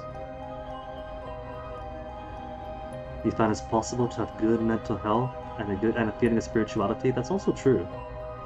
Like, not everyone is an evangelical nut, right? But I think it's less you gotta be crazy. And more that what she's saying is that if you are born with a paranormal potential or a spiritual, not like spiritual in the sense that you have a spiritual belief, but if you're sensitive to the spirit world, the actual spirits that dwell among us and curse us, then you might notice that sensitivity and that influence of the spirit world in the form of hallucinations or headaches that you cannot explain.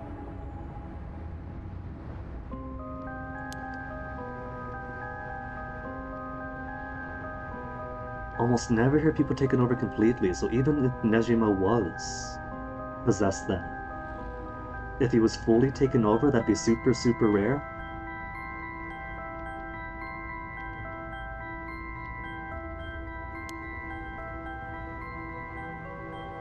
Two parties aren't in sync, that negative effects start to appear.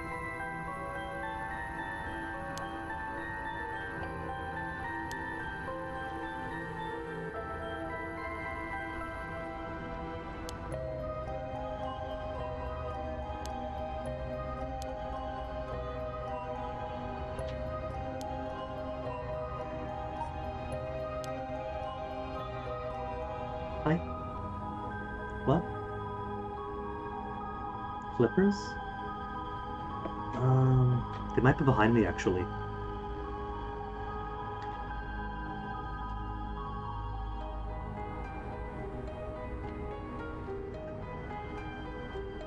I don't know. They're not here.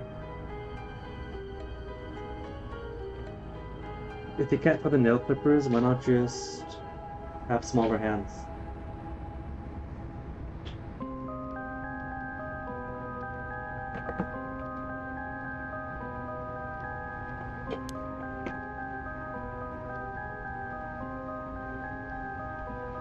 Enough pressure to choose certain behaviors that wouldn't be unusual for them to do on their own.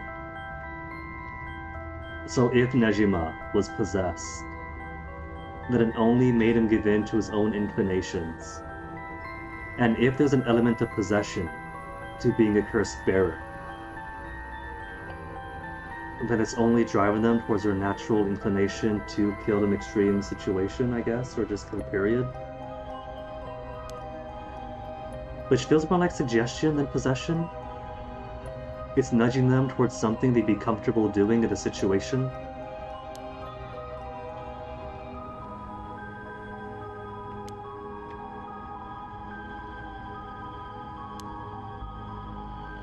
May influence the behavior and memories of the host. Is that where the timeline comes in? Deeper their connection in life.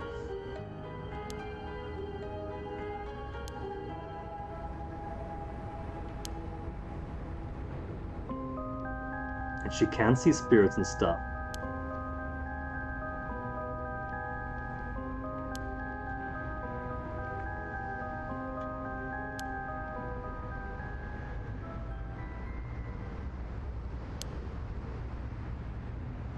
Smartest decision anybody has made all game.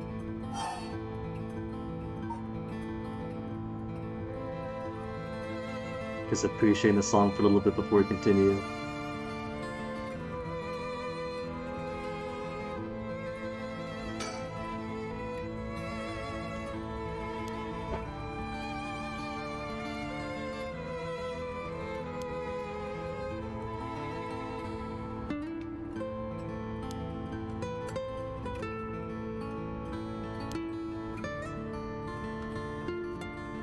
Most people don't understand, and so you don't go for the consent first, no informed consent before the surgery, before the procedure.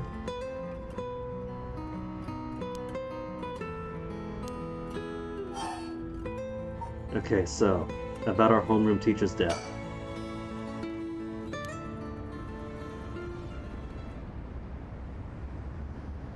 Were you there? Were you a witness? Was he chopped up right in front of you?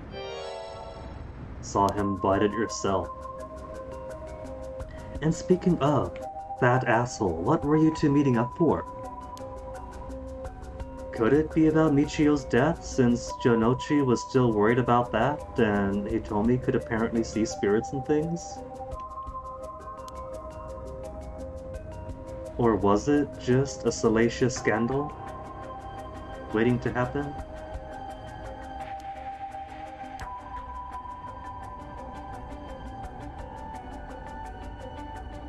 Almost done. Okay, so it has nothing to do with our Fool's Parade or whatever, Fool's Procession.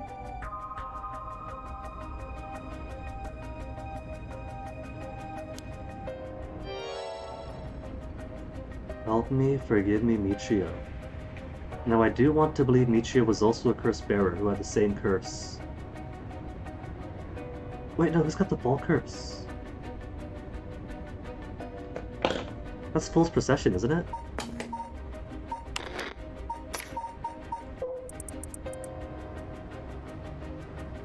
Kills by fatal fall, yeah. So I wanted to believe that Michio was a bearer of this curse.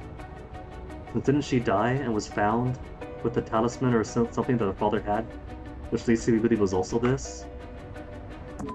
But we're the one who holds the Fool's Procession now. Yakko does.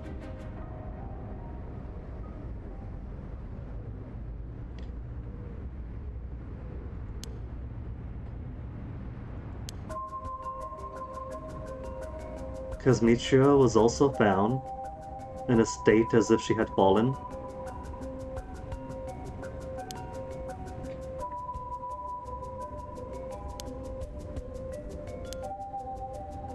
A girl in a school uniform with her hair in braids. Hair in yeah, that's a girl, that's a schoolgirl with her hair in braids. Maybe she's an actual ghost. Maybe some grudge-bearing Onryos are active and doing their own thing, independent of curse bearers? Maybe they manifest because... Oh, maybe they manifest as agents of the curse. Or maybe the Feast of Shadows isn't just drawing out curse bearers and grudges, but even curse-bearing ghosts.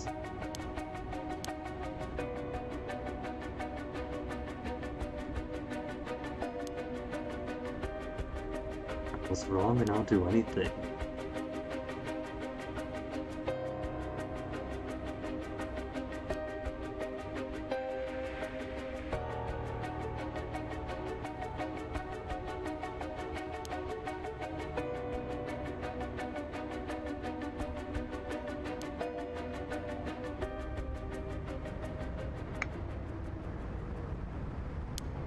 I think she saw a ghost. I think we have ghosts as well as curse bearers in play here.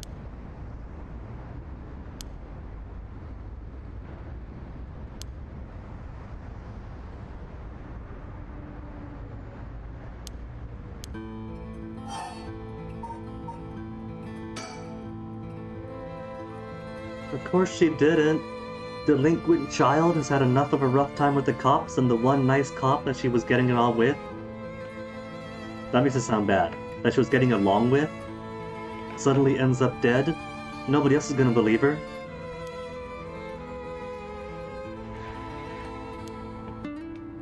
You can't even count on them to not die? They don't know. They don't realize there's an entire paranormal division in the cops.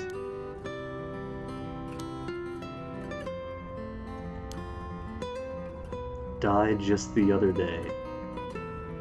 Chilla, no! They're in high school, they're kids!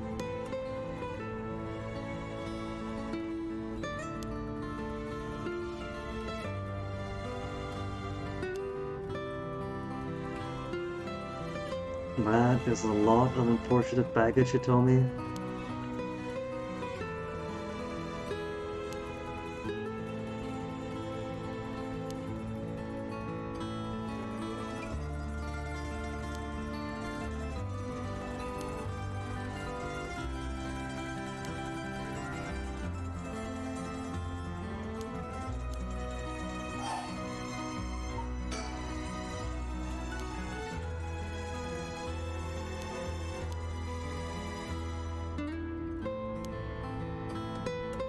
Yeah, sudden fall.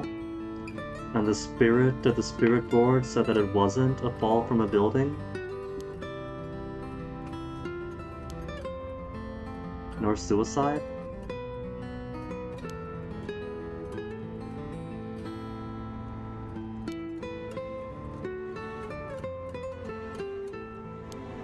This is opening the possibility that not one person has to be the sole possessor of a curse of a certain type. We don't know that, Mio. I think some people had their curses before everyone else got theirs. That's what I'm thinking. I think some people got theirs early. Because if I go back to the story chart, which I can't do right now, otherwise I'd have to start the entire chapter all over. Some people got theirs an hour earlier or later.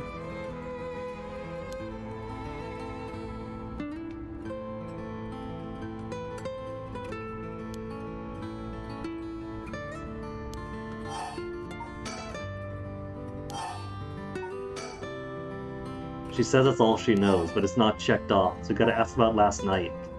Then something else is gonna open up.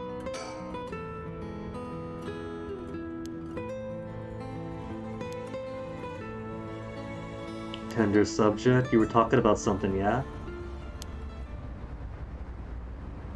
I mean, if it's something worth talking to the cops over, technically Mr. Janochi is already dead.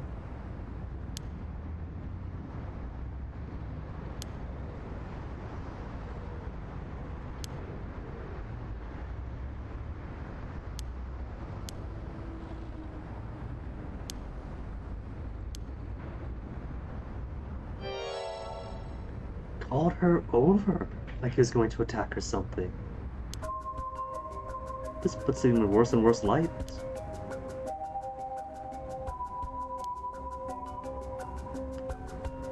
Oh.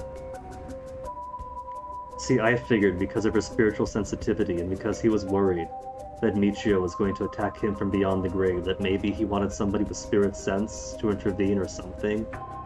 But no, it was just...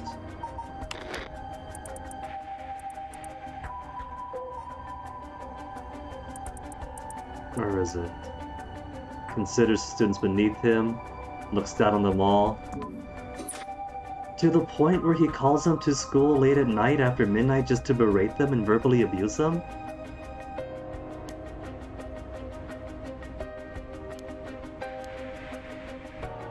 Yeah. I mean, looking down on his students in the delinquent school and acting all high and superior is one thing, but that is very unusual.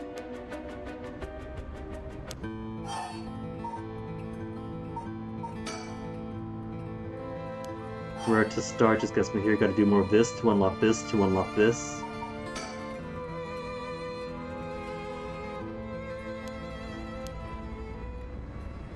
Yeah, Michio.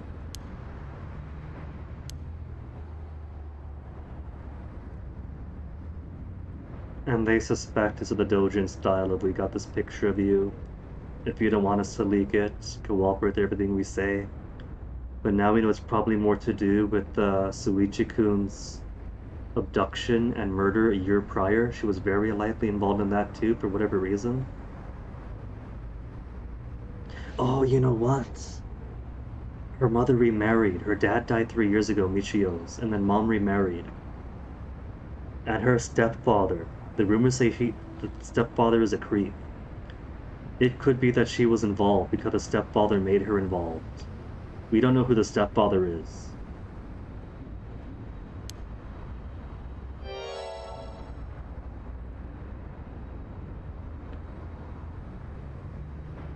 Was using it for blackmail to call her up after school.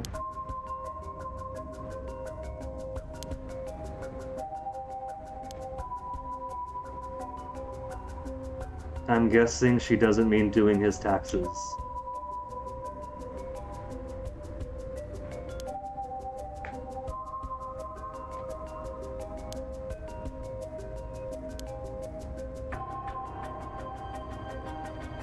She was though.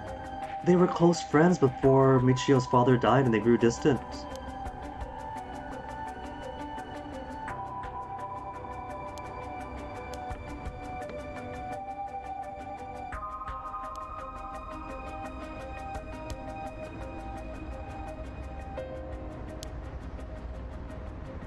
And she's a witness to it all too.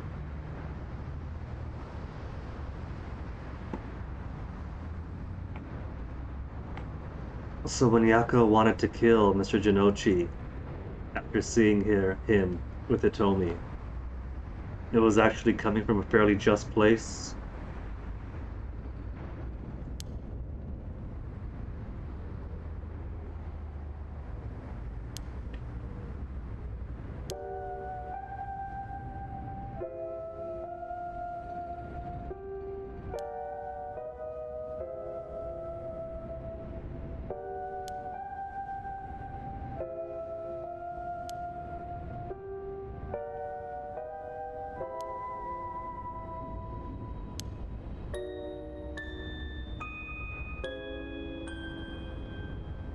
Something tells me that maybe Mr. Jinochi was involved in her death. Spirit of the Spirit Board said it was an accident, which makes one think maybe it wasn't murder, but it could have been an argument that she and her pedophilic teacher had, leading to an altercation, leading to her accidentally falling off a roof. I could see the spirit of the Spirit Board interpreting that as accidental death.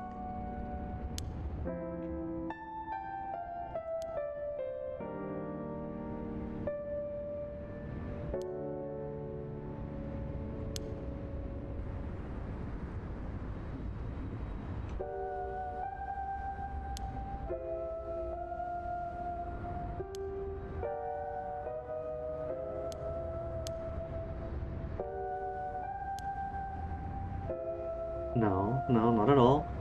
It's entirely the teacher's fault.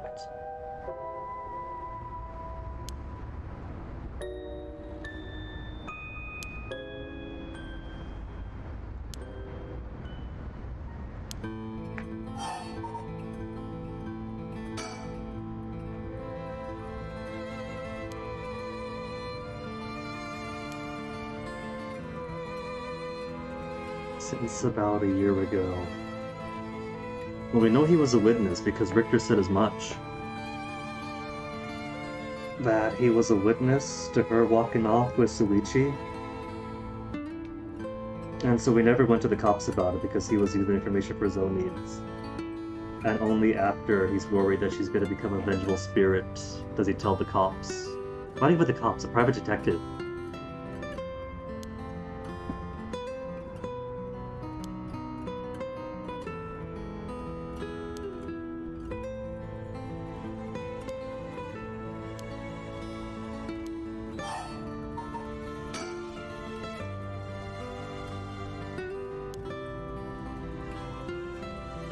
Yeah?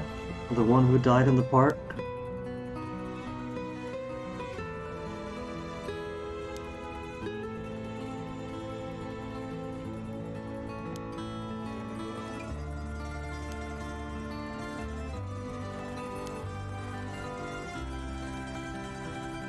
Oh my goodness, he really was a family man. Acting all shy and goofy.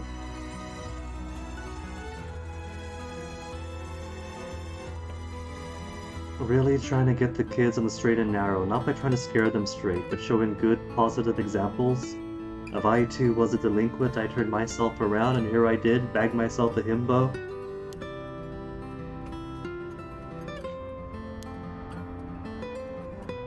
Really up and took the one good cop?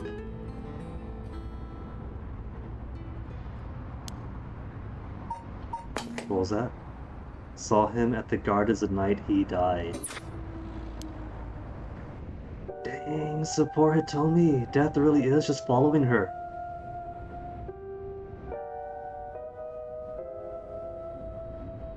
And this isn't her fault? This is their routine to calm down a troubled student? And then just so happens he dies afterwards? He didn't die any other time prior. So it can't be blamed on her.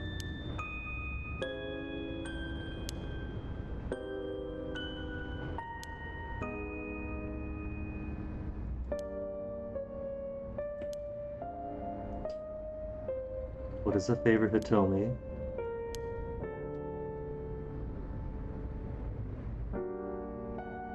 Could this be an anti-curse?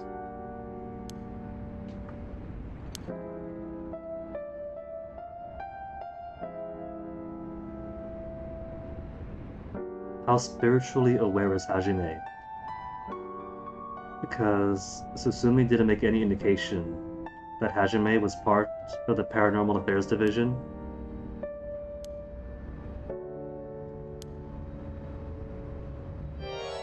Look for a talisman that Michio had. I think it mentioned she was found with the talisman when she was found dead. And I assume the talisman that she had, given her cause of her, the state of her in her death, is the same talisman that Yaku holds now. The Fool's Possession.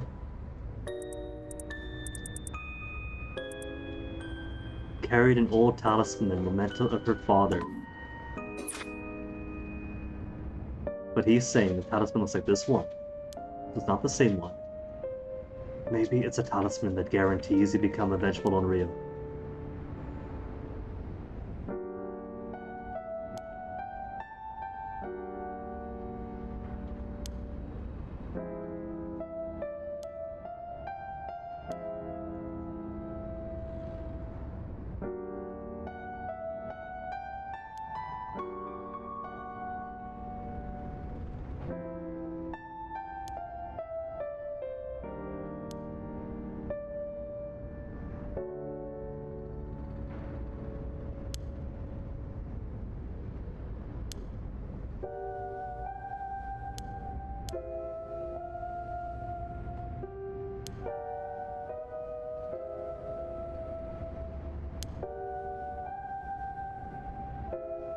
Palau colors. And now we know exactly what it looks like.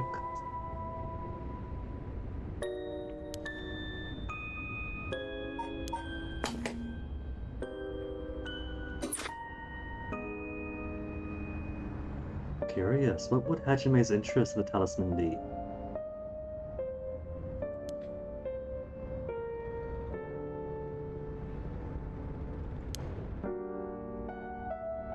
This is the same chapter where we have learned about possession. If she got that talisman from her father, could be an aspect of possession going on? Maybe? Just a weird, grimy scrap of wood.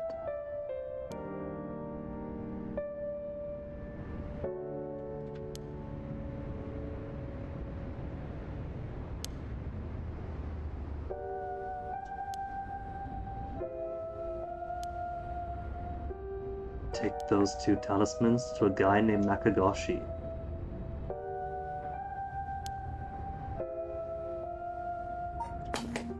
Nakagoshi as in, do we have a Nakagoshi?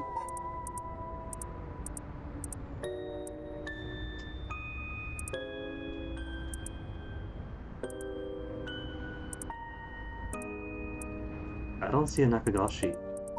And I see no question mark, question mark, question mark, unless let's keep it ambiguous how many slots are left. Files has question mark, question mark, question marks. But either persons of interest is fully filled, or it's keeping coy about who's left to introduce.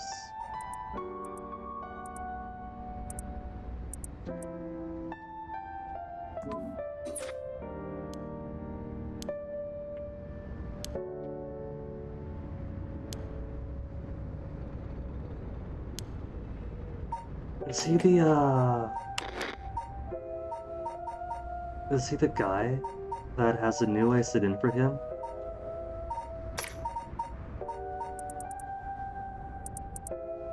Paranormal Affairs Bureau?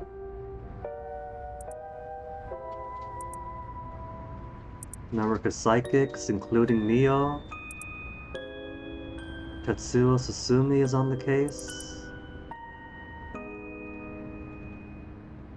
Nakagoshi is the current chief of Paranormal Affairs, born to a family of psychics, and is Neo's mentor. She's being coy on that.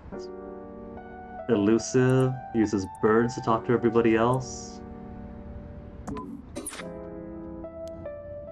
And so that means then that Hajime was aware of the Paranormal Affairs Division.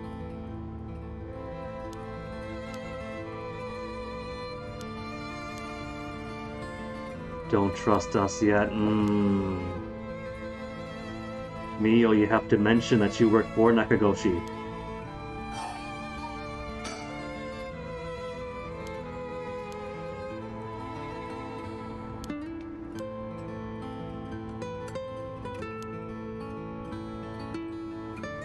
Can't talk about it now, come to school tonight. Knowing this teacher now, he would have given that answer about anything to put his hooks in.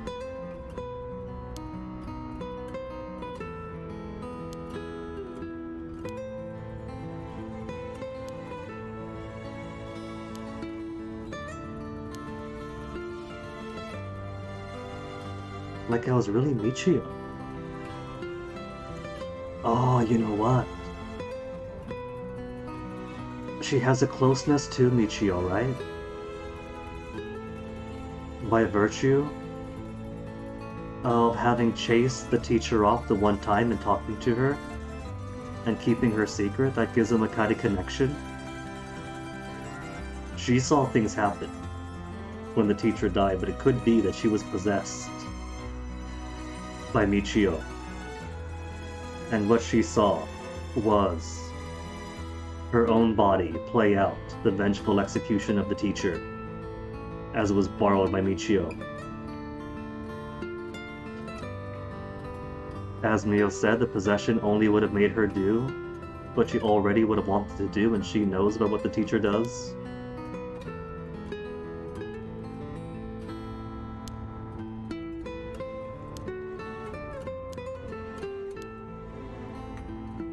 Right when we showed up. So if we got to use her curse, that would have been good end.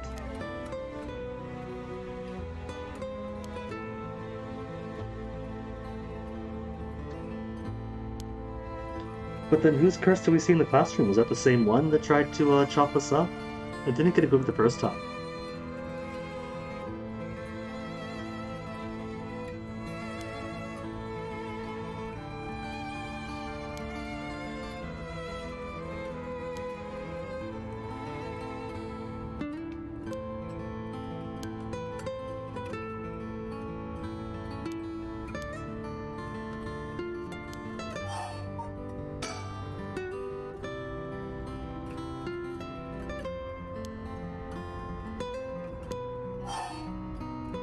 Okay, so back to his death.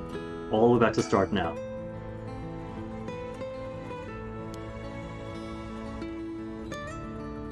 But she's a ghost. Do we have ghosts in this game or curses? Because every ghost we've seen so far is a cursed echo tied to a cursed stone, bound to a cursed bearer to execute the curse themselves.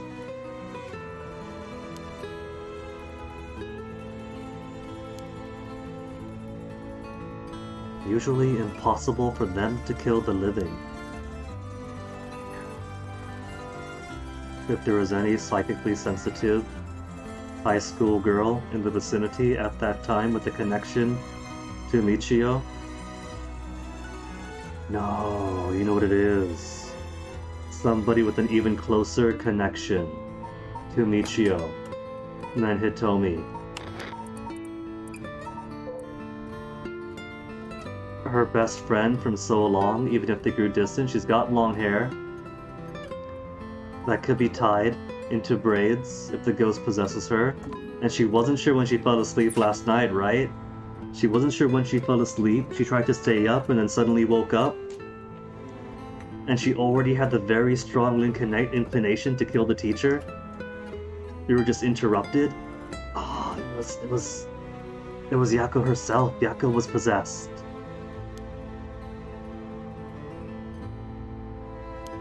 Because that's after she went home, right? Yeah, that's after she went home. And she doesn't live too far away either.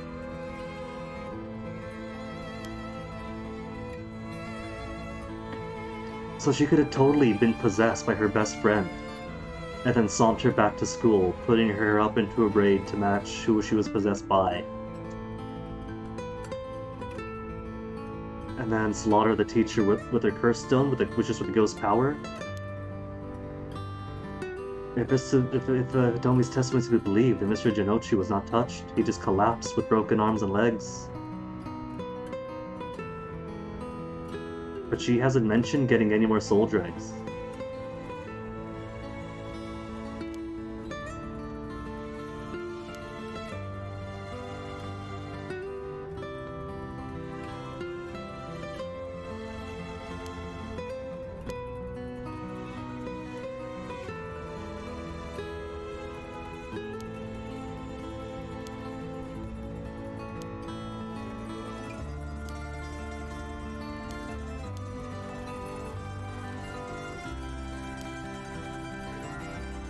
Not almost time. Friend's place. Is a friend giving another contact? Or nah, we're just gonna call her up. If ever the three want to hang.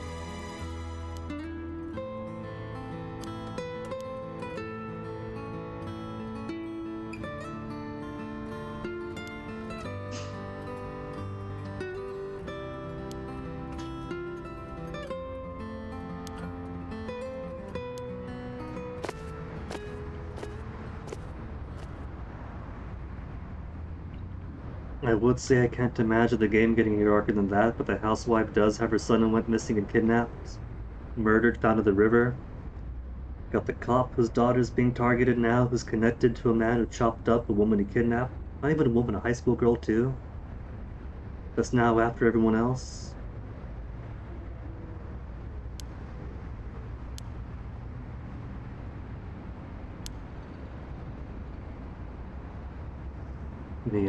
Mio, put two and two together.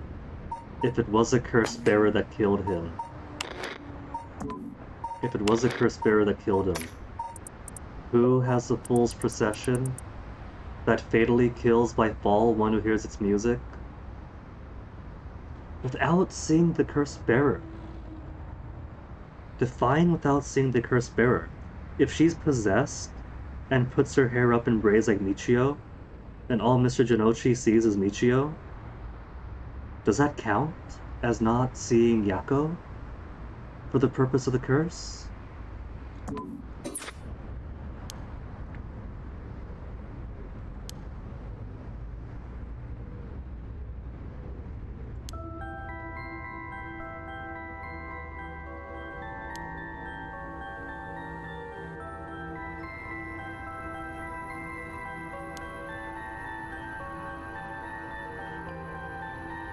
Possible Najima.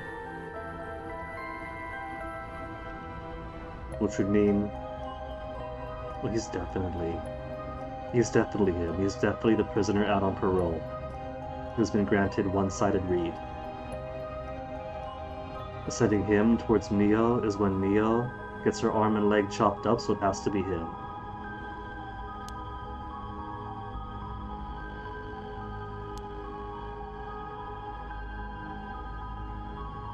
School uniform and braids, I'm fully, absolutely convinced is a possessed Yako.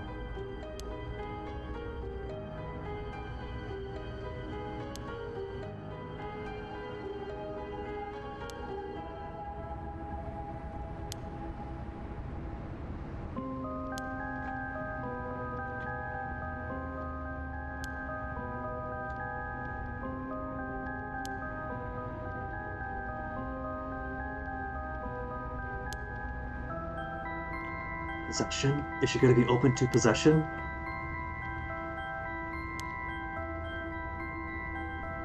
Well, yeah, he's also a teacher, not just a historian. An anthropologist with a folklore bent to be. But his stone should be gone unless he had two stones. His was taken away. I think that Araishi spoke with Akamaya, and that is how you learned exactly what stone and curse the cop has.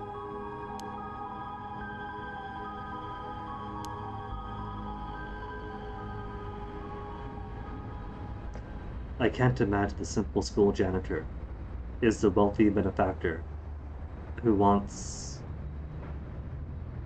a historian teacher to assemble knowledge of how the rite of resurrection is done. He's been in prison for 20 years, he's only been out for 6 months.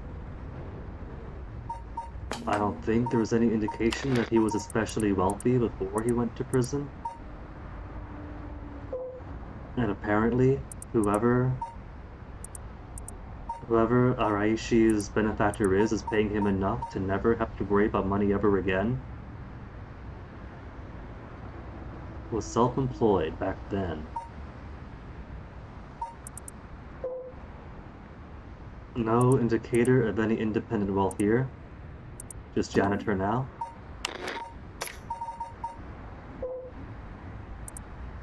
Nejima, what do you have to say about Nejima here?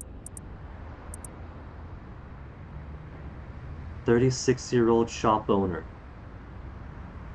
That doesn't sound particularly wealthy though, so it wouldn't be him as a patron. Unless he published some occult books while in prison, and that built up his wealth before he got out. I doubt it though.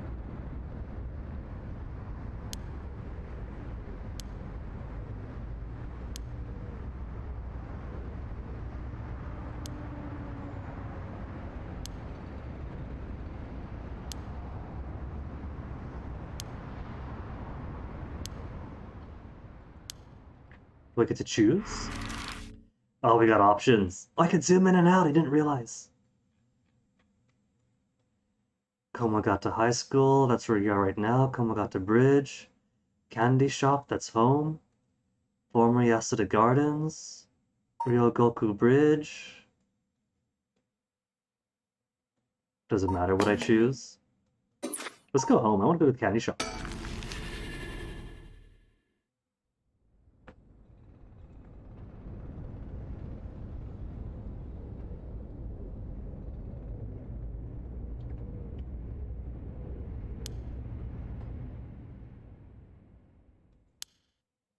Was just to go home, play some Famicom.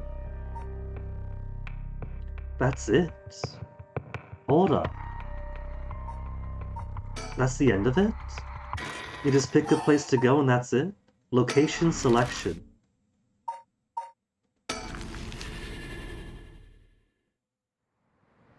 Is this gonna branch to all of these places? As a possibility to investigate. And so. Yeah. So it closes out of the way. That's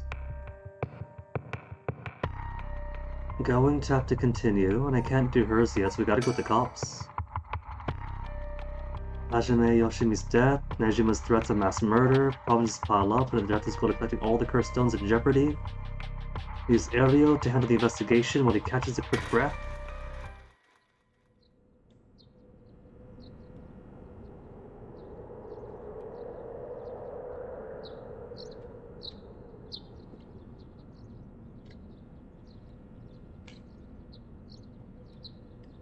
Please tell me he's quickly figured out that Nejima is working as the janitor at the school, and where his home address is.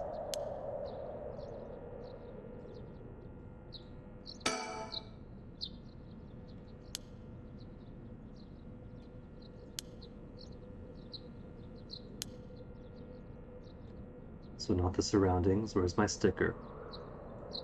There's no sticker on the ground. The sticker sticks out very obviously. Sticker! Who'd I get?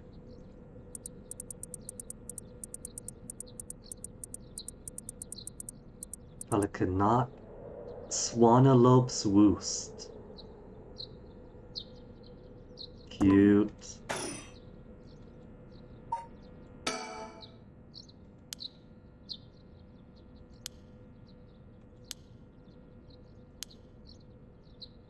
I could choose to move right now. The move button is right there.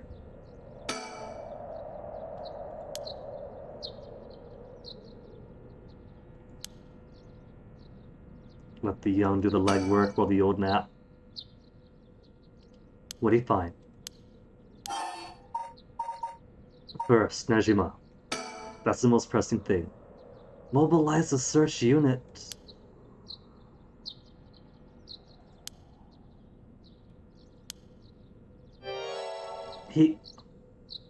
Okay.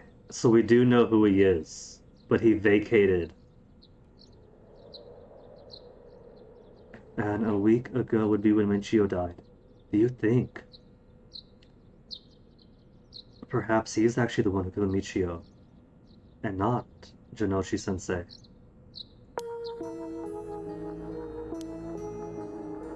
Factory? Hold up. They had him at a factory. Not as a janitor? Unless they gave him some accommodations, a factory job, and then he took that new identity and took up a janitorial side gig. Only they put this murderer on parole. Murderer, dismember of a high school girl on parole. Gave him a new identity, a new job, and they never checked in on him. He just did his job for a month and then quit and went to work with kids right away, no background check or anything.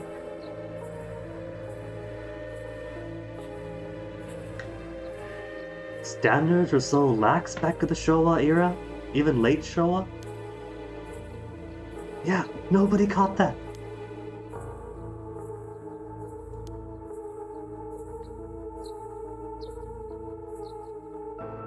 House visits and interviews by the parole officer, but never checked his workplace.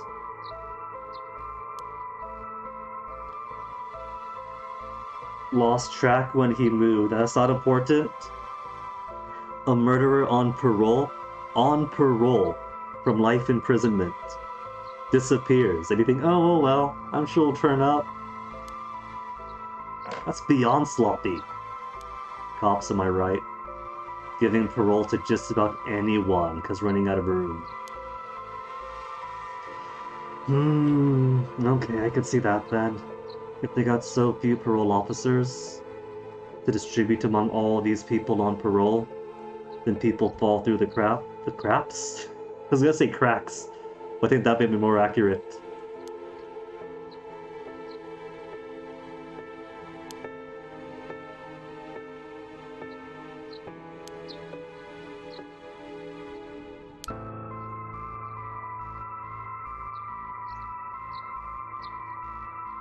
Do we know the false name? Surely he used the well, I guess he wouldn't have had to use a false identity that the cops gave him.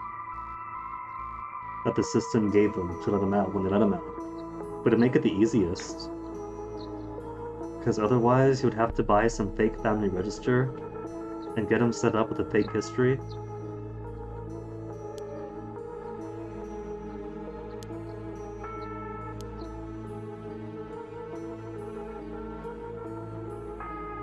The paperwork to circulate name and mugshot. We're not even getting it out there yet.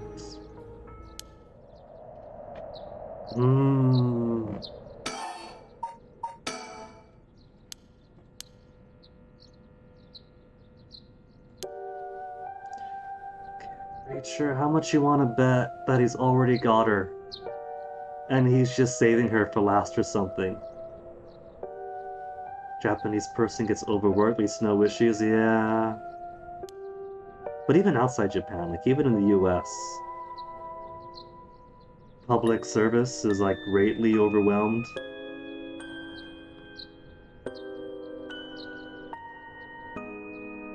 So that at least is a universal experience that most anyone around the globe could appreciate.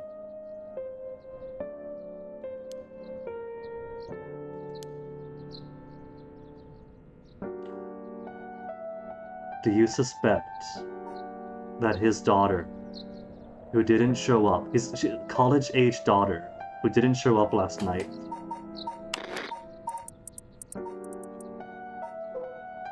Ayame Tono?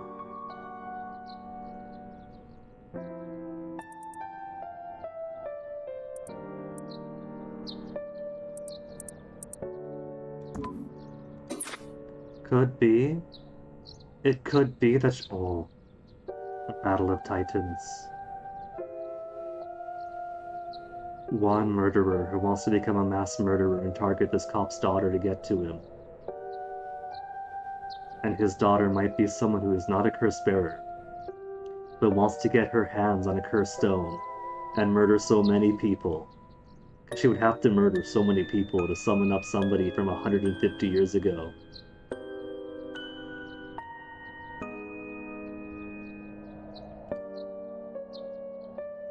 That thing where folks just said, oh, those crazy people in Japan, yeah, folks are like very... let themselves slip into certain habits, certain biases.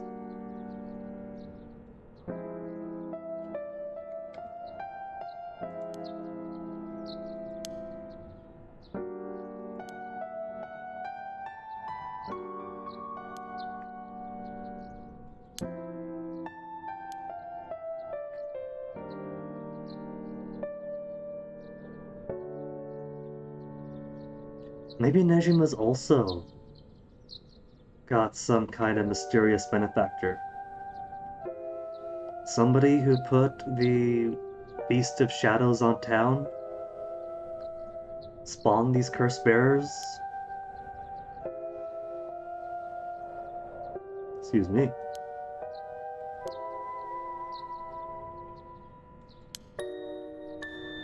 And also fed information to a murderer, coup mass murderer, to turn Honjo into a human transmutation circle?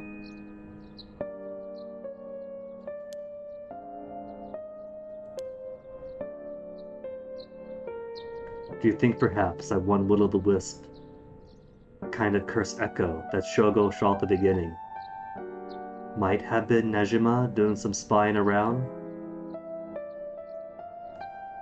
The uncertain times will make you appreciate boring times if they ever come. Here's hoping it does.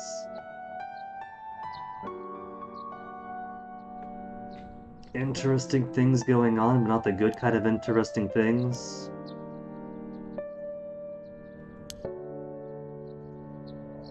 And that sounds like Nejima alright.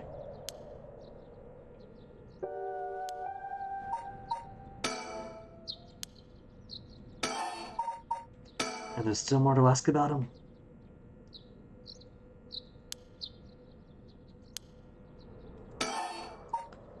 Okay, what about the serial killings? 3 deaths. Okay, so apart from Shogo and Mr. Jinochi, who's the third?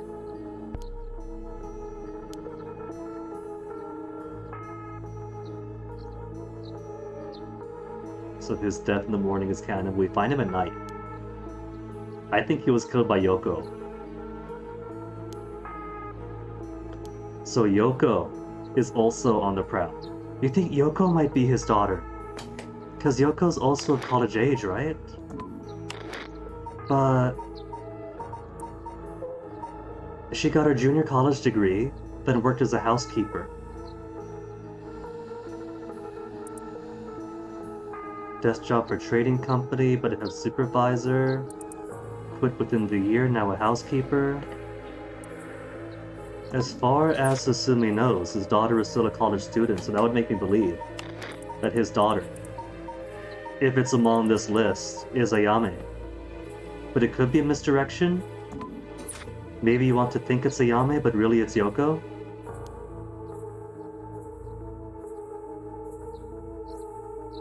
Imagine growing up, wishing for bad stuff to happen, because it'd be interesting. Even in boring times, it's still pretty interesting.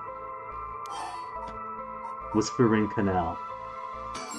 Like, there is so much going on in life. That's why history is like a living thing, not a thing from the past you see in a book. It's the big and small stuff. And it's the 21st century, new video games all the time. If there's no tragedy going on, we could play tragedies like this.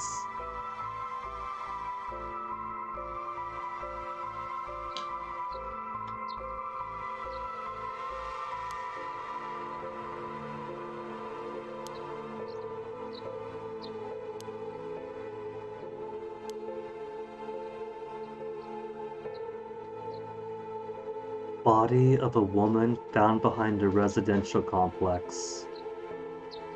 I think that's the ever-burning lantern.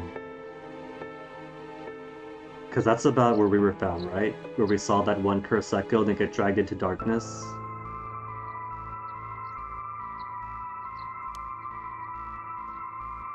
Tawako Hayashi, 29 years old, office worker.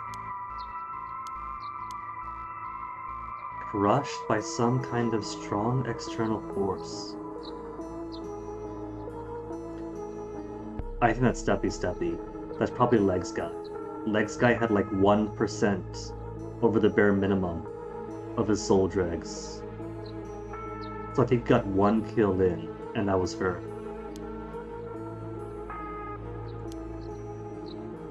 Large, flat, and heavy. Like a giant foot. Unless we have the hitherto unknown Taiko of Sugaru coming into play. Taiko drums are pretty big. Novelty's getting so overrated, child would be aghast. That's the thing, right? Novelty is very exciting for a younger mind, but after you've seen novel stuff all the time, you want to see well done more than you just want to see new and different. Like, hot take, but I think the people who are like, Morrowind was peak Elder Scrolls, it's all downhill from Morrowind, give us back Kirkbride. They like weird for the sake of weird. They're like, oh wow, we got like giant mushrooms and giant bugs, and the out-of-game lore writing that he's making up is like robots in the space future and all that. It's so weird and different. But you need substance to go with the weird. You could have very well-written mundane, and very well-written weird. Stepped on. And so the people are like, oh, the Bretons are gonna be boring. I don't want to see an Elder Scrolls game in High Rock. Because it's just medieval fantasy. Just medieval fantasy. You could do so much with that. Like, yeah, the weird stuff is cool. But it's all down to the quality of the writing and the compellingness of the universe, not just, oh, here's a weird thing that's weird for the sake of it. If it's weird for the sake of it, you get bored so quick.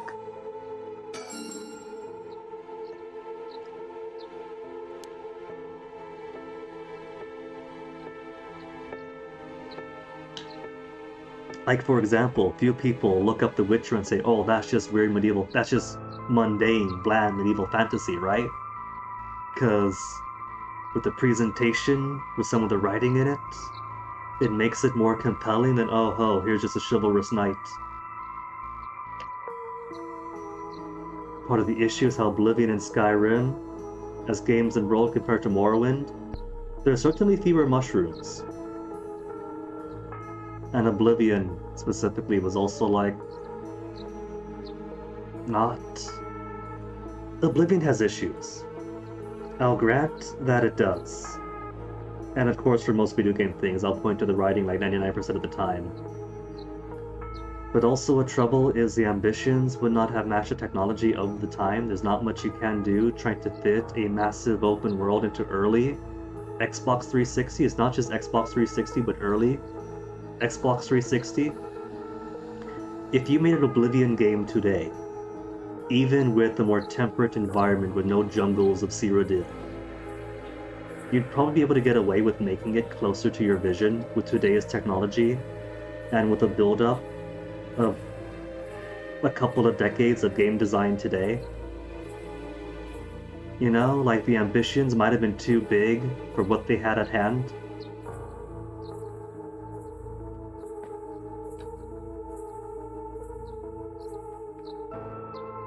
Unfortunately, there's always going to be compromise of like what the tech allows you to do, what the deadline and resources allow you to do, what capabilities you have.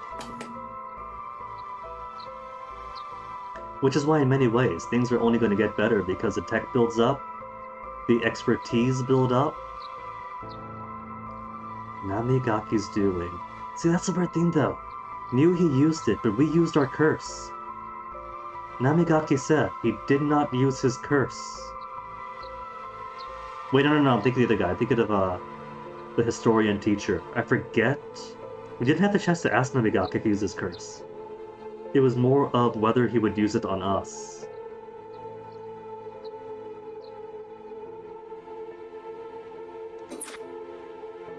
And we're speaking the steppy step.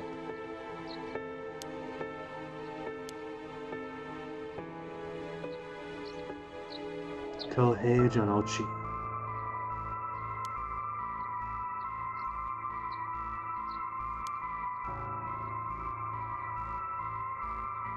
Which is one cool thing about Elder Scrolls Online.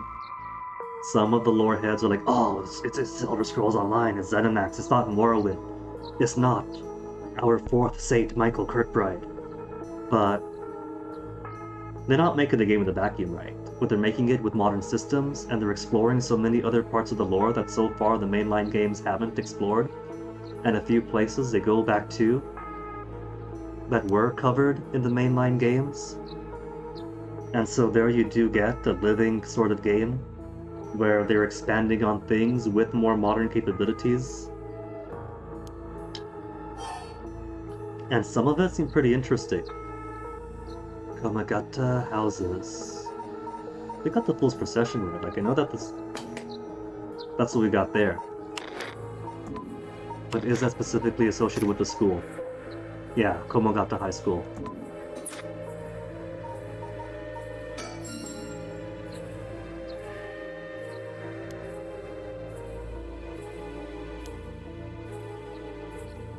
Your own idea for your story and game. You don't think there's a single original thing about it.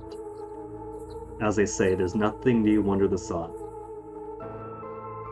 And it's more important to tell the thing as you experience it through your filter, because even if two people have the exact same idea, there are two ways of expressing it, and there are two brains, and there are two capabilities, and what they're even doing with it could give you two wholly different products. But you highly doubt anyone out there has a flicker of the idea of how you intend to exactly. It might not be original in its base parts, but how it turns out, the output, could be totally different.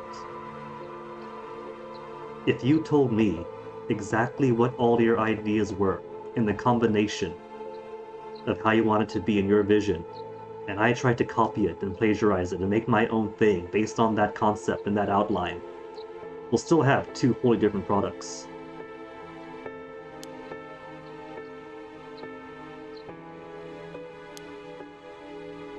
The curse bearer in the center of it all. The hitherto unknown 1, 2, 3, 4, 5, 6, 7, 8, 9 mysteries. Hitherto unknown 10th mystery.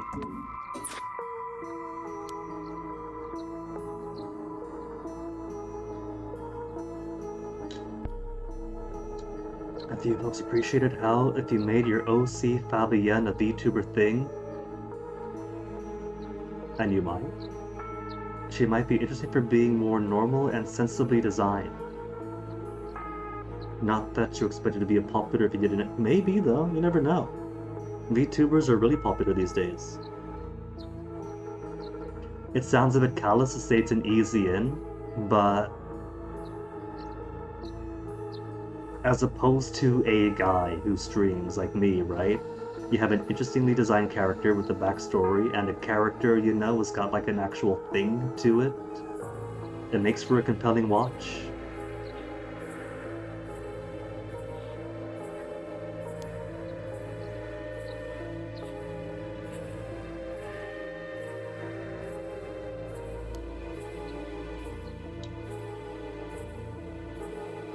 And again, they're assuming that curses weren't active the night before. If I go back to the story chart, we can see where some people had their curses activated earlier and later than others. If they could be staggered by an hour, why not by a day?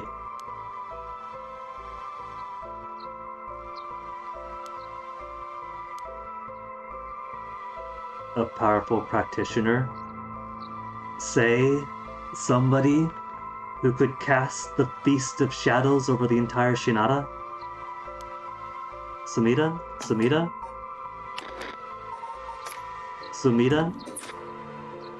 Shinada's the baseball guy, right?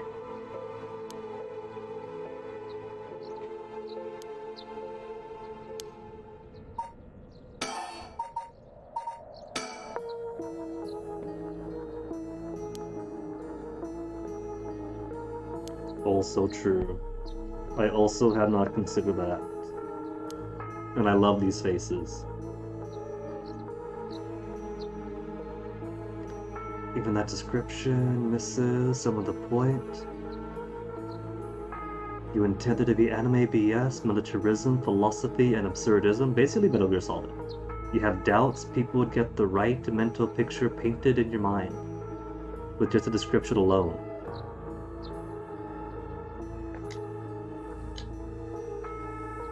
You're talking about, like, more so understanding the full final product from the description alone, right? Less so the, you put the product out there, and they might not have the same vision, reading, or playing, or enjoying it as you had putting into it. Because it sounds like it could mean both similar things. You would say both? Well, for the latter it can't be helped, right? You put a thing out there, and it exists, and you've done your part, and now it's down to the players, or the readers, or the enjoyers.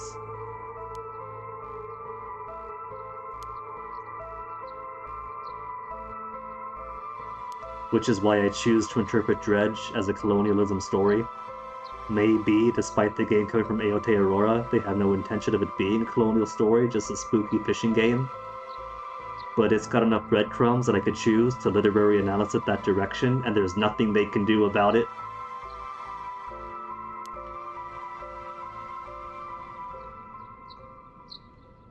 The memes of, like, watching Evangelion or something, and the whole point, going over the guy's head, he says, wow, cool robot. Nothing that Gainax can do about it. The thing is out in the open, the people are going to miss a point and appreciate it for some other reason. Oh well, somebody else might get it for the right reasons.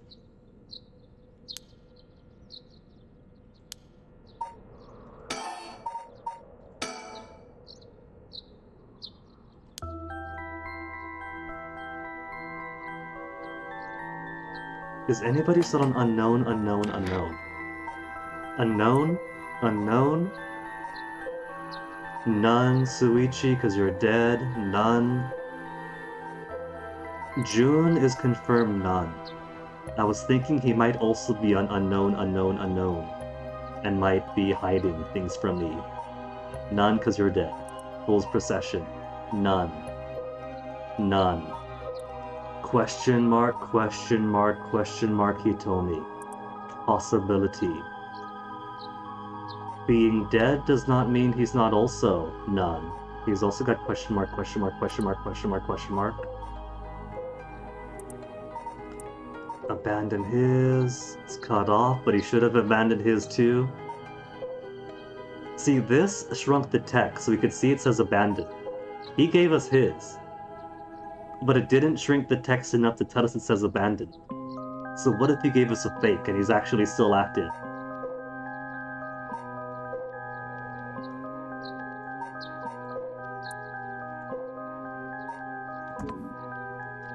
Imagine how Valkyria Chronicles is happier and more hopeful even with the darkness. Metal Gear Solid 2, with its dankest depths, is like that too. That's your takeaways. Form of uncommon perception, so you'd have to repaint that perception by crafting the narrative and aesthetics in such a way that it properly shows how you saw those works in the first place, to hand down your experience of life and the world to the player-reader. That is the ideal, and that is the hope. You put the thing down to express your experience. And that is a struggle and the best that you can do, but once it's out, once it's out, you just hope they get it. Does it seem too pretentious? No, that's easily the point as far as I'm concerned.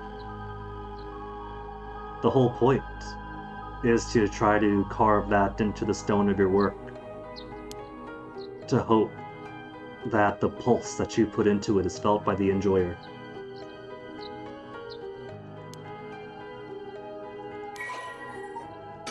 Files updated. Notes on known curse bearers. 3 unknowns. Foot-washing mansion given to us. Ever-burning lantern given to us.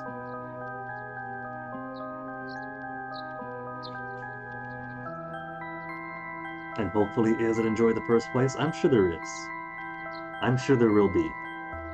I'm an appreciator of certain niche things, and those certain niche things have plenty of other people outside me who enjoy them. It's like Field of Dreams. If you make it, somebody's gonna come for it.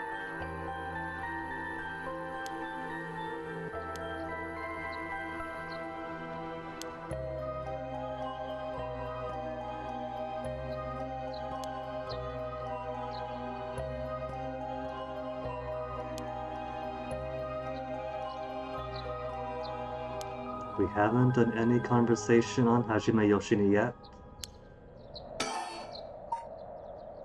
And now that everything else has been exhausted about that segue.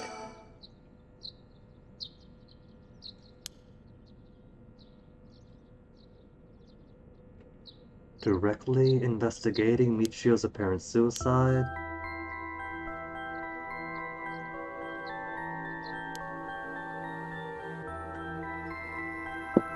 That was one of his one of his charges after all.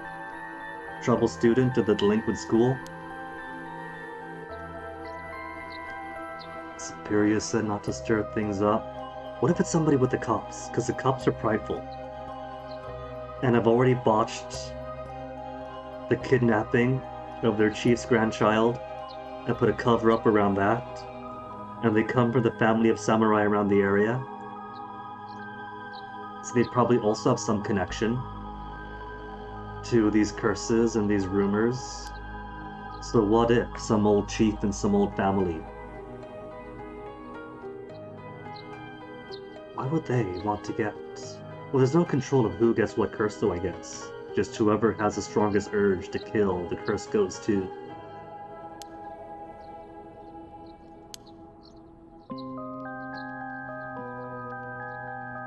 Foot of a building, a ways away from the road.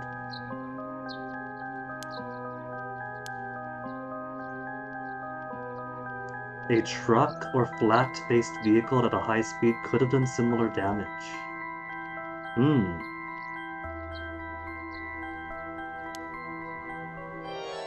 A traffic accident could look a lot like a... I guess if she was hit with sufficient force, that she flew to the building, and that would accommodate there not being signs of movement like a blood trail from road to the place of impact. She could have been hit and flown and landed in minutes like a fall.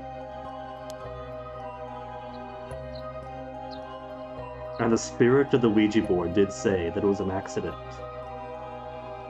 I'm thinking that meant her and the teacher had an argument, and her death was an unintended accident from a physical confrontation. But it could have meant traffic accident.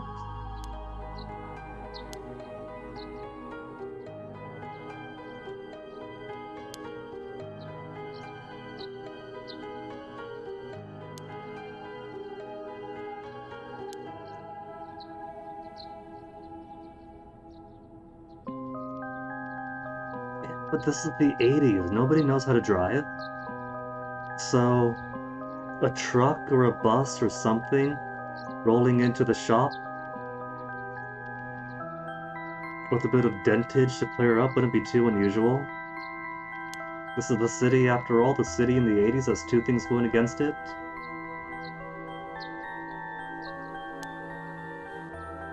And that was a week ago. That was a week ago, so if the vehicle got patched up too late, I'm sure there's plenty of services that aren't keeping strict records of what cars came in for what damage to unding. It could have been abandoned, could have been rolled into the river.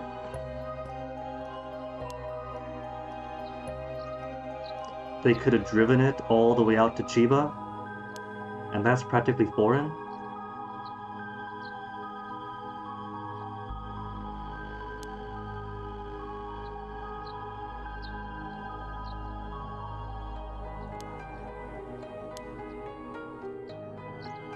Maybe. He did speak to the PI after all. No, Yoshimi, that's Hajime. It's somebody else. I was back thinking about the teacher again. Hajime Yoshimi died of an apparent heart attack, as far as I'm concerned.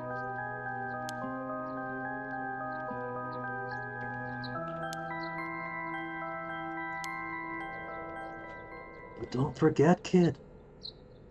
Michio was...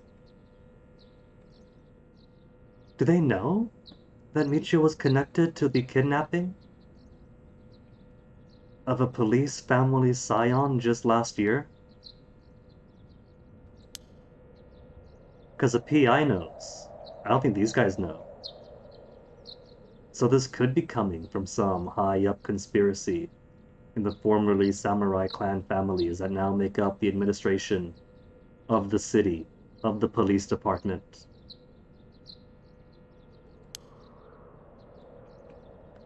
Michio was an accomplice in that kidnapping. Could have been silenced.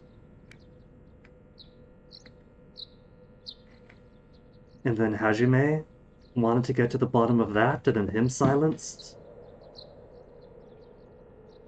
And if it is some old clan or family from the area, from the olden times, I'm sure somebody's got some kind of psychic connection. Or has some existing on Myoji on speed dial to drop some Feast of Shadow and get some chaos going.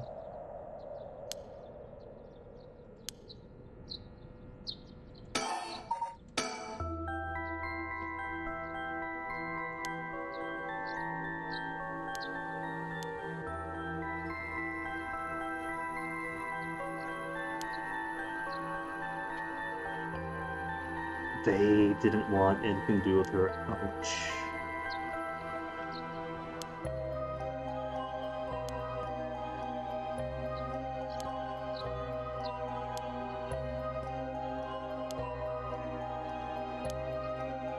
Student dies a week ago, teacher found dead today.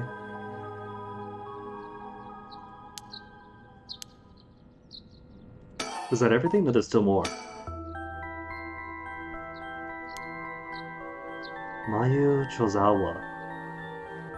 Beautician in the area, so might be able to visit her.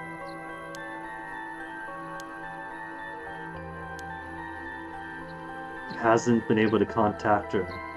He's probably grieving. Or maybe if Hajime knew some stuffs, he probably warned her that if he ends up dead, leave town.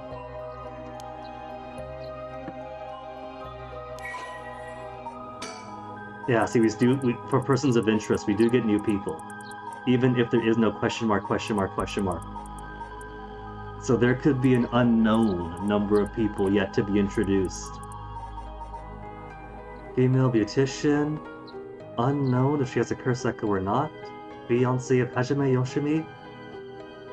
Current whereabouts unknown. Nah, I doubt that.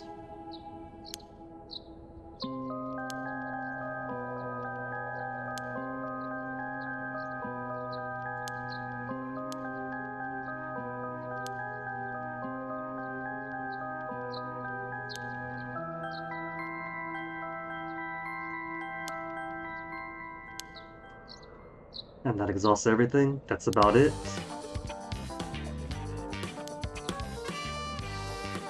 High school to look into Hitomi, who's not gonna be there.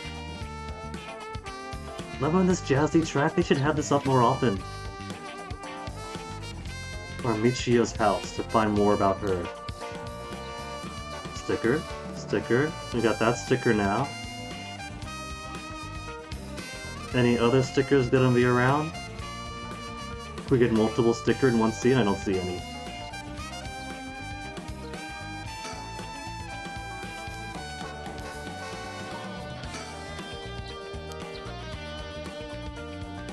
Running out of time, gotta keep moving. I feel like that conversation the whole hour, and that is done. So you can move forward to Fancy Sushi, or we can do more of Harue's, that we haven't seen since last night. And that means more Michael Jackson time. But first let me grab one final BRB for the night. And then we'll push into uncovering more stones when I come back.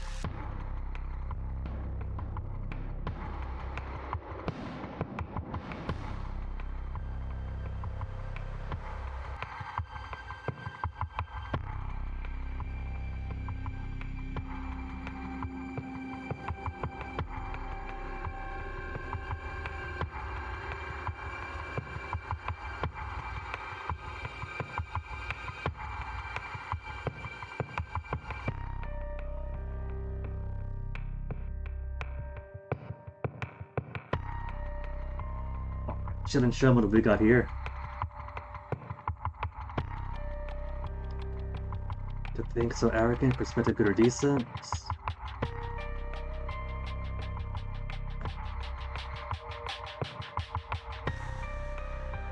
And maybe, just maybe... Is that the main character speaking or you? You cannot tell and it does not matter. That's kind of the exciting part of creation, isn't it? Especially when you put so much into your creation that the lines start to blur between is this the character, is this you, is this you, evolving through the character. The thrill and the danger of creation. Throughout the night, Richter continues to get information about the cursed stones, while Hadore lies awake until dawn. Preoccupied, more like obsessed, about the prospect of bringing her lost child back to life.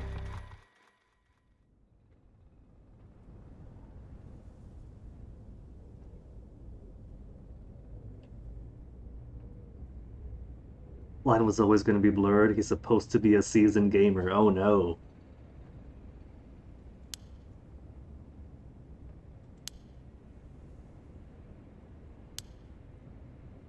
Haven't felt anything since, so no? No soul dredged up. And no power from it.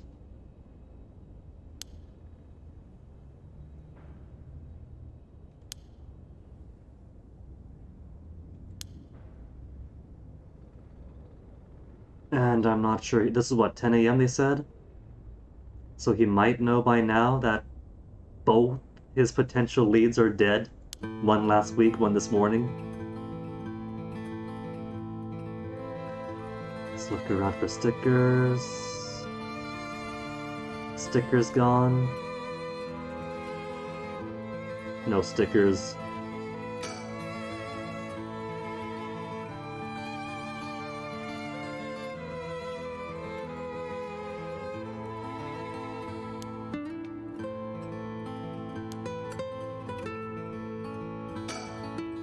There's so much emphasis on the pollution.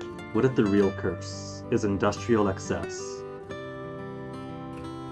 Someone not so much borderline jaded, but certainly had so many experiences, real and virtual, that there's an internal conflict how to make sense of it all in a grand overall narrative. Cool. Drawing out all those real and virtual experiences into one experience for the person. That's a pretty cool concept. I'm not sure that's been explored too much. Outside of like certain genre things about like the fictional experiences shaping the person as well as real ones. Hero of another story who had won or survived their experiences. Housekeeper leaves so early, so she really is alone most of the day.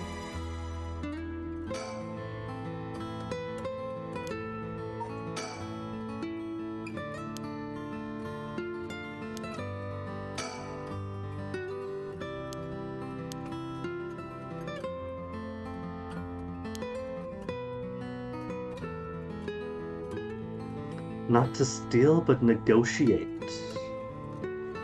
And have them use a right. You know, that's probably the safest thing. Given that Shogo died when he filled up the canal soulstone, curse stone. Adjust my stats. But it could be because it was the wrong stone.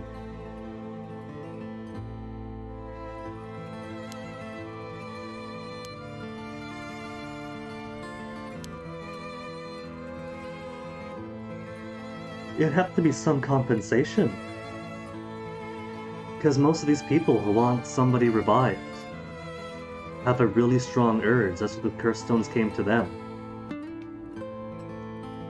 Like, that's why the curse stone would have gone to... What's his face? Yutaro got a curse stone, but Ayame didn't. You who want to revive your favorite artist, because how cool would that be? Versus someone who might have a deeper reason to want to revive someone enough to kill. And then mentors the most utterly rookie shonen shoujo protagonist into a different path than usual. This kind of sounds like certain current anime paradigms where there's a bit of either mentoring or meta-knowledge coming from virtual experiences. The most stereotypical young hero, then add a bit more cocaine and I might give you an idea of what you plan for this apprentice character. Have you seen that one like Isekai Dojin, where it's a speedrunner who gets isekai, and so he's using all of his video game knowledge, his speedrunning video game knowledge, to pretty much cheat his way to the isekai.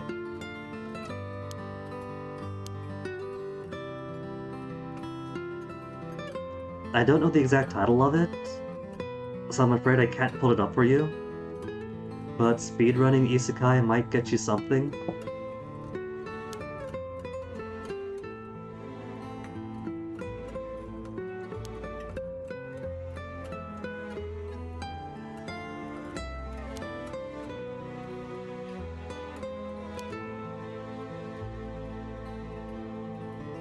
You know, this woman here, the first time we take control of her is when she awakens to her Clapper's Curse Stone, the Curse Echo. She's an old family with connections and money. What if hers is the one who summoned this whole thing for the right of resurrection?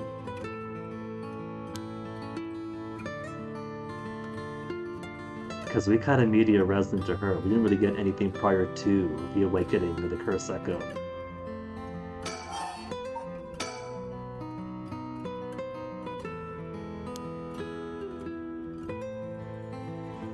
Well, one was, but then he got killed at the end of his route.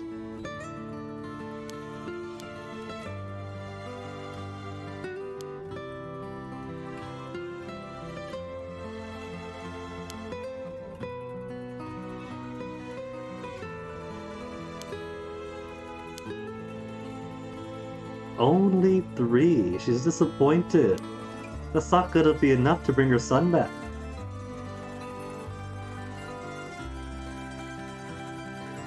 The most hot-headed, impulsive rookie I've seen. I've seen some shonen. That's gonna be like... that is a high bar to pass.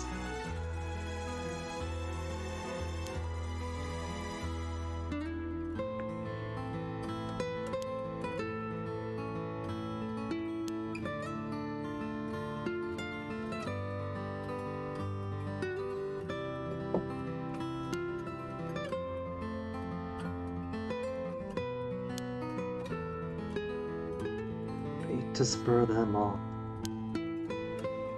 We do have a curse bearer here. She could expose herself, and then they would know to come here.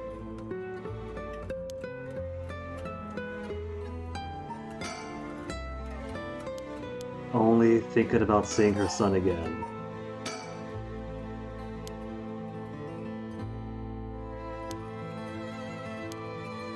And now we're thinking in terms of masterminds.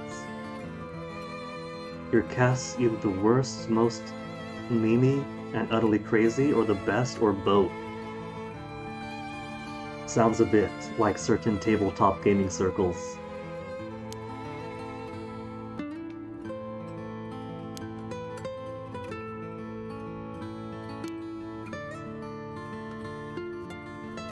I sometimes keep forgetting that these different characters we're playing as have different access to different information. So what was already explained to one is just speculation for the other.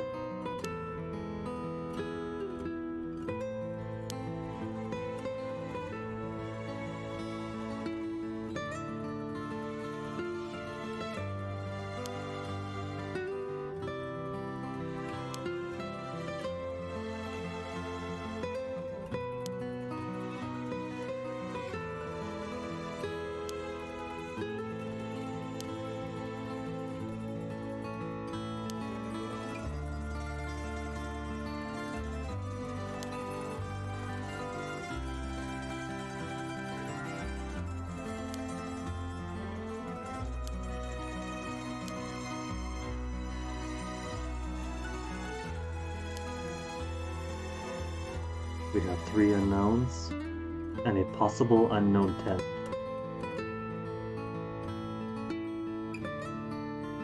Again, shouldn't show. There's no harm if you want to talk about stuff. It's perfectly fine. There's no worry about like monopolizing conversation or anything. It's perfectly fine. It's perfectly alright.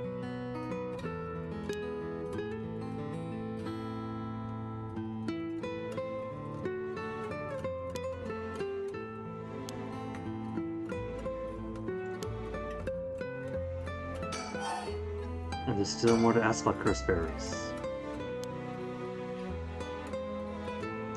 And the right to resurrection does seem ever more unlikely. If it's tied to the guy who was hung in Evergreen Beach, false dark arts swinging from a rope, so-called right of resurrection. So this whole thing could be all based on a falsehood from ages back. That people strive towards, they want access to, and will kill for, but does it exist? You're not paid attention to the game, but it's amazing. It's got intrigue and drama.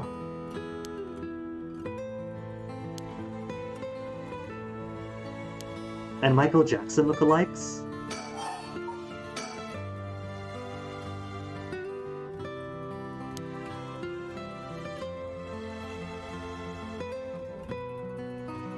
Detailed information on 2. That's a JoJo pose, isn't it? And he's even leaning to the side. Is that my type? Well, he is cute. And she is cute, so I'd say both are.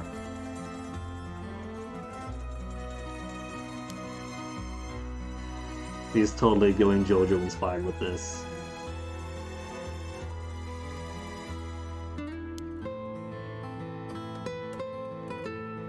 University of Arts, and lives in Midoriko Park, near Midoriko Park. I still think that she's got the best, Ayame has the best potential of being Susumi's daughter.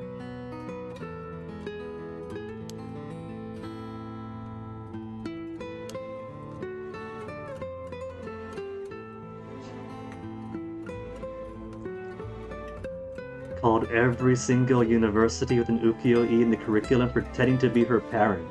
It's that easy to fraudulently get information.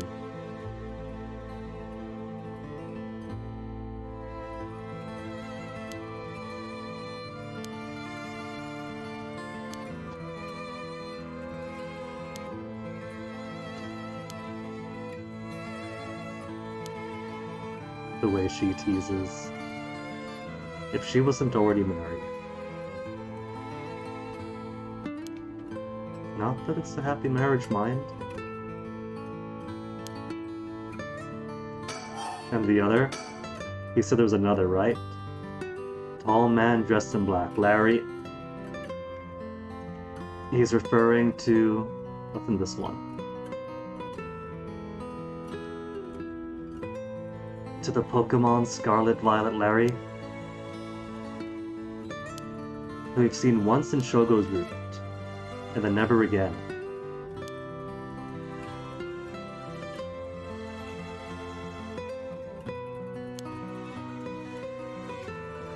So the 2 potential curse bearers that he's followed and followed up on are as of right now confirmed not curse bearers. But are tied to the plot. One wants to be a curse bearer, the other wants to collect the stones to keep them out of circulation. Maybe this happens every once in a while, and every time it happens, he goes out, collects the stones. And then this happens again, and more stones enter circulation.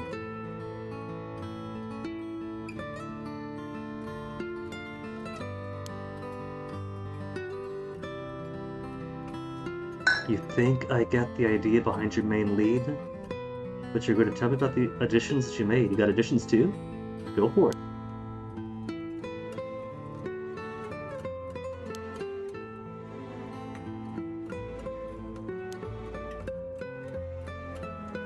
I wish this was only a back then thing. This is 1980 whatever. And if it was birthed back in 1960, 1970, whenever.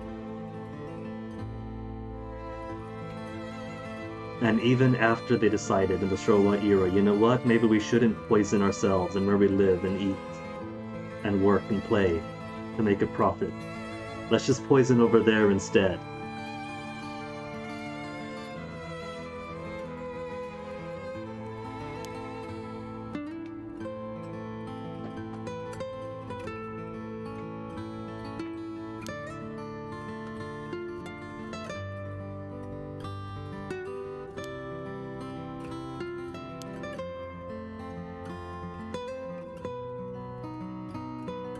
Adore, that is making it sound like they're going to develop the T-virus.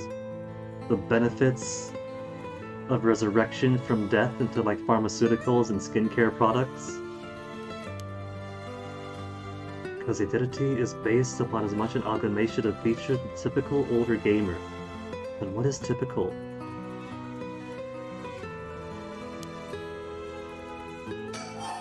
Still more for the curse bearers. And one more suspicious man. Which one was he? Alright, Aishi.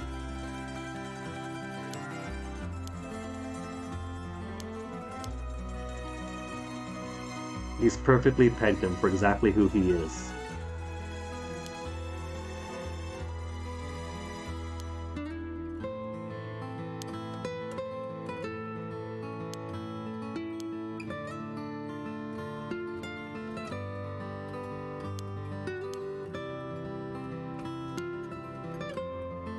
And that's it for Curse Bearers? No, there's still more.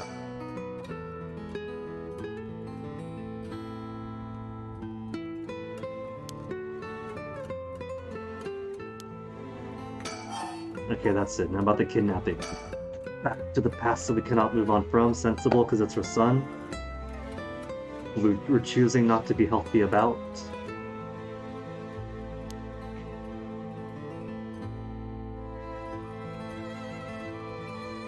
Don't tell me that Janochi himself was tied directly with the kidnapping and not just blackmailing the high schooler that was involved with the kidnapping.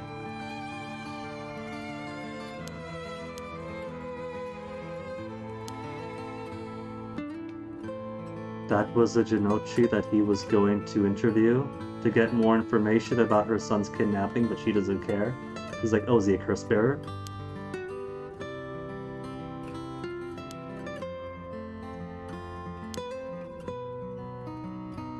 It almost feels like she doesn't care about information about the investigation about the kidnapping itself. Now she's all in on the resurrection.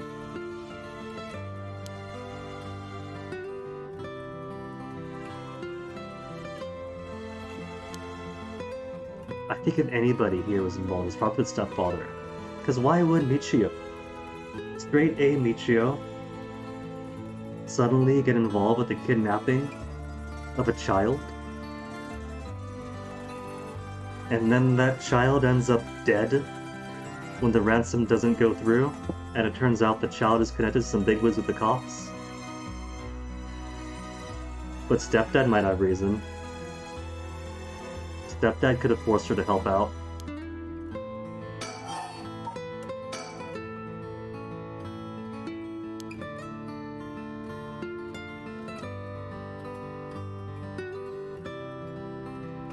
You decided on a theory of his name.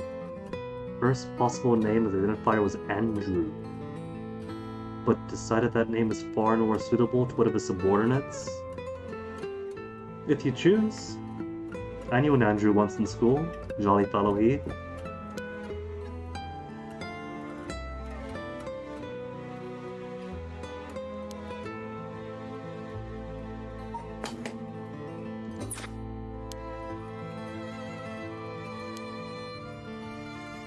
If there is a mastermind, what if the mastermind person had his curse activated earlier on?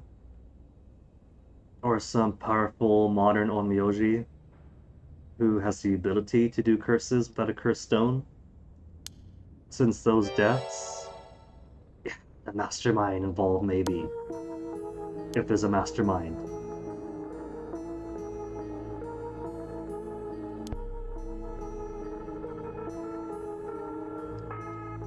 week ago, a girl dies who had an amulet.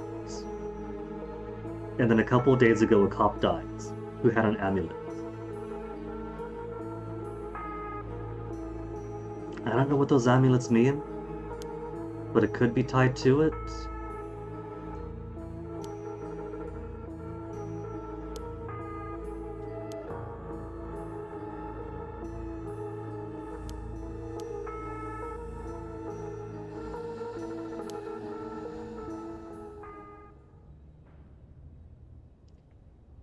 You're thinking of the Trevor for your character's name, or something more Serbian or Bulgarian? Not sure why, but Niko Bellic and Anton Slavic keep coming to mind. I didn't play that. That was Grand Theft Auto 4, right? I knew the memes, I never played it. Nico for his uncertainty after having been in the military after war.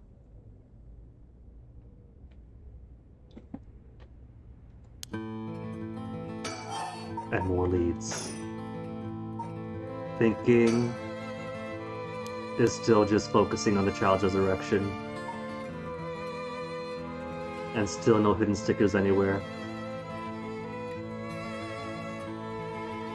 At least the stickers stand out easily when they're on the map. You got this like almost painted filter, and the stickers just stand out. The ones that hide in conversation or options is a bit tricky though.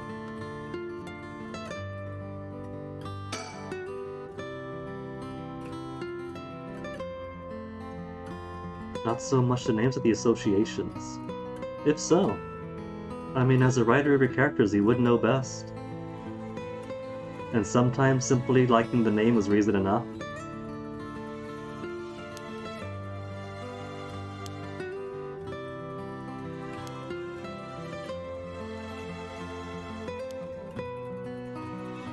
Let's go together. He's inviting her for a walk. I still say she's a catch. She's married now, but her husband is basically living a separate life. And they're both cuties. Although, there would be kind of a conflict of interests and a power imbalance in being his client.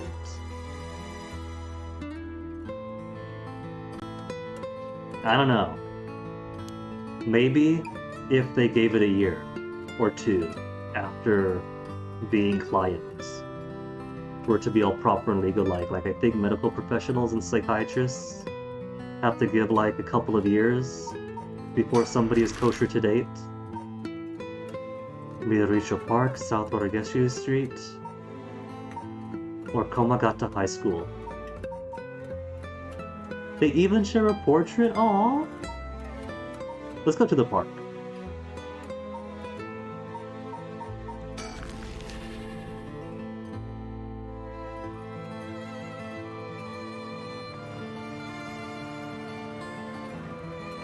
The panoramic image? Yeah. You got your 2D characters, well drawn 2D. And the pre-rendered road behind them you could zoom around.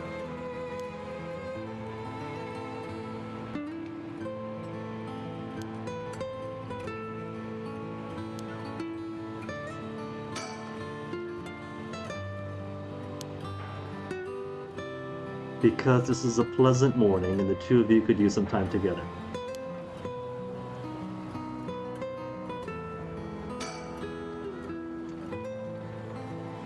Are you suggesting Chilin Sham? A Nico Ni?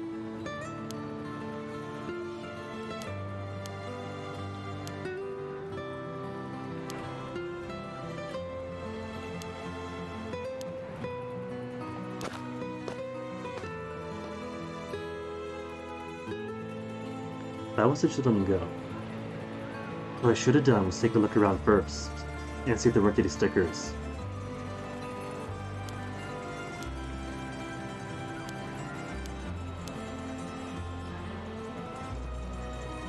So police have their eyes on the area. Oh, you know what? They got their eyes on the building because that is Susumi's daughter.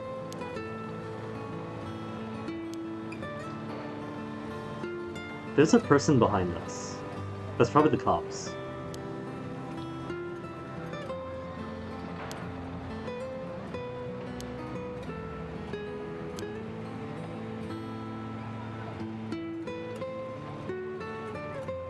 That's just surroundings.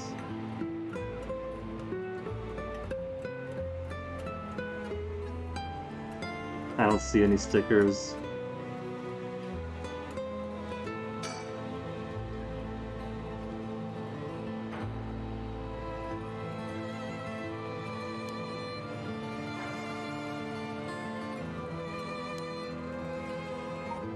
Who's also here? Katsushika Hokusai's house? Ah.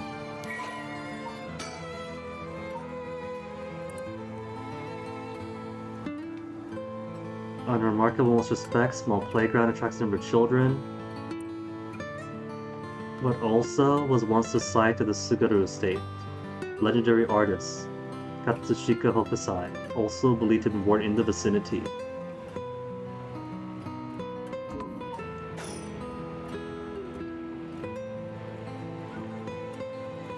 Shadow people passing around. There's nothing else around here.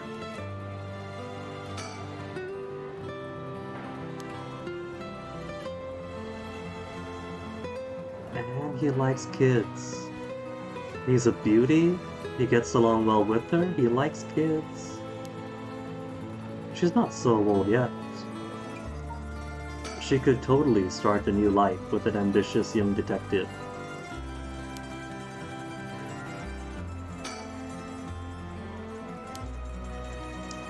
Well, there's nothing else here, there's no stickers.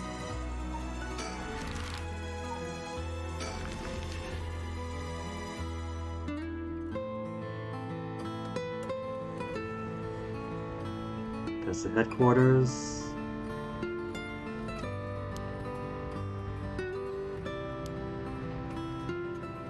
This is gonna take him a while if he wants to interview here. And still there's no stickers, what's the point if there's no stickers?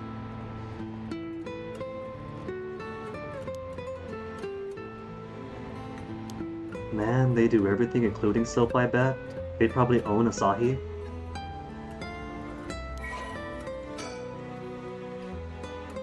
Chemical producer ranks 4th largest in the domestic detergent market. That is huge. 7th largest cosmetics. After the war in 1946, Natsue Yamamori utilized her feminine perspective and a well-timed economic boom to boldly lead the company to new markets. Expands in Sumida City, digs its roots and poisons it all. Cosmetics, detergent, soap, shampoo, and more. Episode of interest? We got Nat. So she's not just chairwoman, she's founder then. She is ancient. Former president of Hyaku Soaps. Retired 2 years ago, but yields great influence for her position as chairwoman. Rumors that she possesses a strange and powerful magical ability, earning the nickname the Witch of Hyaku. If the rumors are true, then she could be our potential spellsman who casts a piece of shadows. Prior to war, enjoyed working at a dream job at a textile factory, forced to face a bitter reality of the world where the factory was destroyed by fire during the war. Oh.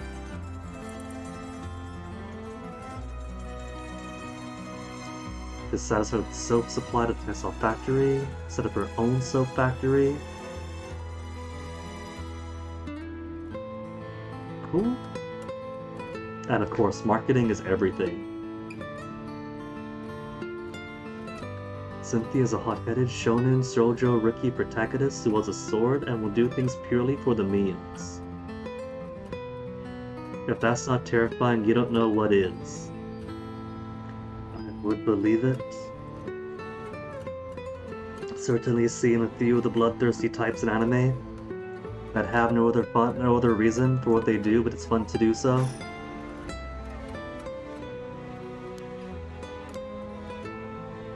Oh, he totally is.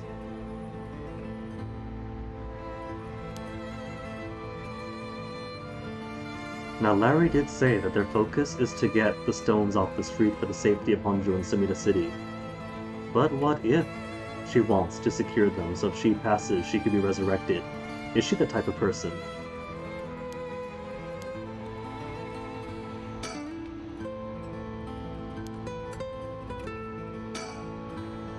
But doesn't give the check mark. So clicking it probably gets us into it.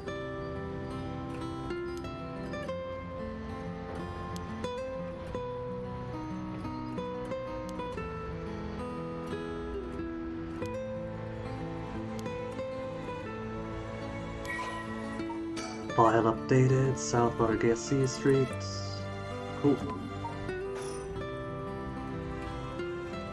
That's got the check mark.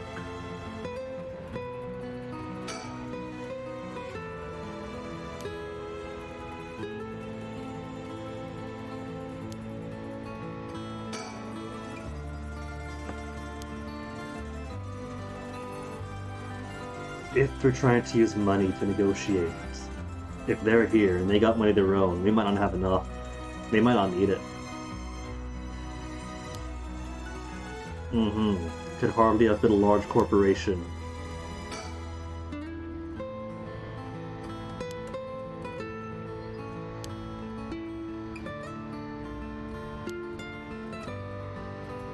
Walk around and visit a cafe for some tea. If it turns out that we do and we meet. Not him. Hideki? Raishi? He also says he hangs out in a coffee shop, yeah? It's as though she wanted to make a show of it. Why take a picture of dabbing on an enemy if it wasn't to annoy the commander with it? Can we go in yet? Better to go in alone, he says. Where do we go? We go nowhere. It just teleports later on.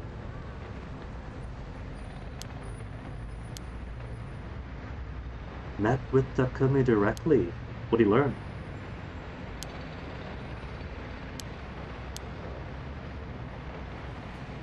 Was he able to ascertain if he was successful in finding cursed stones for his own?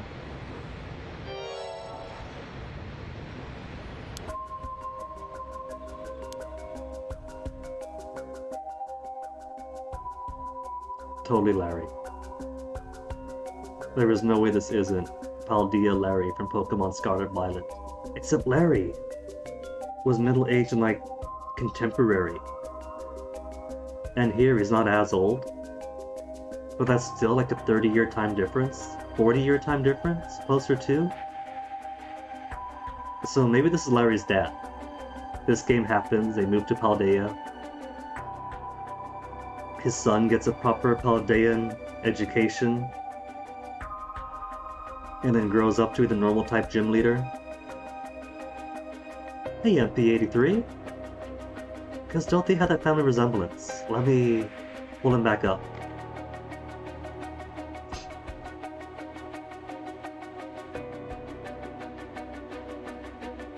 Yeah, see? That's totally father and son. He's even got the eyebrows. Yeah? And he wears his tie differently? Red tie to blue tie to differentiate himself from his father? Or it could be him just older. His hair going from slick back to poofing out Ace Attorney style. Now that he's not so young that he needs to keep it gelled down all the time.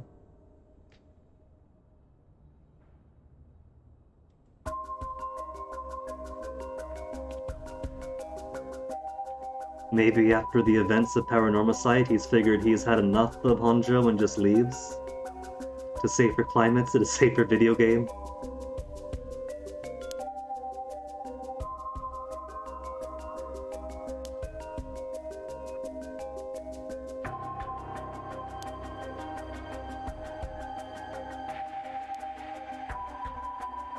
Don't mind you, just recreating the font from Chubby Gristle and eating pizza. Ooh, MP. Are you going to be creating a Chubby Gristle spiritual successor or fan remake? If so, best of luck to you.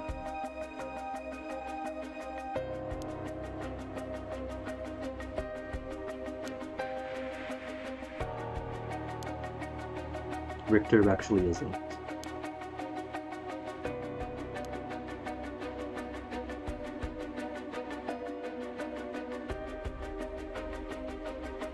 for other reasons for now. Alright, I'll choose to believe it's set up to eventually make the Chubby Gristle spiritual successor fan remake.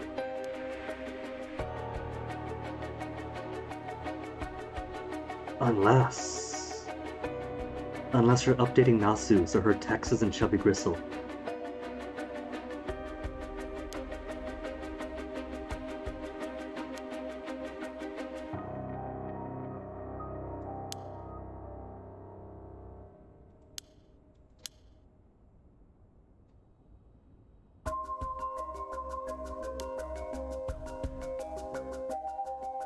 Akin to those of a god, I'm willing to accept that there are supernaturally inclined people who are more sensitive to spiritual things, but akin to those of a god is a pretty big sell.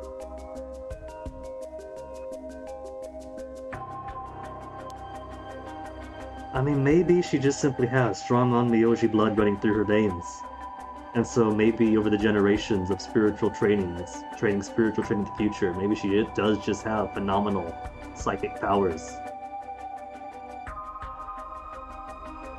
Yeah, but Larry didn't just transform the land from dirt and farms to the home of your headquarters. You've also poisoned the soil and rivers so much that the bodies of cats and dogs would float on top, and the proximity to the river got people sick.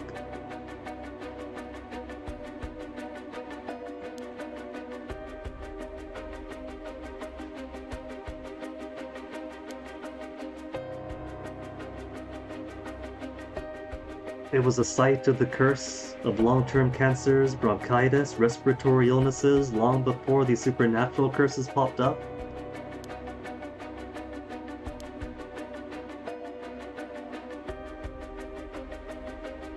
Suiga and Gamioda working behind the scenes.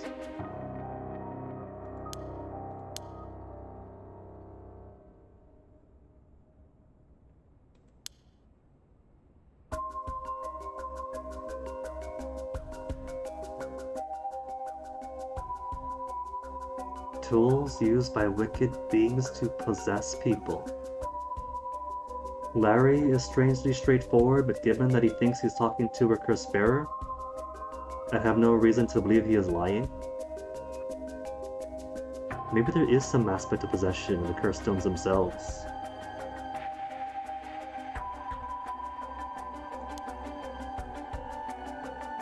The rite of resurrection is a fabrication to seduce them.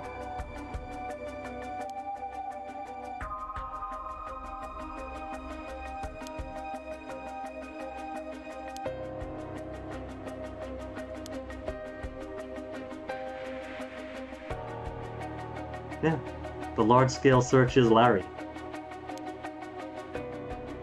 He of the dead eyes. 6. Now hold up, he's making up lies. Because we know of 1, 2, 3, 4, 5, 6. With 1, 2, 3 unknown.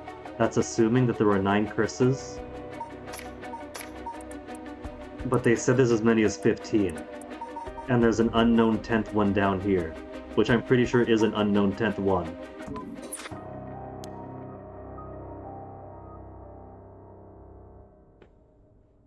There could be 12?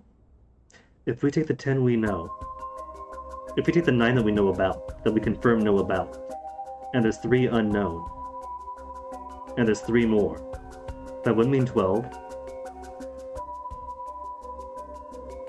If there's a separate 6 beyond the 9 we know about, there'd be 15.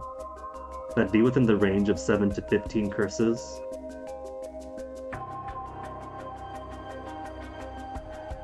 A love pentagon made of a bunch of militant bisexual gamers. That is, at least Shinichi, more ideal than most of what you get when you get a group of militant gamers together.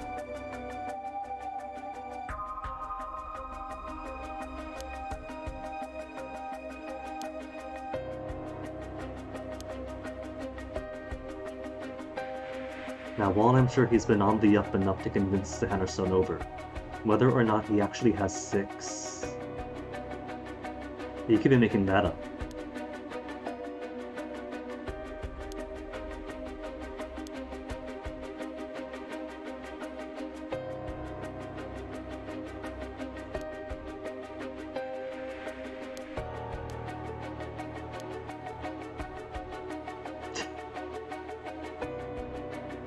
Yumioka is not afraid to kill. One of Shogo's possible deaths is he just straight up clubs him in the back of the head. And now he wants the home address and contact information.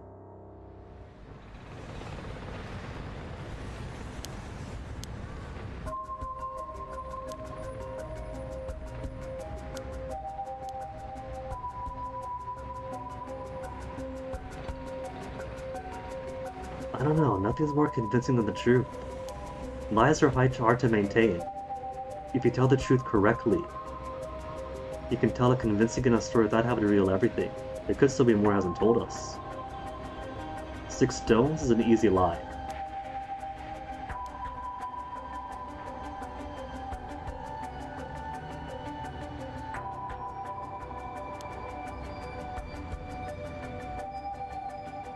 And collecting them for the good of Sumida City is what he told to Shogo as well. So either it's a very well rehearsed lie, or it could be closer to the truth. Unless our newly learned person is a powerful sorceress who casts a spell over the land of the Feast of Shadows to draw out these cursed bearers from the gutter.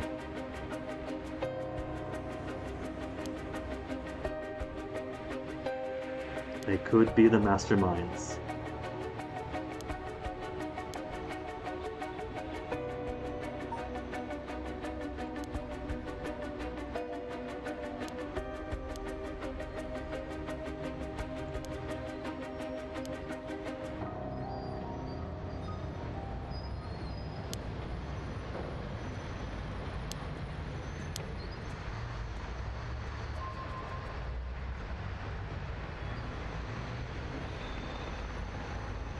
You're so not into politics now, MP?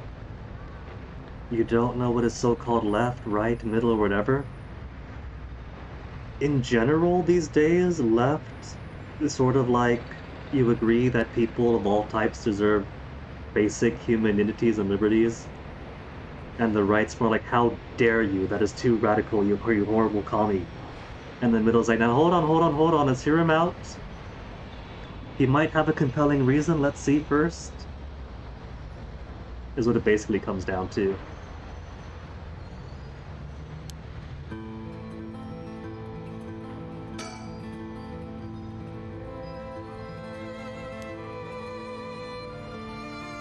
Checkmark on him, checkmark on surroundings, checkmark on surroundings.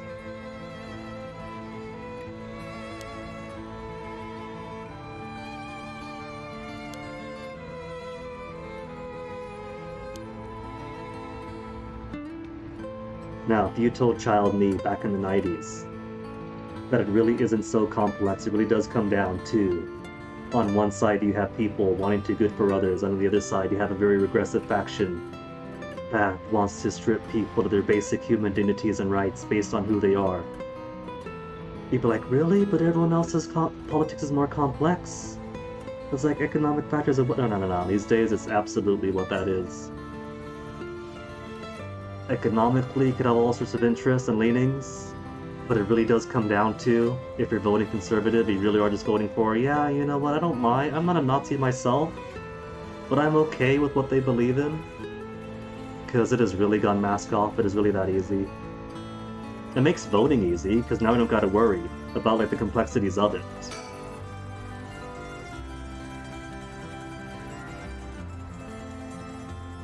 If nothing else, that's a convenience. I go down my ballot, I see an R, I'm like, alright, that's off the list.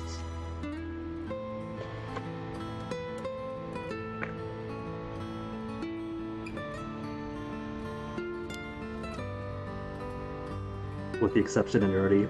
Nerdy is an okay label to have.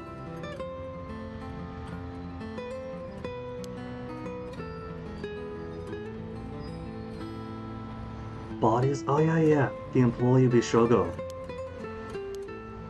But he was pretty low level.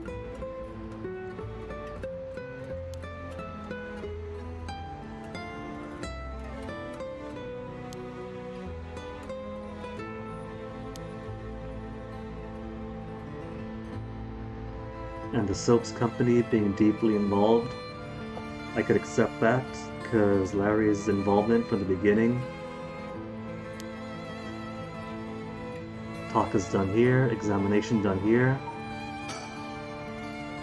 So all that's left to do is to leave them.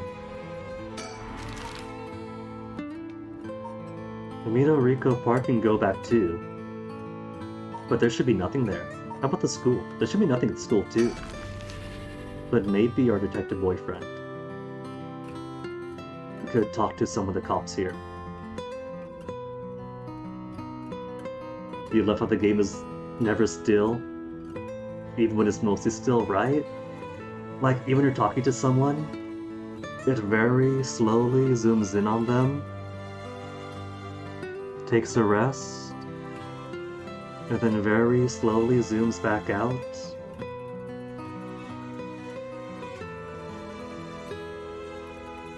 At some of the angles you're talking to someone, maybe they're like this, maybe they're like that.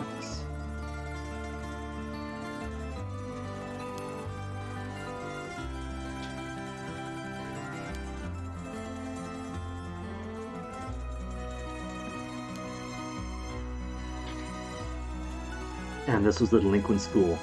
Delinquent school, and the kids have no place to go. Now they just spend all their day at the arcades, getting into trouble from motorcycle gangs.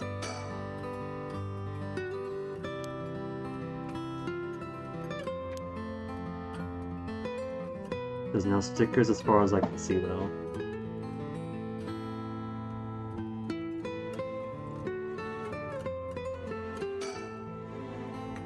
Oh, that's a truncheon he has over there.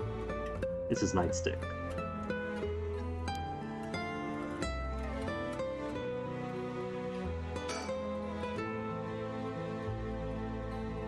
Location's just a photo to filter. Seemingly, yeah. Bit of a filter, bit of an off-focus, kind of puts a painting-like feel to it sometimes. It really does make the characters pop out, though. When you have these nicely drawn 2D characters over the just off-focus background.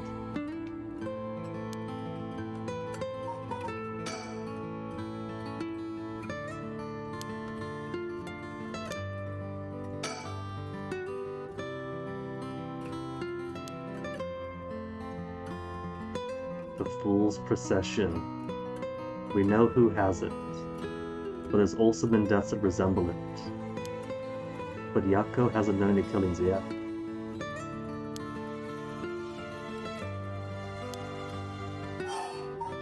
Inquire or look elsewhere? I wonder if I have a reason to do either. Because if I go down to my Mockingbirds, anything about bottom shelf shadowed by dark, there might have been a sticker early on in Yako's section.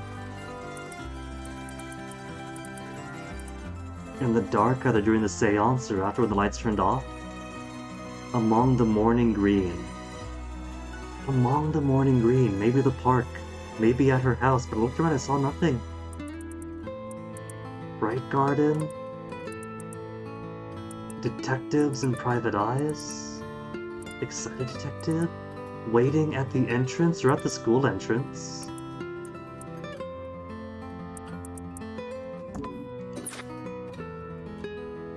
Maybe what I want to do is not fully examine the surroundings. That way when I send him in, I got time to look at other things and then it comes up. Oh, maybe, because like maybe he's standing on top of a sticker right now, and I can't see it.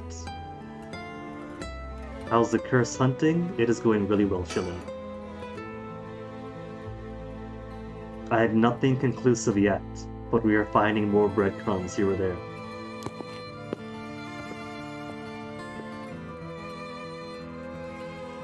Like there, right, when he went off, maybe I would have had time to study the environment more and look for stickers. If I didn't already fully harvest and checkmark everything.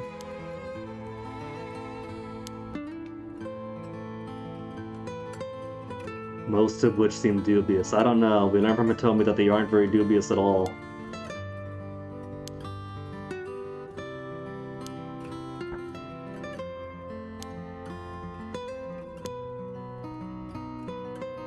Michio the one who killed Mr. Genoa? I mean, Hitomi saw the exact same thing.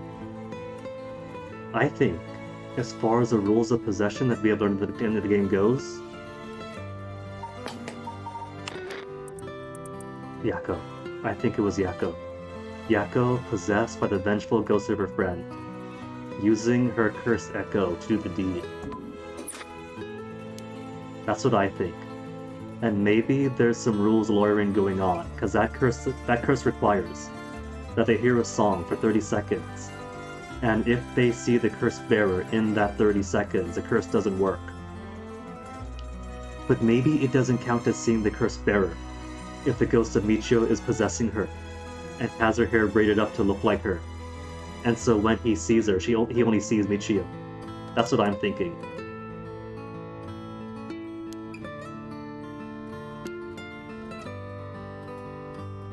Mumbling that Michio's gonna kill him, said the exact same thing to him when he approached him.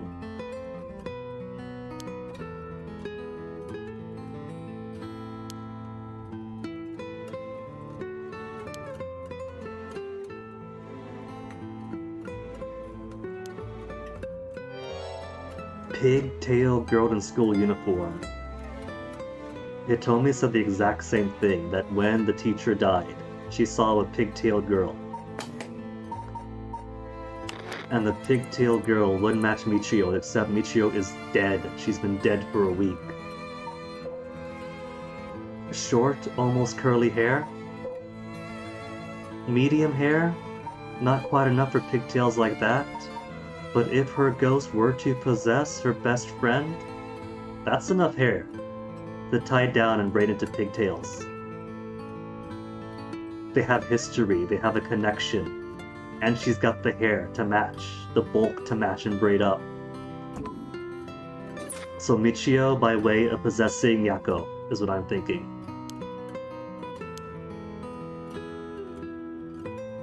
And nobody saw her face. If anybody else saw her face, would have seen, no, that's Yako, but all they saw was the uniform with the pigtails.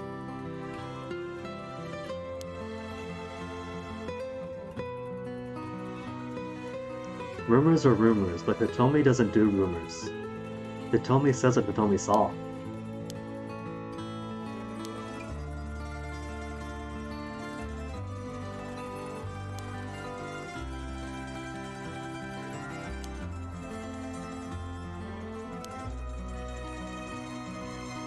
Got her address.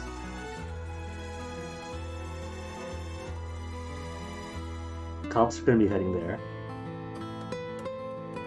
I forget if Yako's group is gonna head there, but we could have everyone go the same direction maybe. Just pin everyone to the exact same location.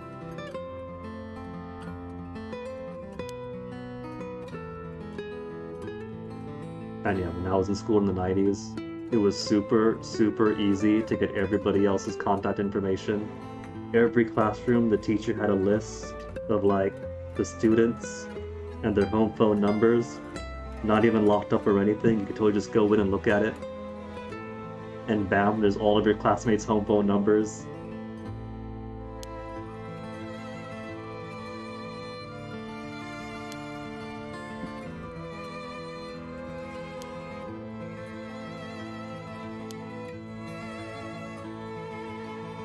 Possible to visit Michio's house? Everything here is done, right? He still has talk on him.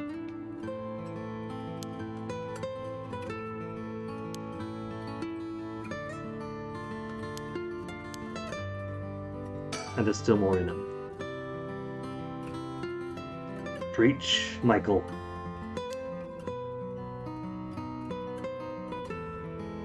And he's especially concerned about that.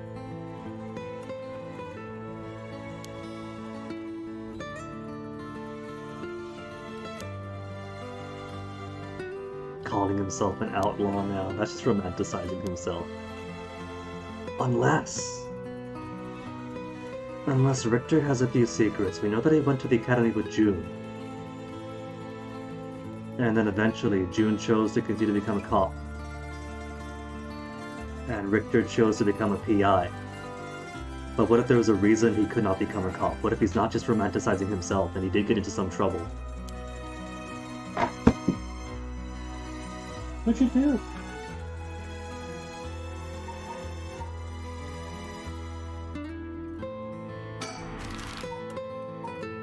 We got more areas. We got Michio's house here, or we could go back to the Soaps HQ or the park. I want to go back to the park first and see if there's any benefit to going back to these old places. Because every other time when you finish an area, you leave.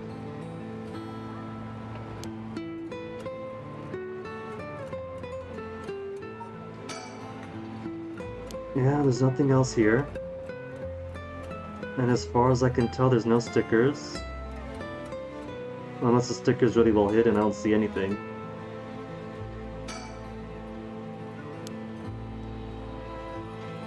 Yeah, there's nothing. I really want there to be a sticker though.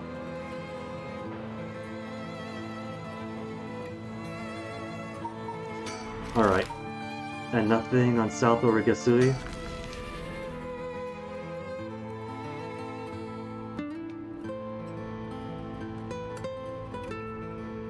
You like the big cuff on his glove, Chillin' Chum? I like his glasses. His tiny glasses that he keeps on his chain.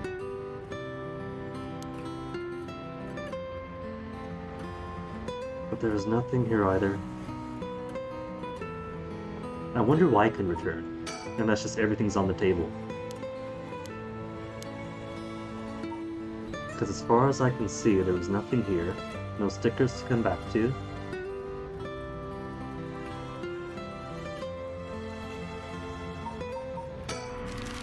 Alright, to Michio's home.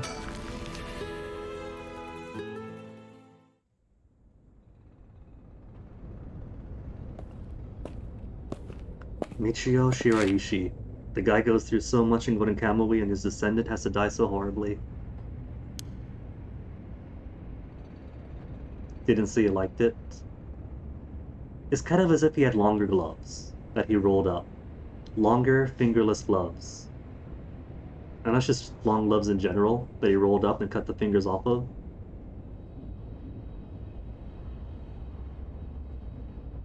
Seems cartoonish to you?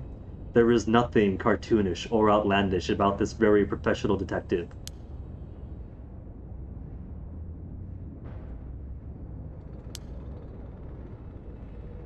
Empty wad and a stack of newspapers. Indeed, because nothing about her family history should suggest that Michio's family is gone or something. She's been done a week. Maybe her parents, her mom and her stepdad, had a rough time of it, went reclusive. Moved to a new house. That should be here. Same area of town they live in, attend the same high school, they grew apart.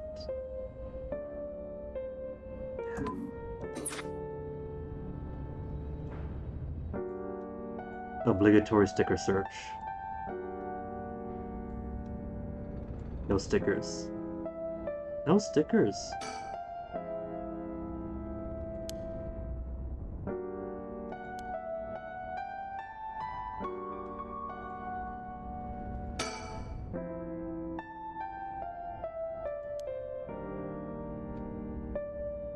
As strong and tall as Richter. I think she's gonna be smitten very soon.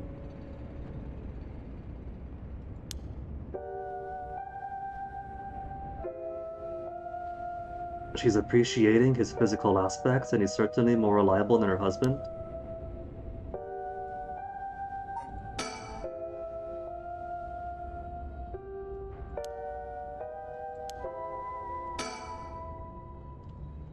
So given Michio's current family, I still do think that it's her stepfather that's related to the kidnapping of this woman's child a year ago.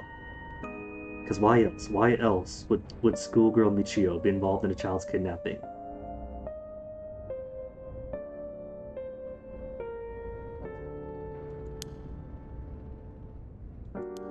Gossipy old ladies. Shiraishi's reputation as a family or hers alone?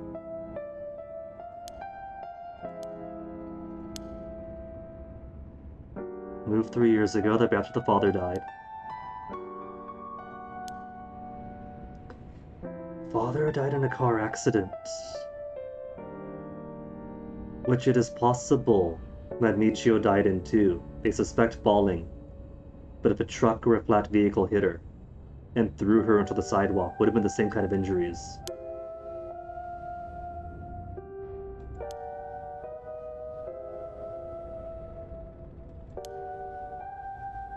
What happened is she got married.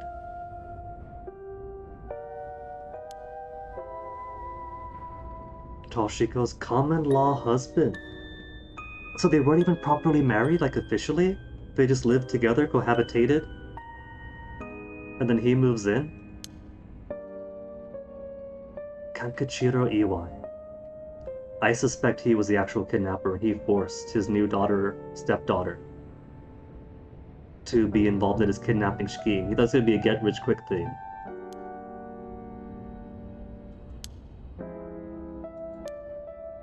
A vulgar fellow, criminal record. Violent with his new family.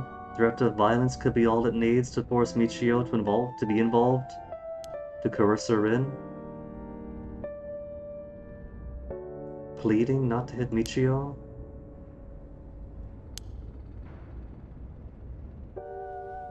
At a chanting what? So not just a violent new husband and dad coming in, but something more occult as well? Was he Jehovah's Witness? Is that the chanting? Because they don't just do church one time a week, the little Kingdom Hall thing. You gotta keep them active with a study all throughout the night, every night, to minimize contact with the worldly world.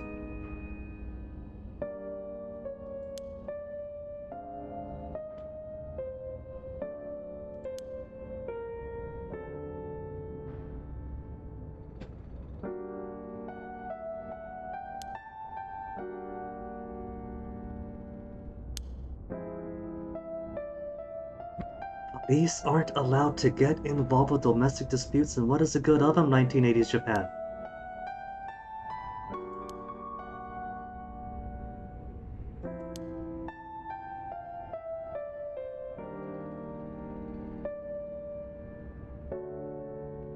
You started dozing off and hear Jehovah's Witnesses and double-taking. I'll say my boyfriend grew up in a Jehovah's Witness family, which wasn't very good for him given his various levels of queerness that went against the JW. And so now I am armed with all sorts of all sorts of like ammunition I could use for cheap gags. Iwai hasn't returned to the home since a suicidal. What if Iwai is the one who ran her over? Because I'm fairly certain that he did the kidnapping and coerced his stepdaughter to participate to lure the child away. Because he thinks this kid comes from a good school, he's gotta be good money. He finds out, wait, no, this kid belongs to like the police chief's grandson or whatever. And so he gets too lofty, then the police botch it up. And so he sends the kid downriver. Because if he can't get the cash, he's at least going to spit in the eye of the police.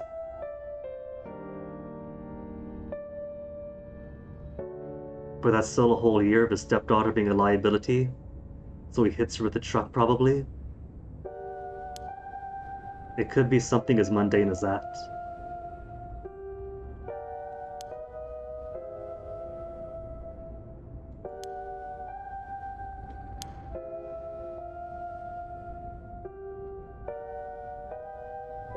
Gotta imagine Haruhe. She's a working class single mom. She probably can't even afford the small apartment they have.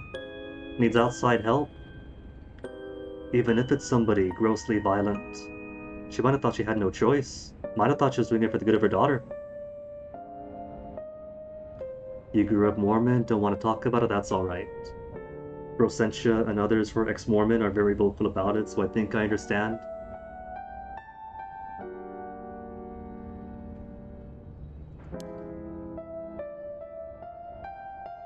Where one partner's personality is a complete turn after it. I don't know. That makes it sound as if maybe he was sweet. Maybe that's how it started. She thought he was nice, then they get into their relationship, and once he has himself, her house, her family, and you can start lording over it, then it becomes more brutish. It's not impossible. And there's that, like I said. Recent widow, financial situation goes dire.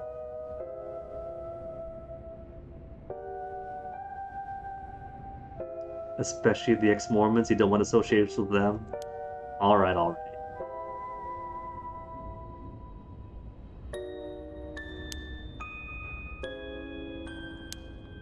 What if the mom did the kidnapping after all? I think it's a violent stepfather. But what if the mom kidnapped the child and convinced her own daughter to kidnap the child? Because she thought that would be a way to guarantee her daughter's well-being.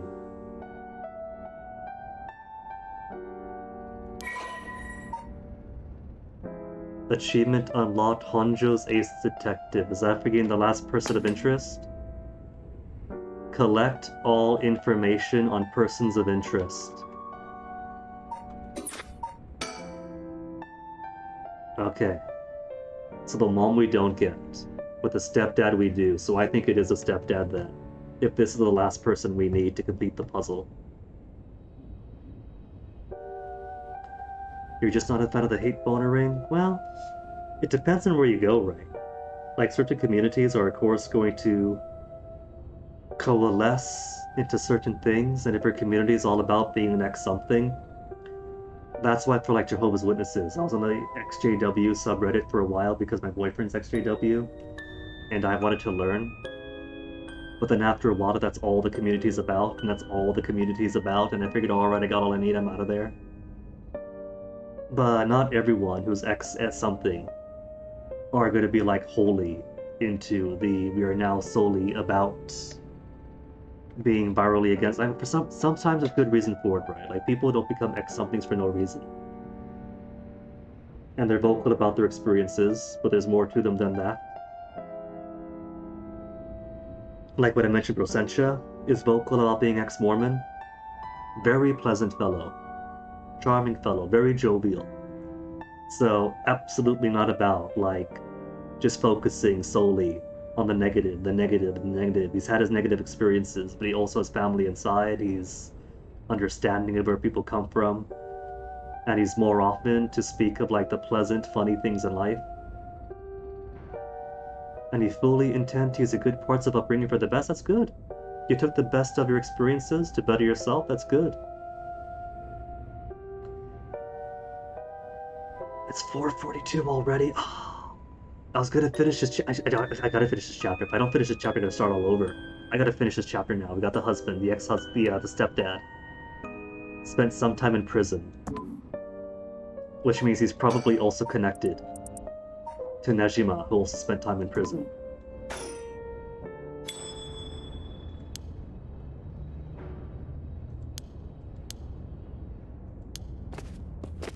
Police? Yeah, the cops. See, the cops came here too. Everyone's gonna come to Michio's house. To distract me? Oh, it's alright. We're making good pace in this game.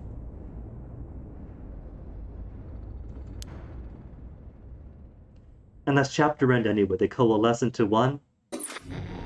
And that's that. And that's gonna be about here when they meet. So these guys come in. That's the same neighborhood. I can't even say that the length of this story chart ascertains how much is there to go, because the story chart was like up to here before, and that's as far as it goes. But as more things happen, it keeps pushing onwards. But I think, given that it's already 4:44, this has to be where I call it for the night. But it's fun.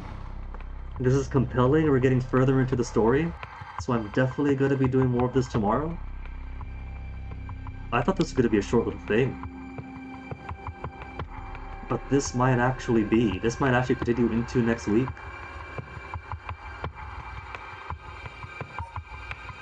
Thank you guys for hanging for the time being. I gotta find someone to toss you guys onto. What do we have online tonight?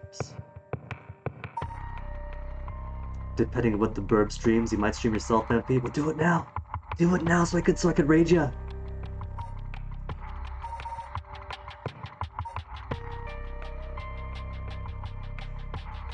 I think we'll go raid Carver. I haven't seen Carver stream too much recently. It's probably late enough in the semester for him that he's got stuff to do. But he's online right now and he pops in now and again. So I am gonna send you guys on over to Carver VT. What's he playing tonight? Melon Journey. Bittersweet Memories. Sounds good enough to me, so thank you all again for hanging out. We'll do more curses tomorrow. And until then, thank you infinitely. Stick around for the raid to say hello to Carver. And I will see you guys tomorrow. Take care of yourselves. Obligatory, you know the third.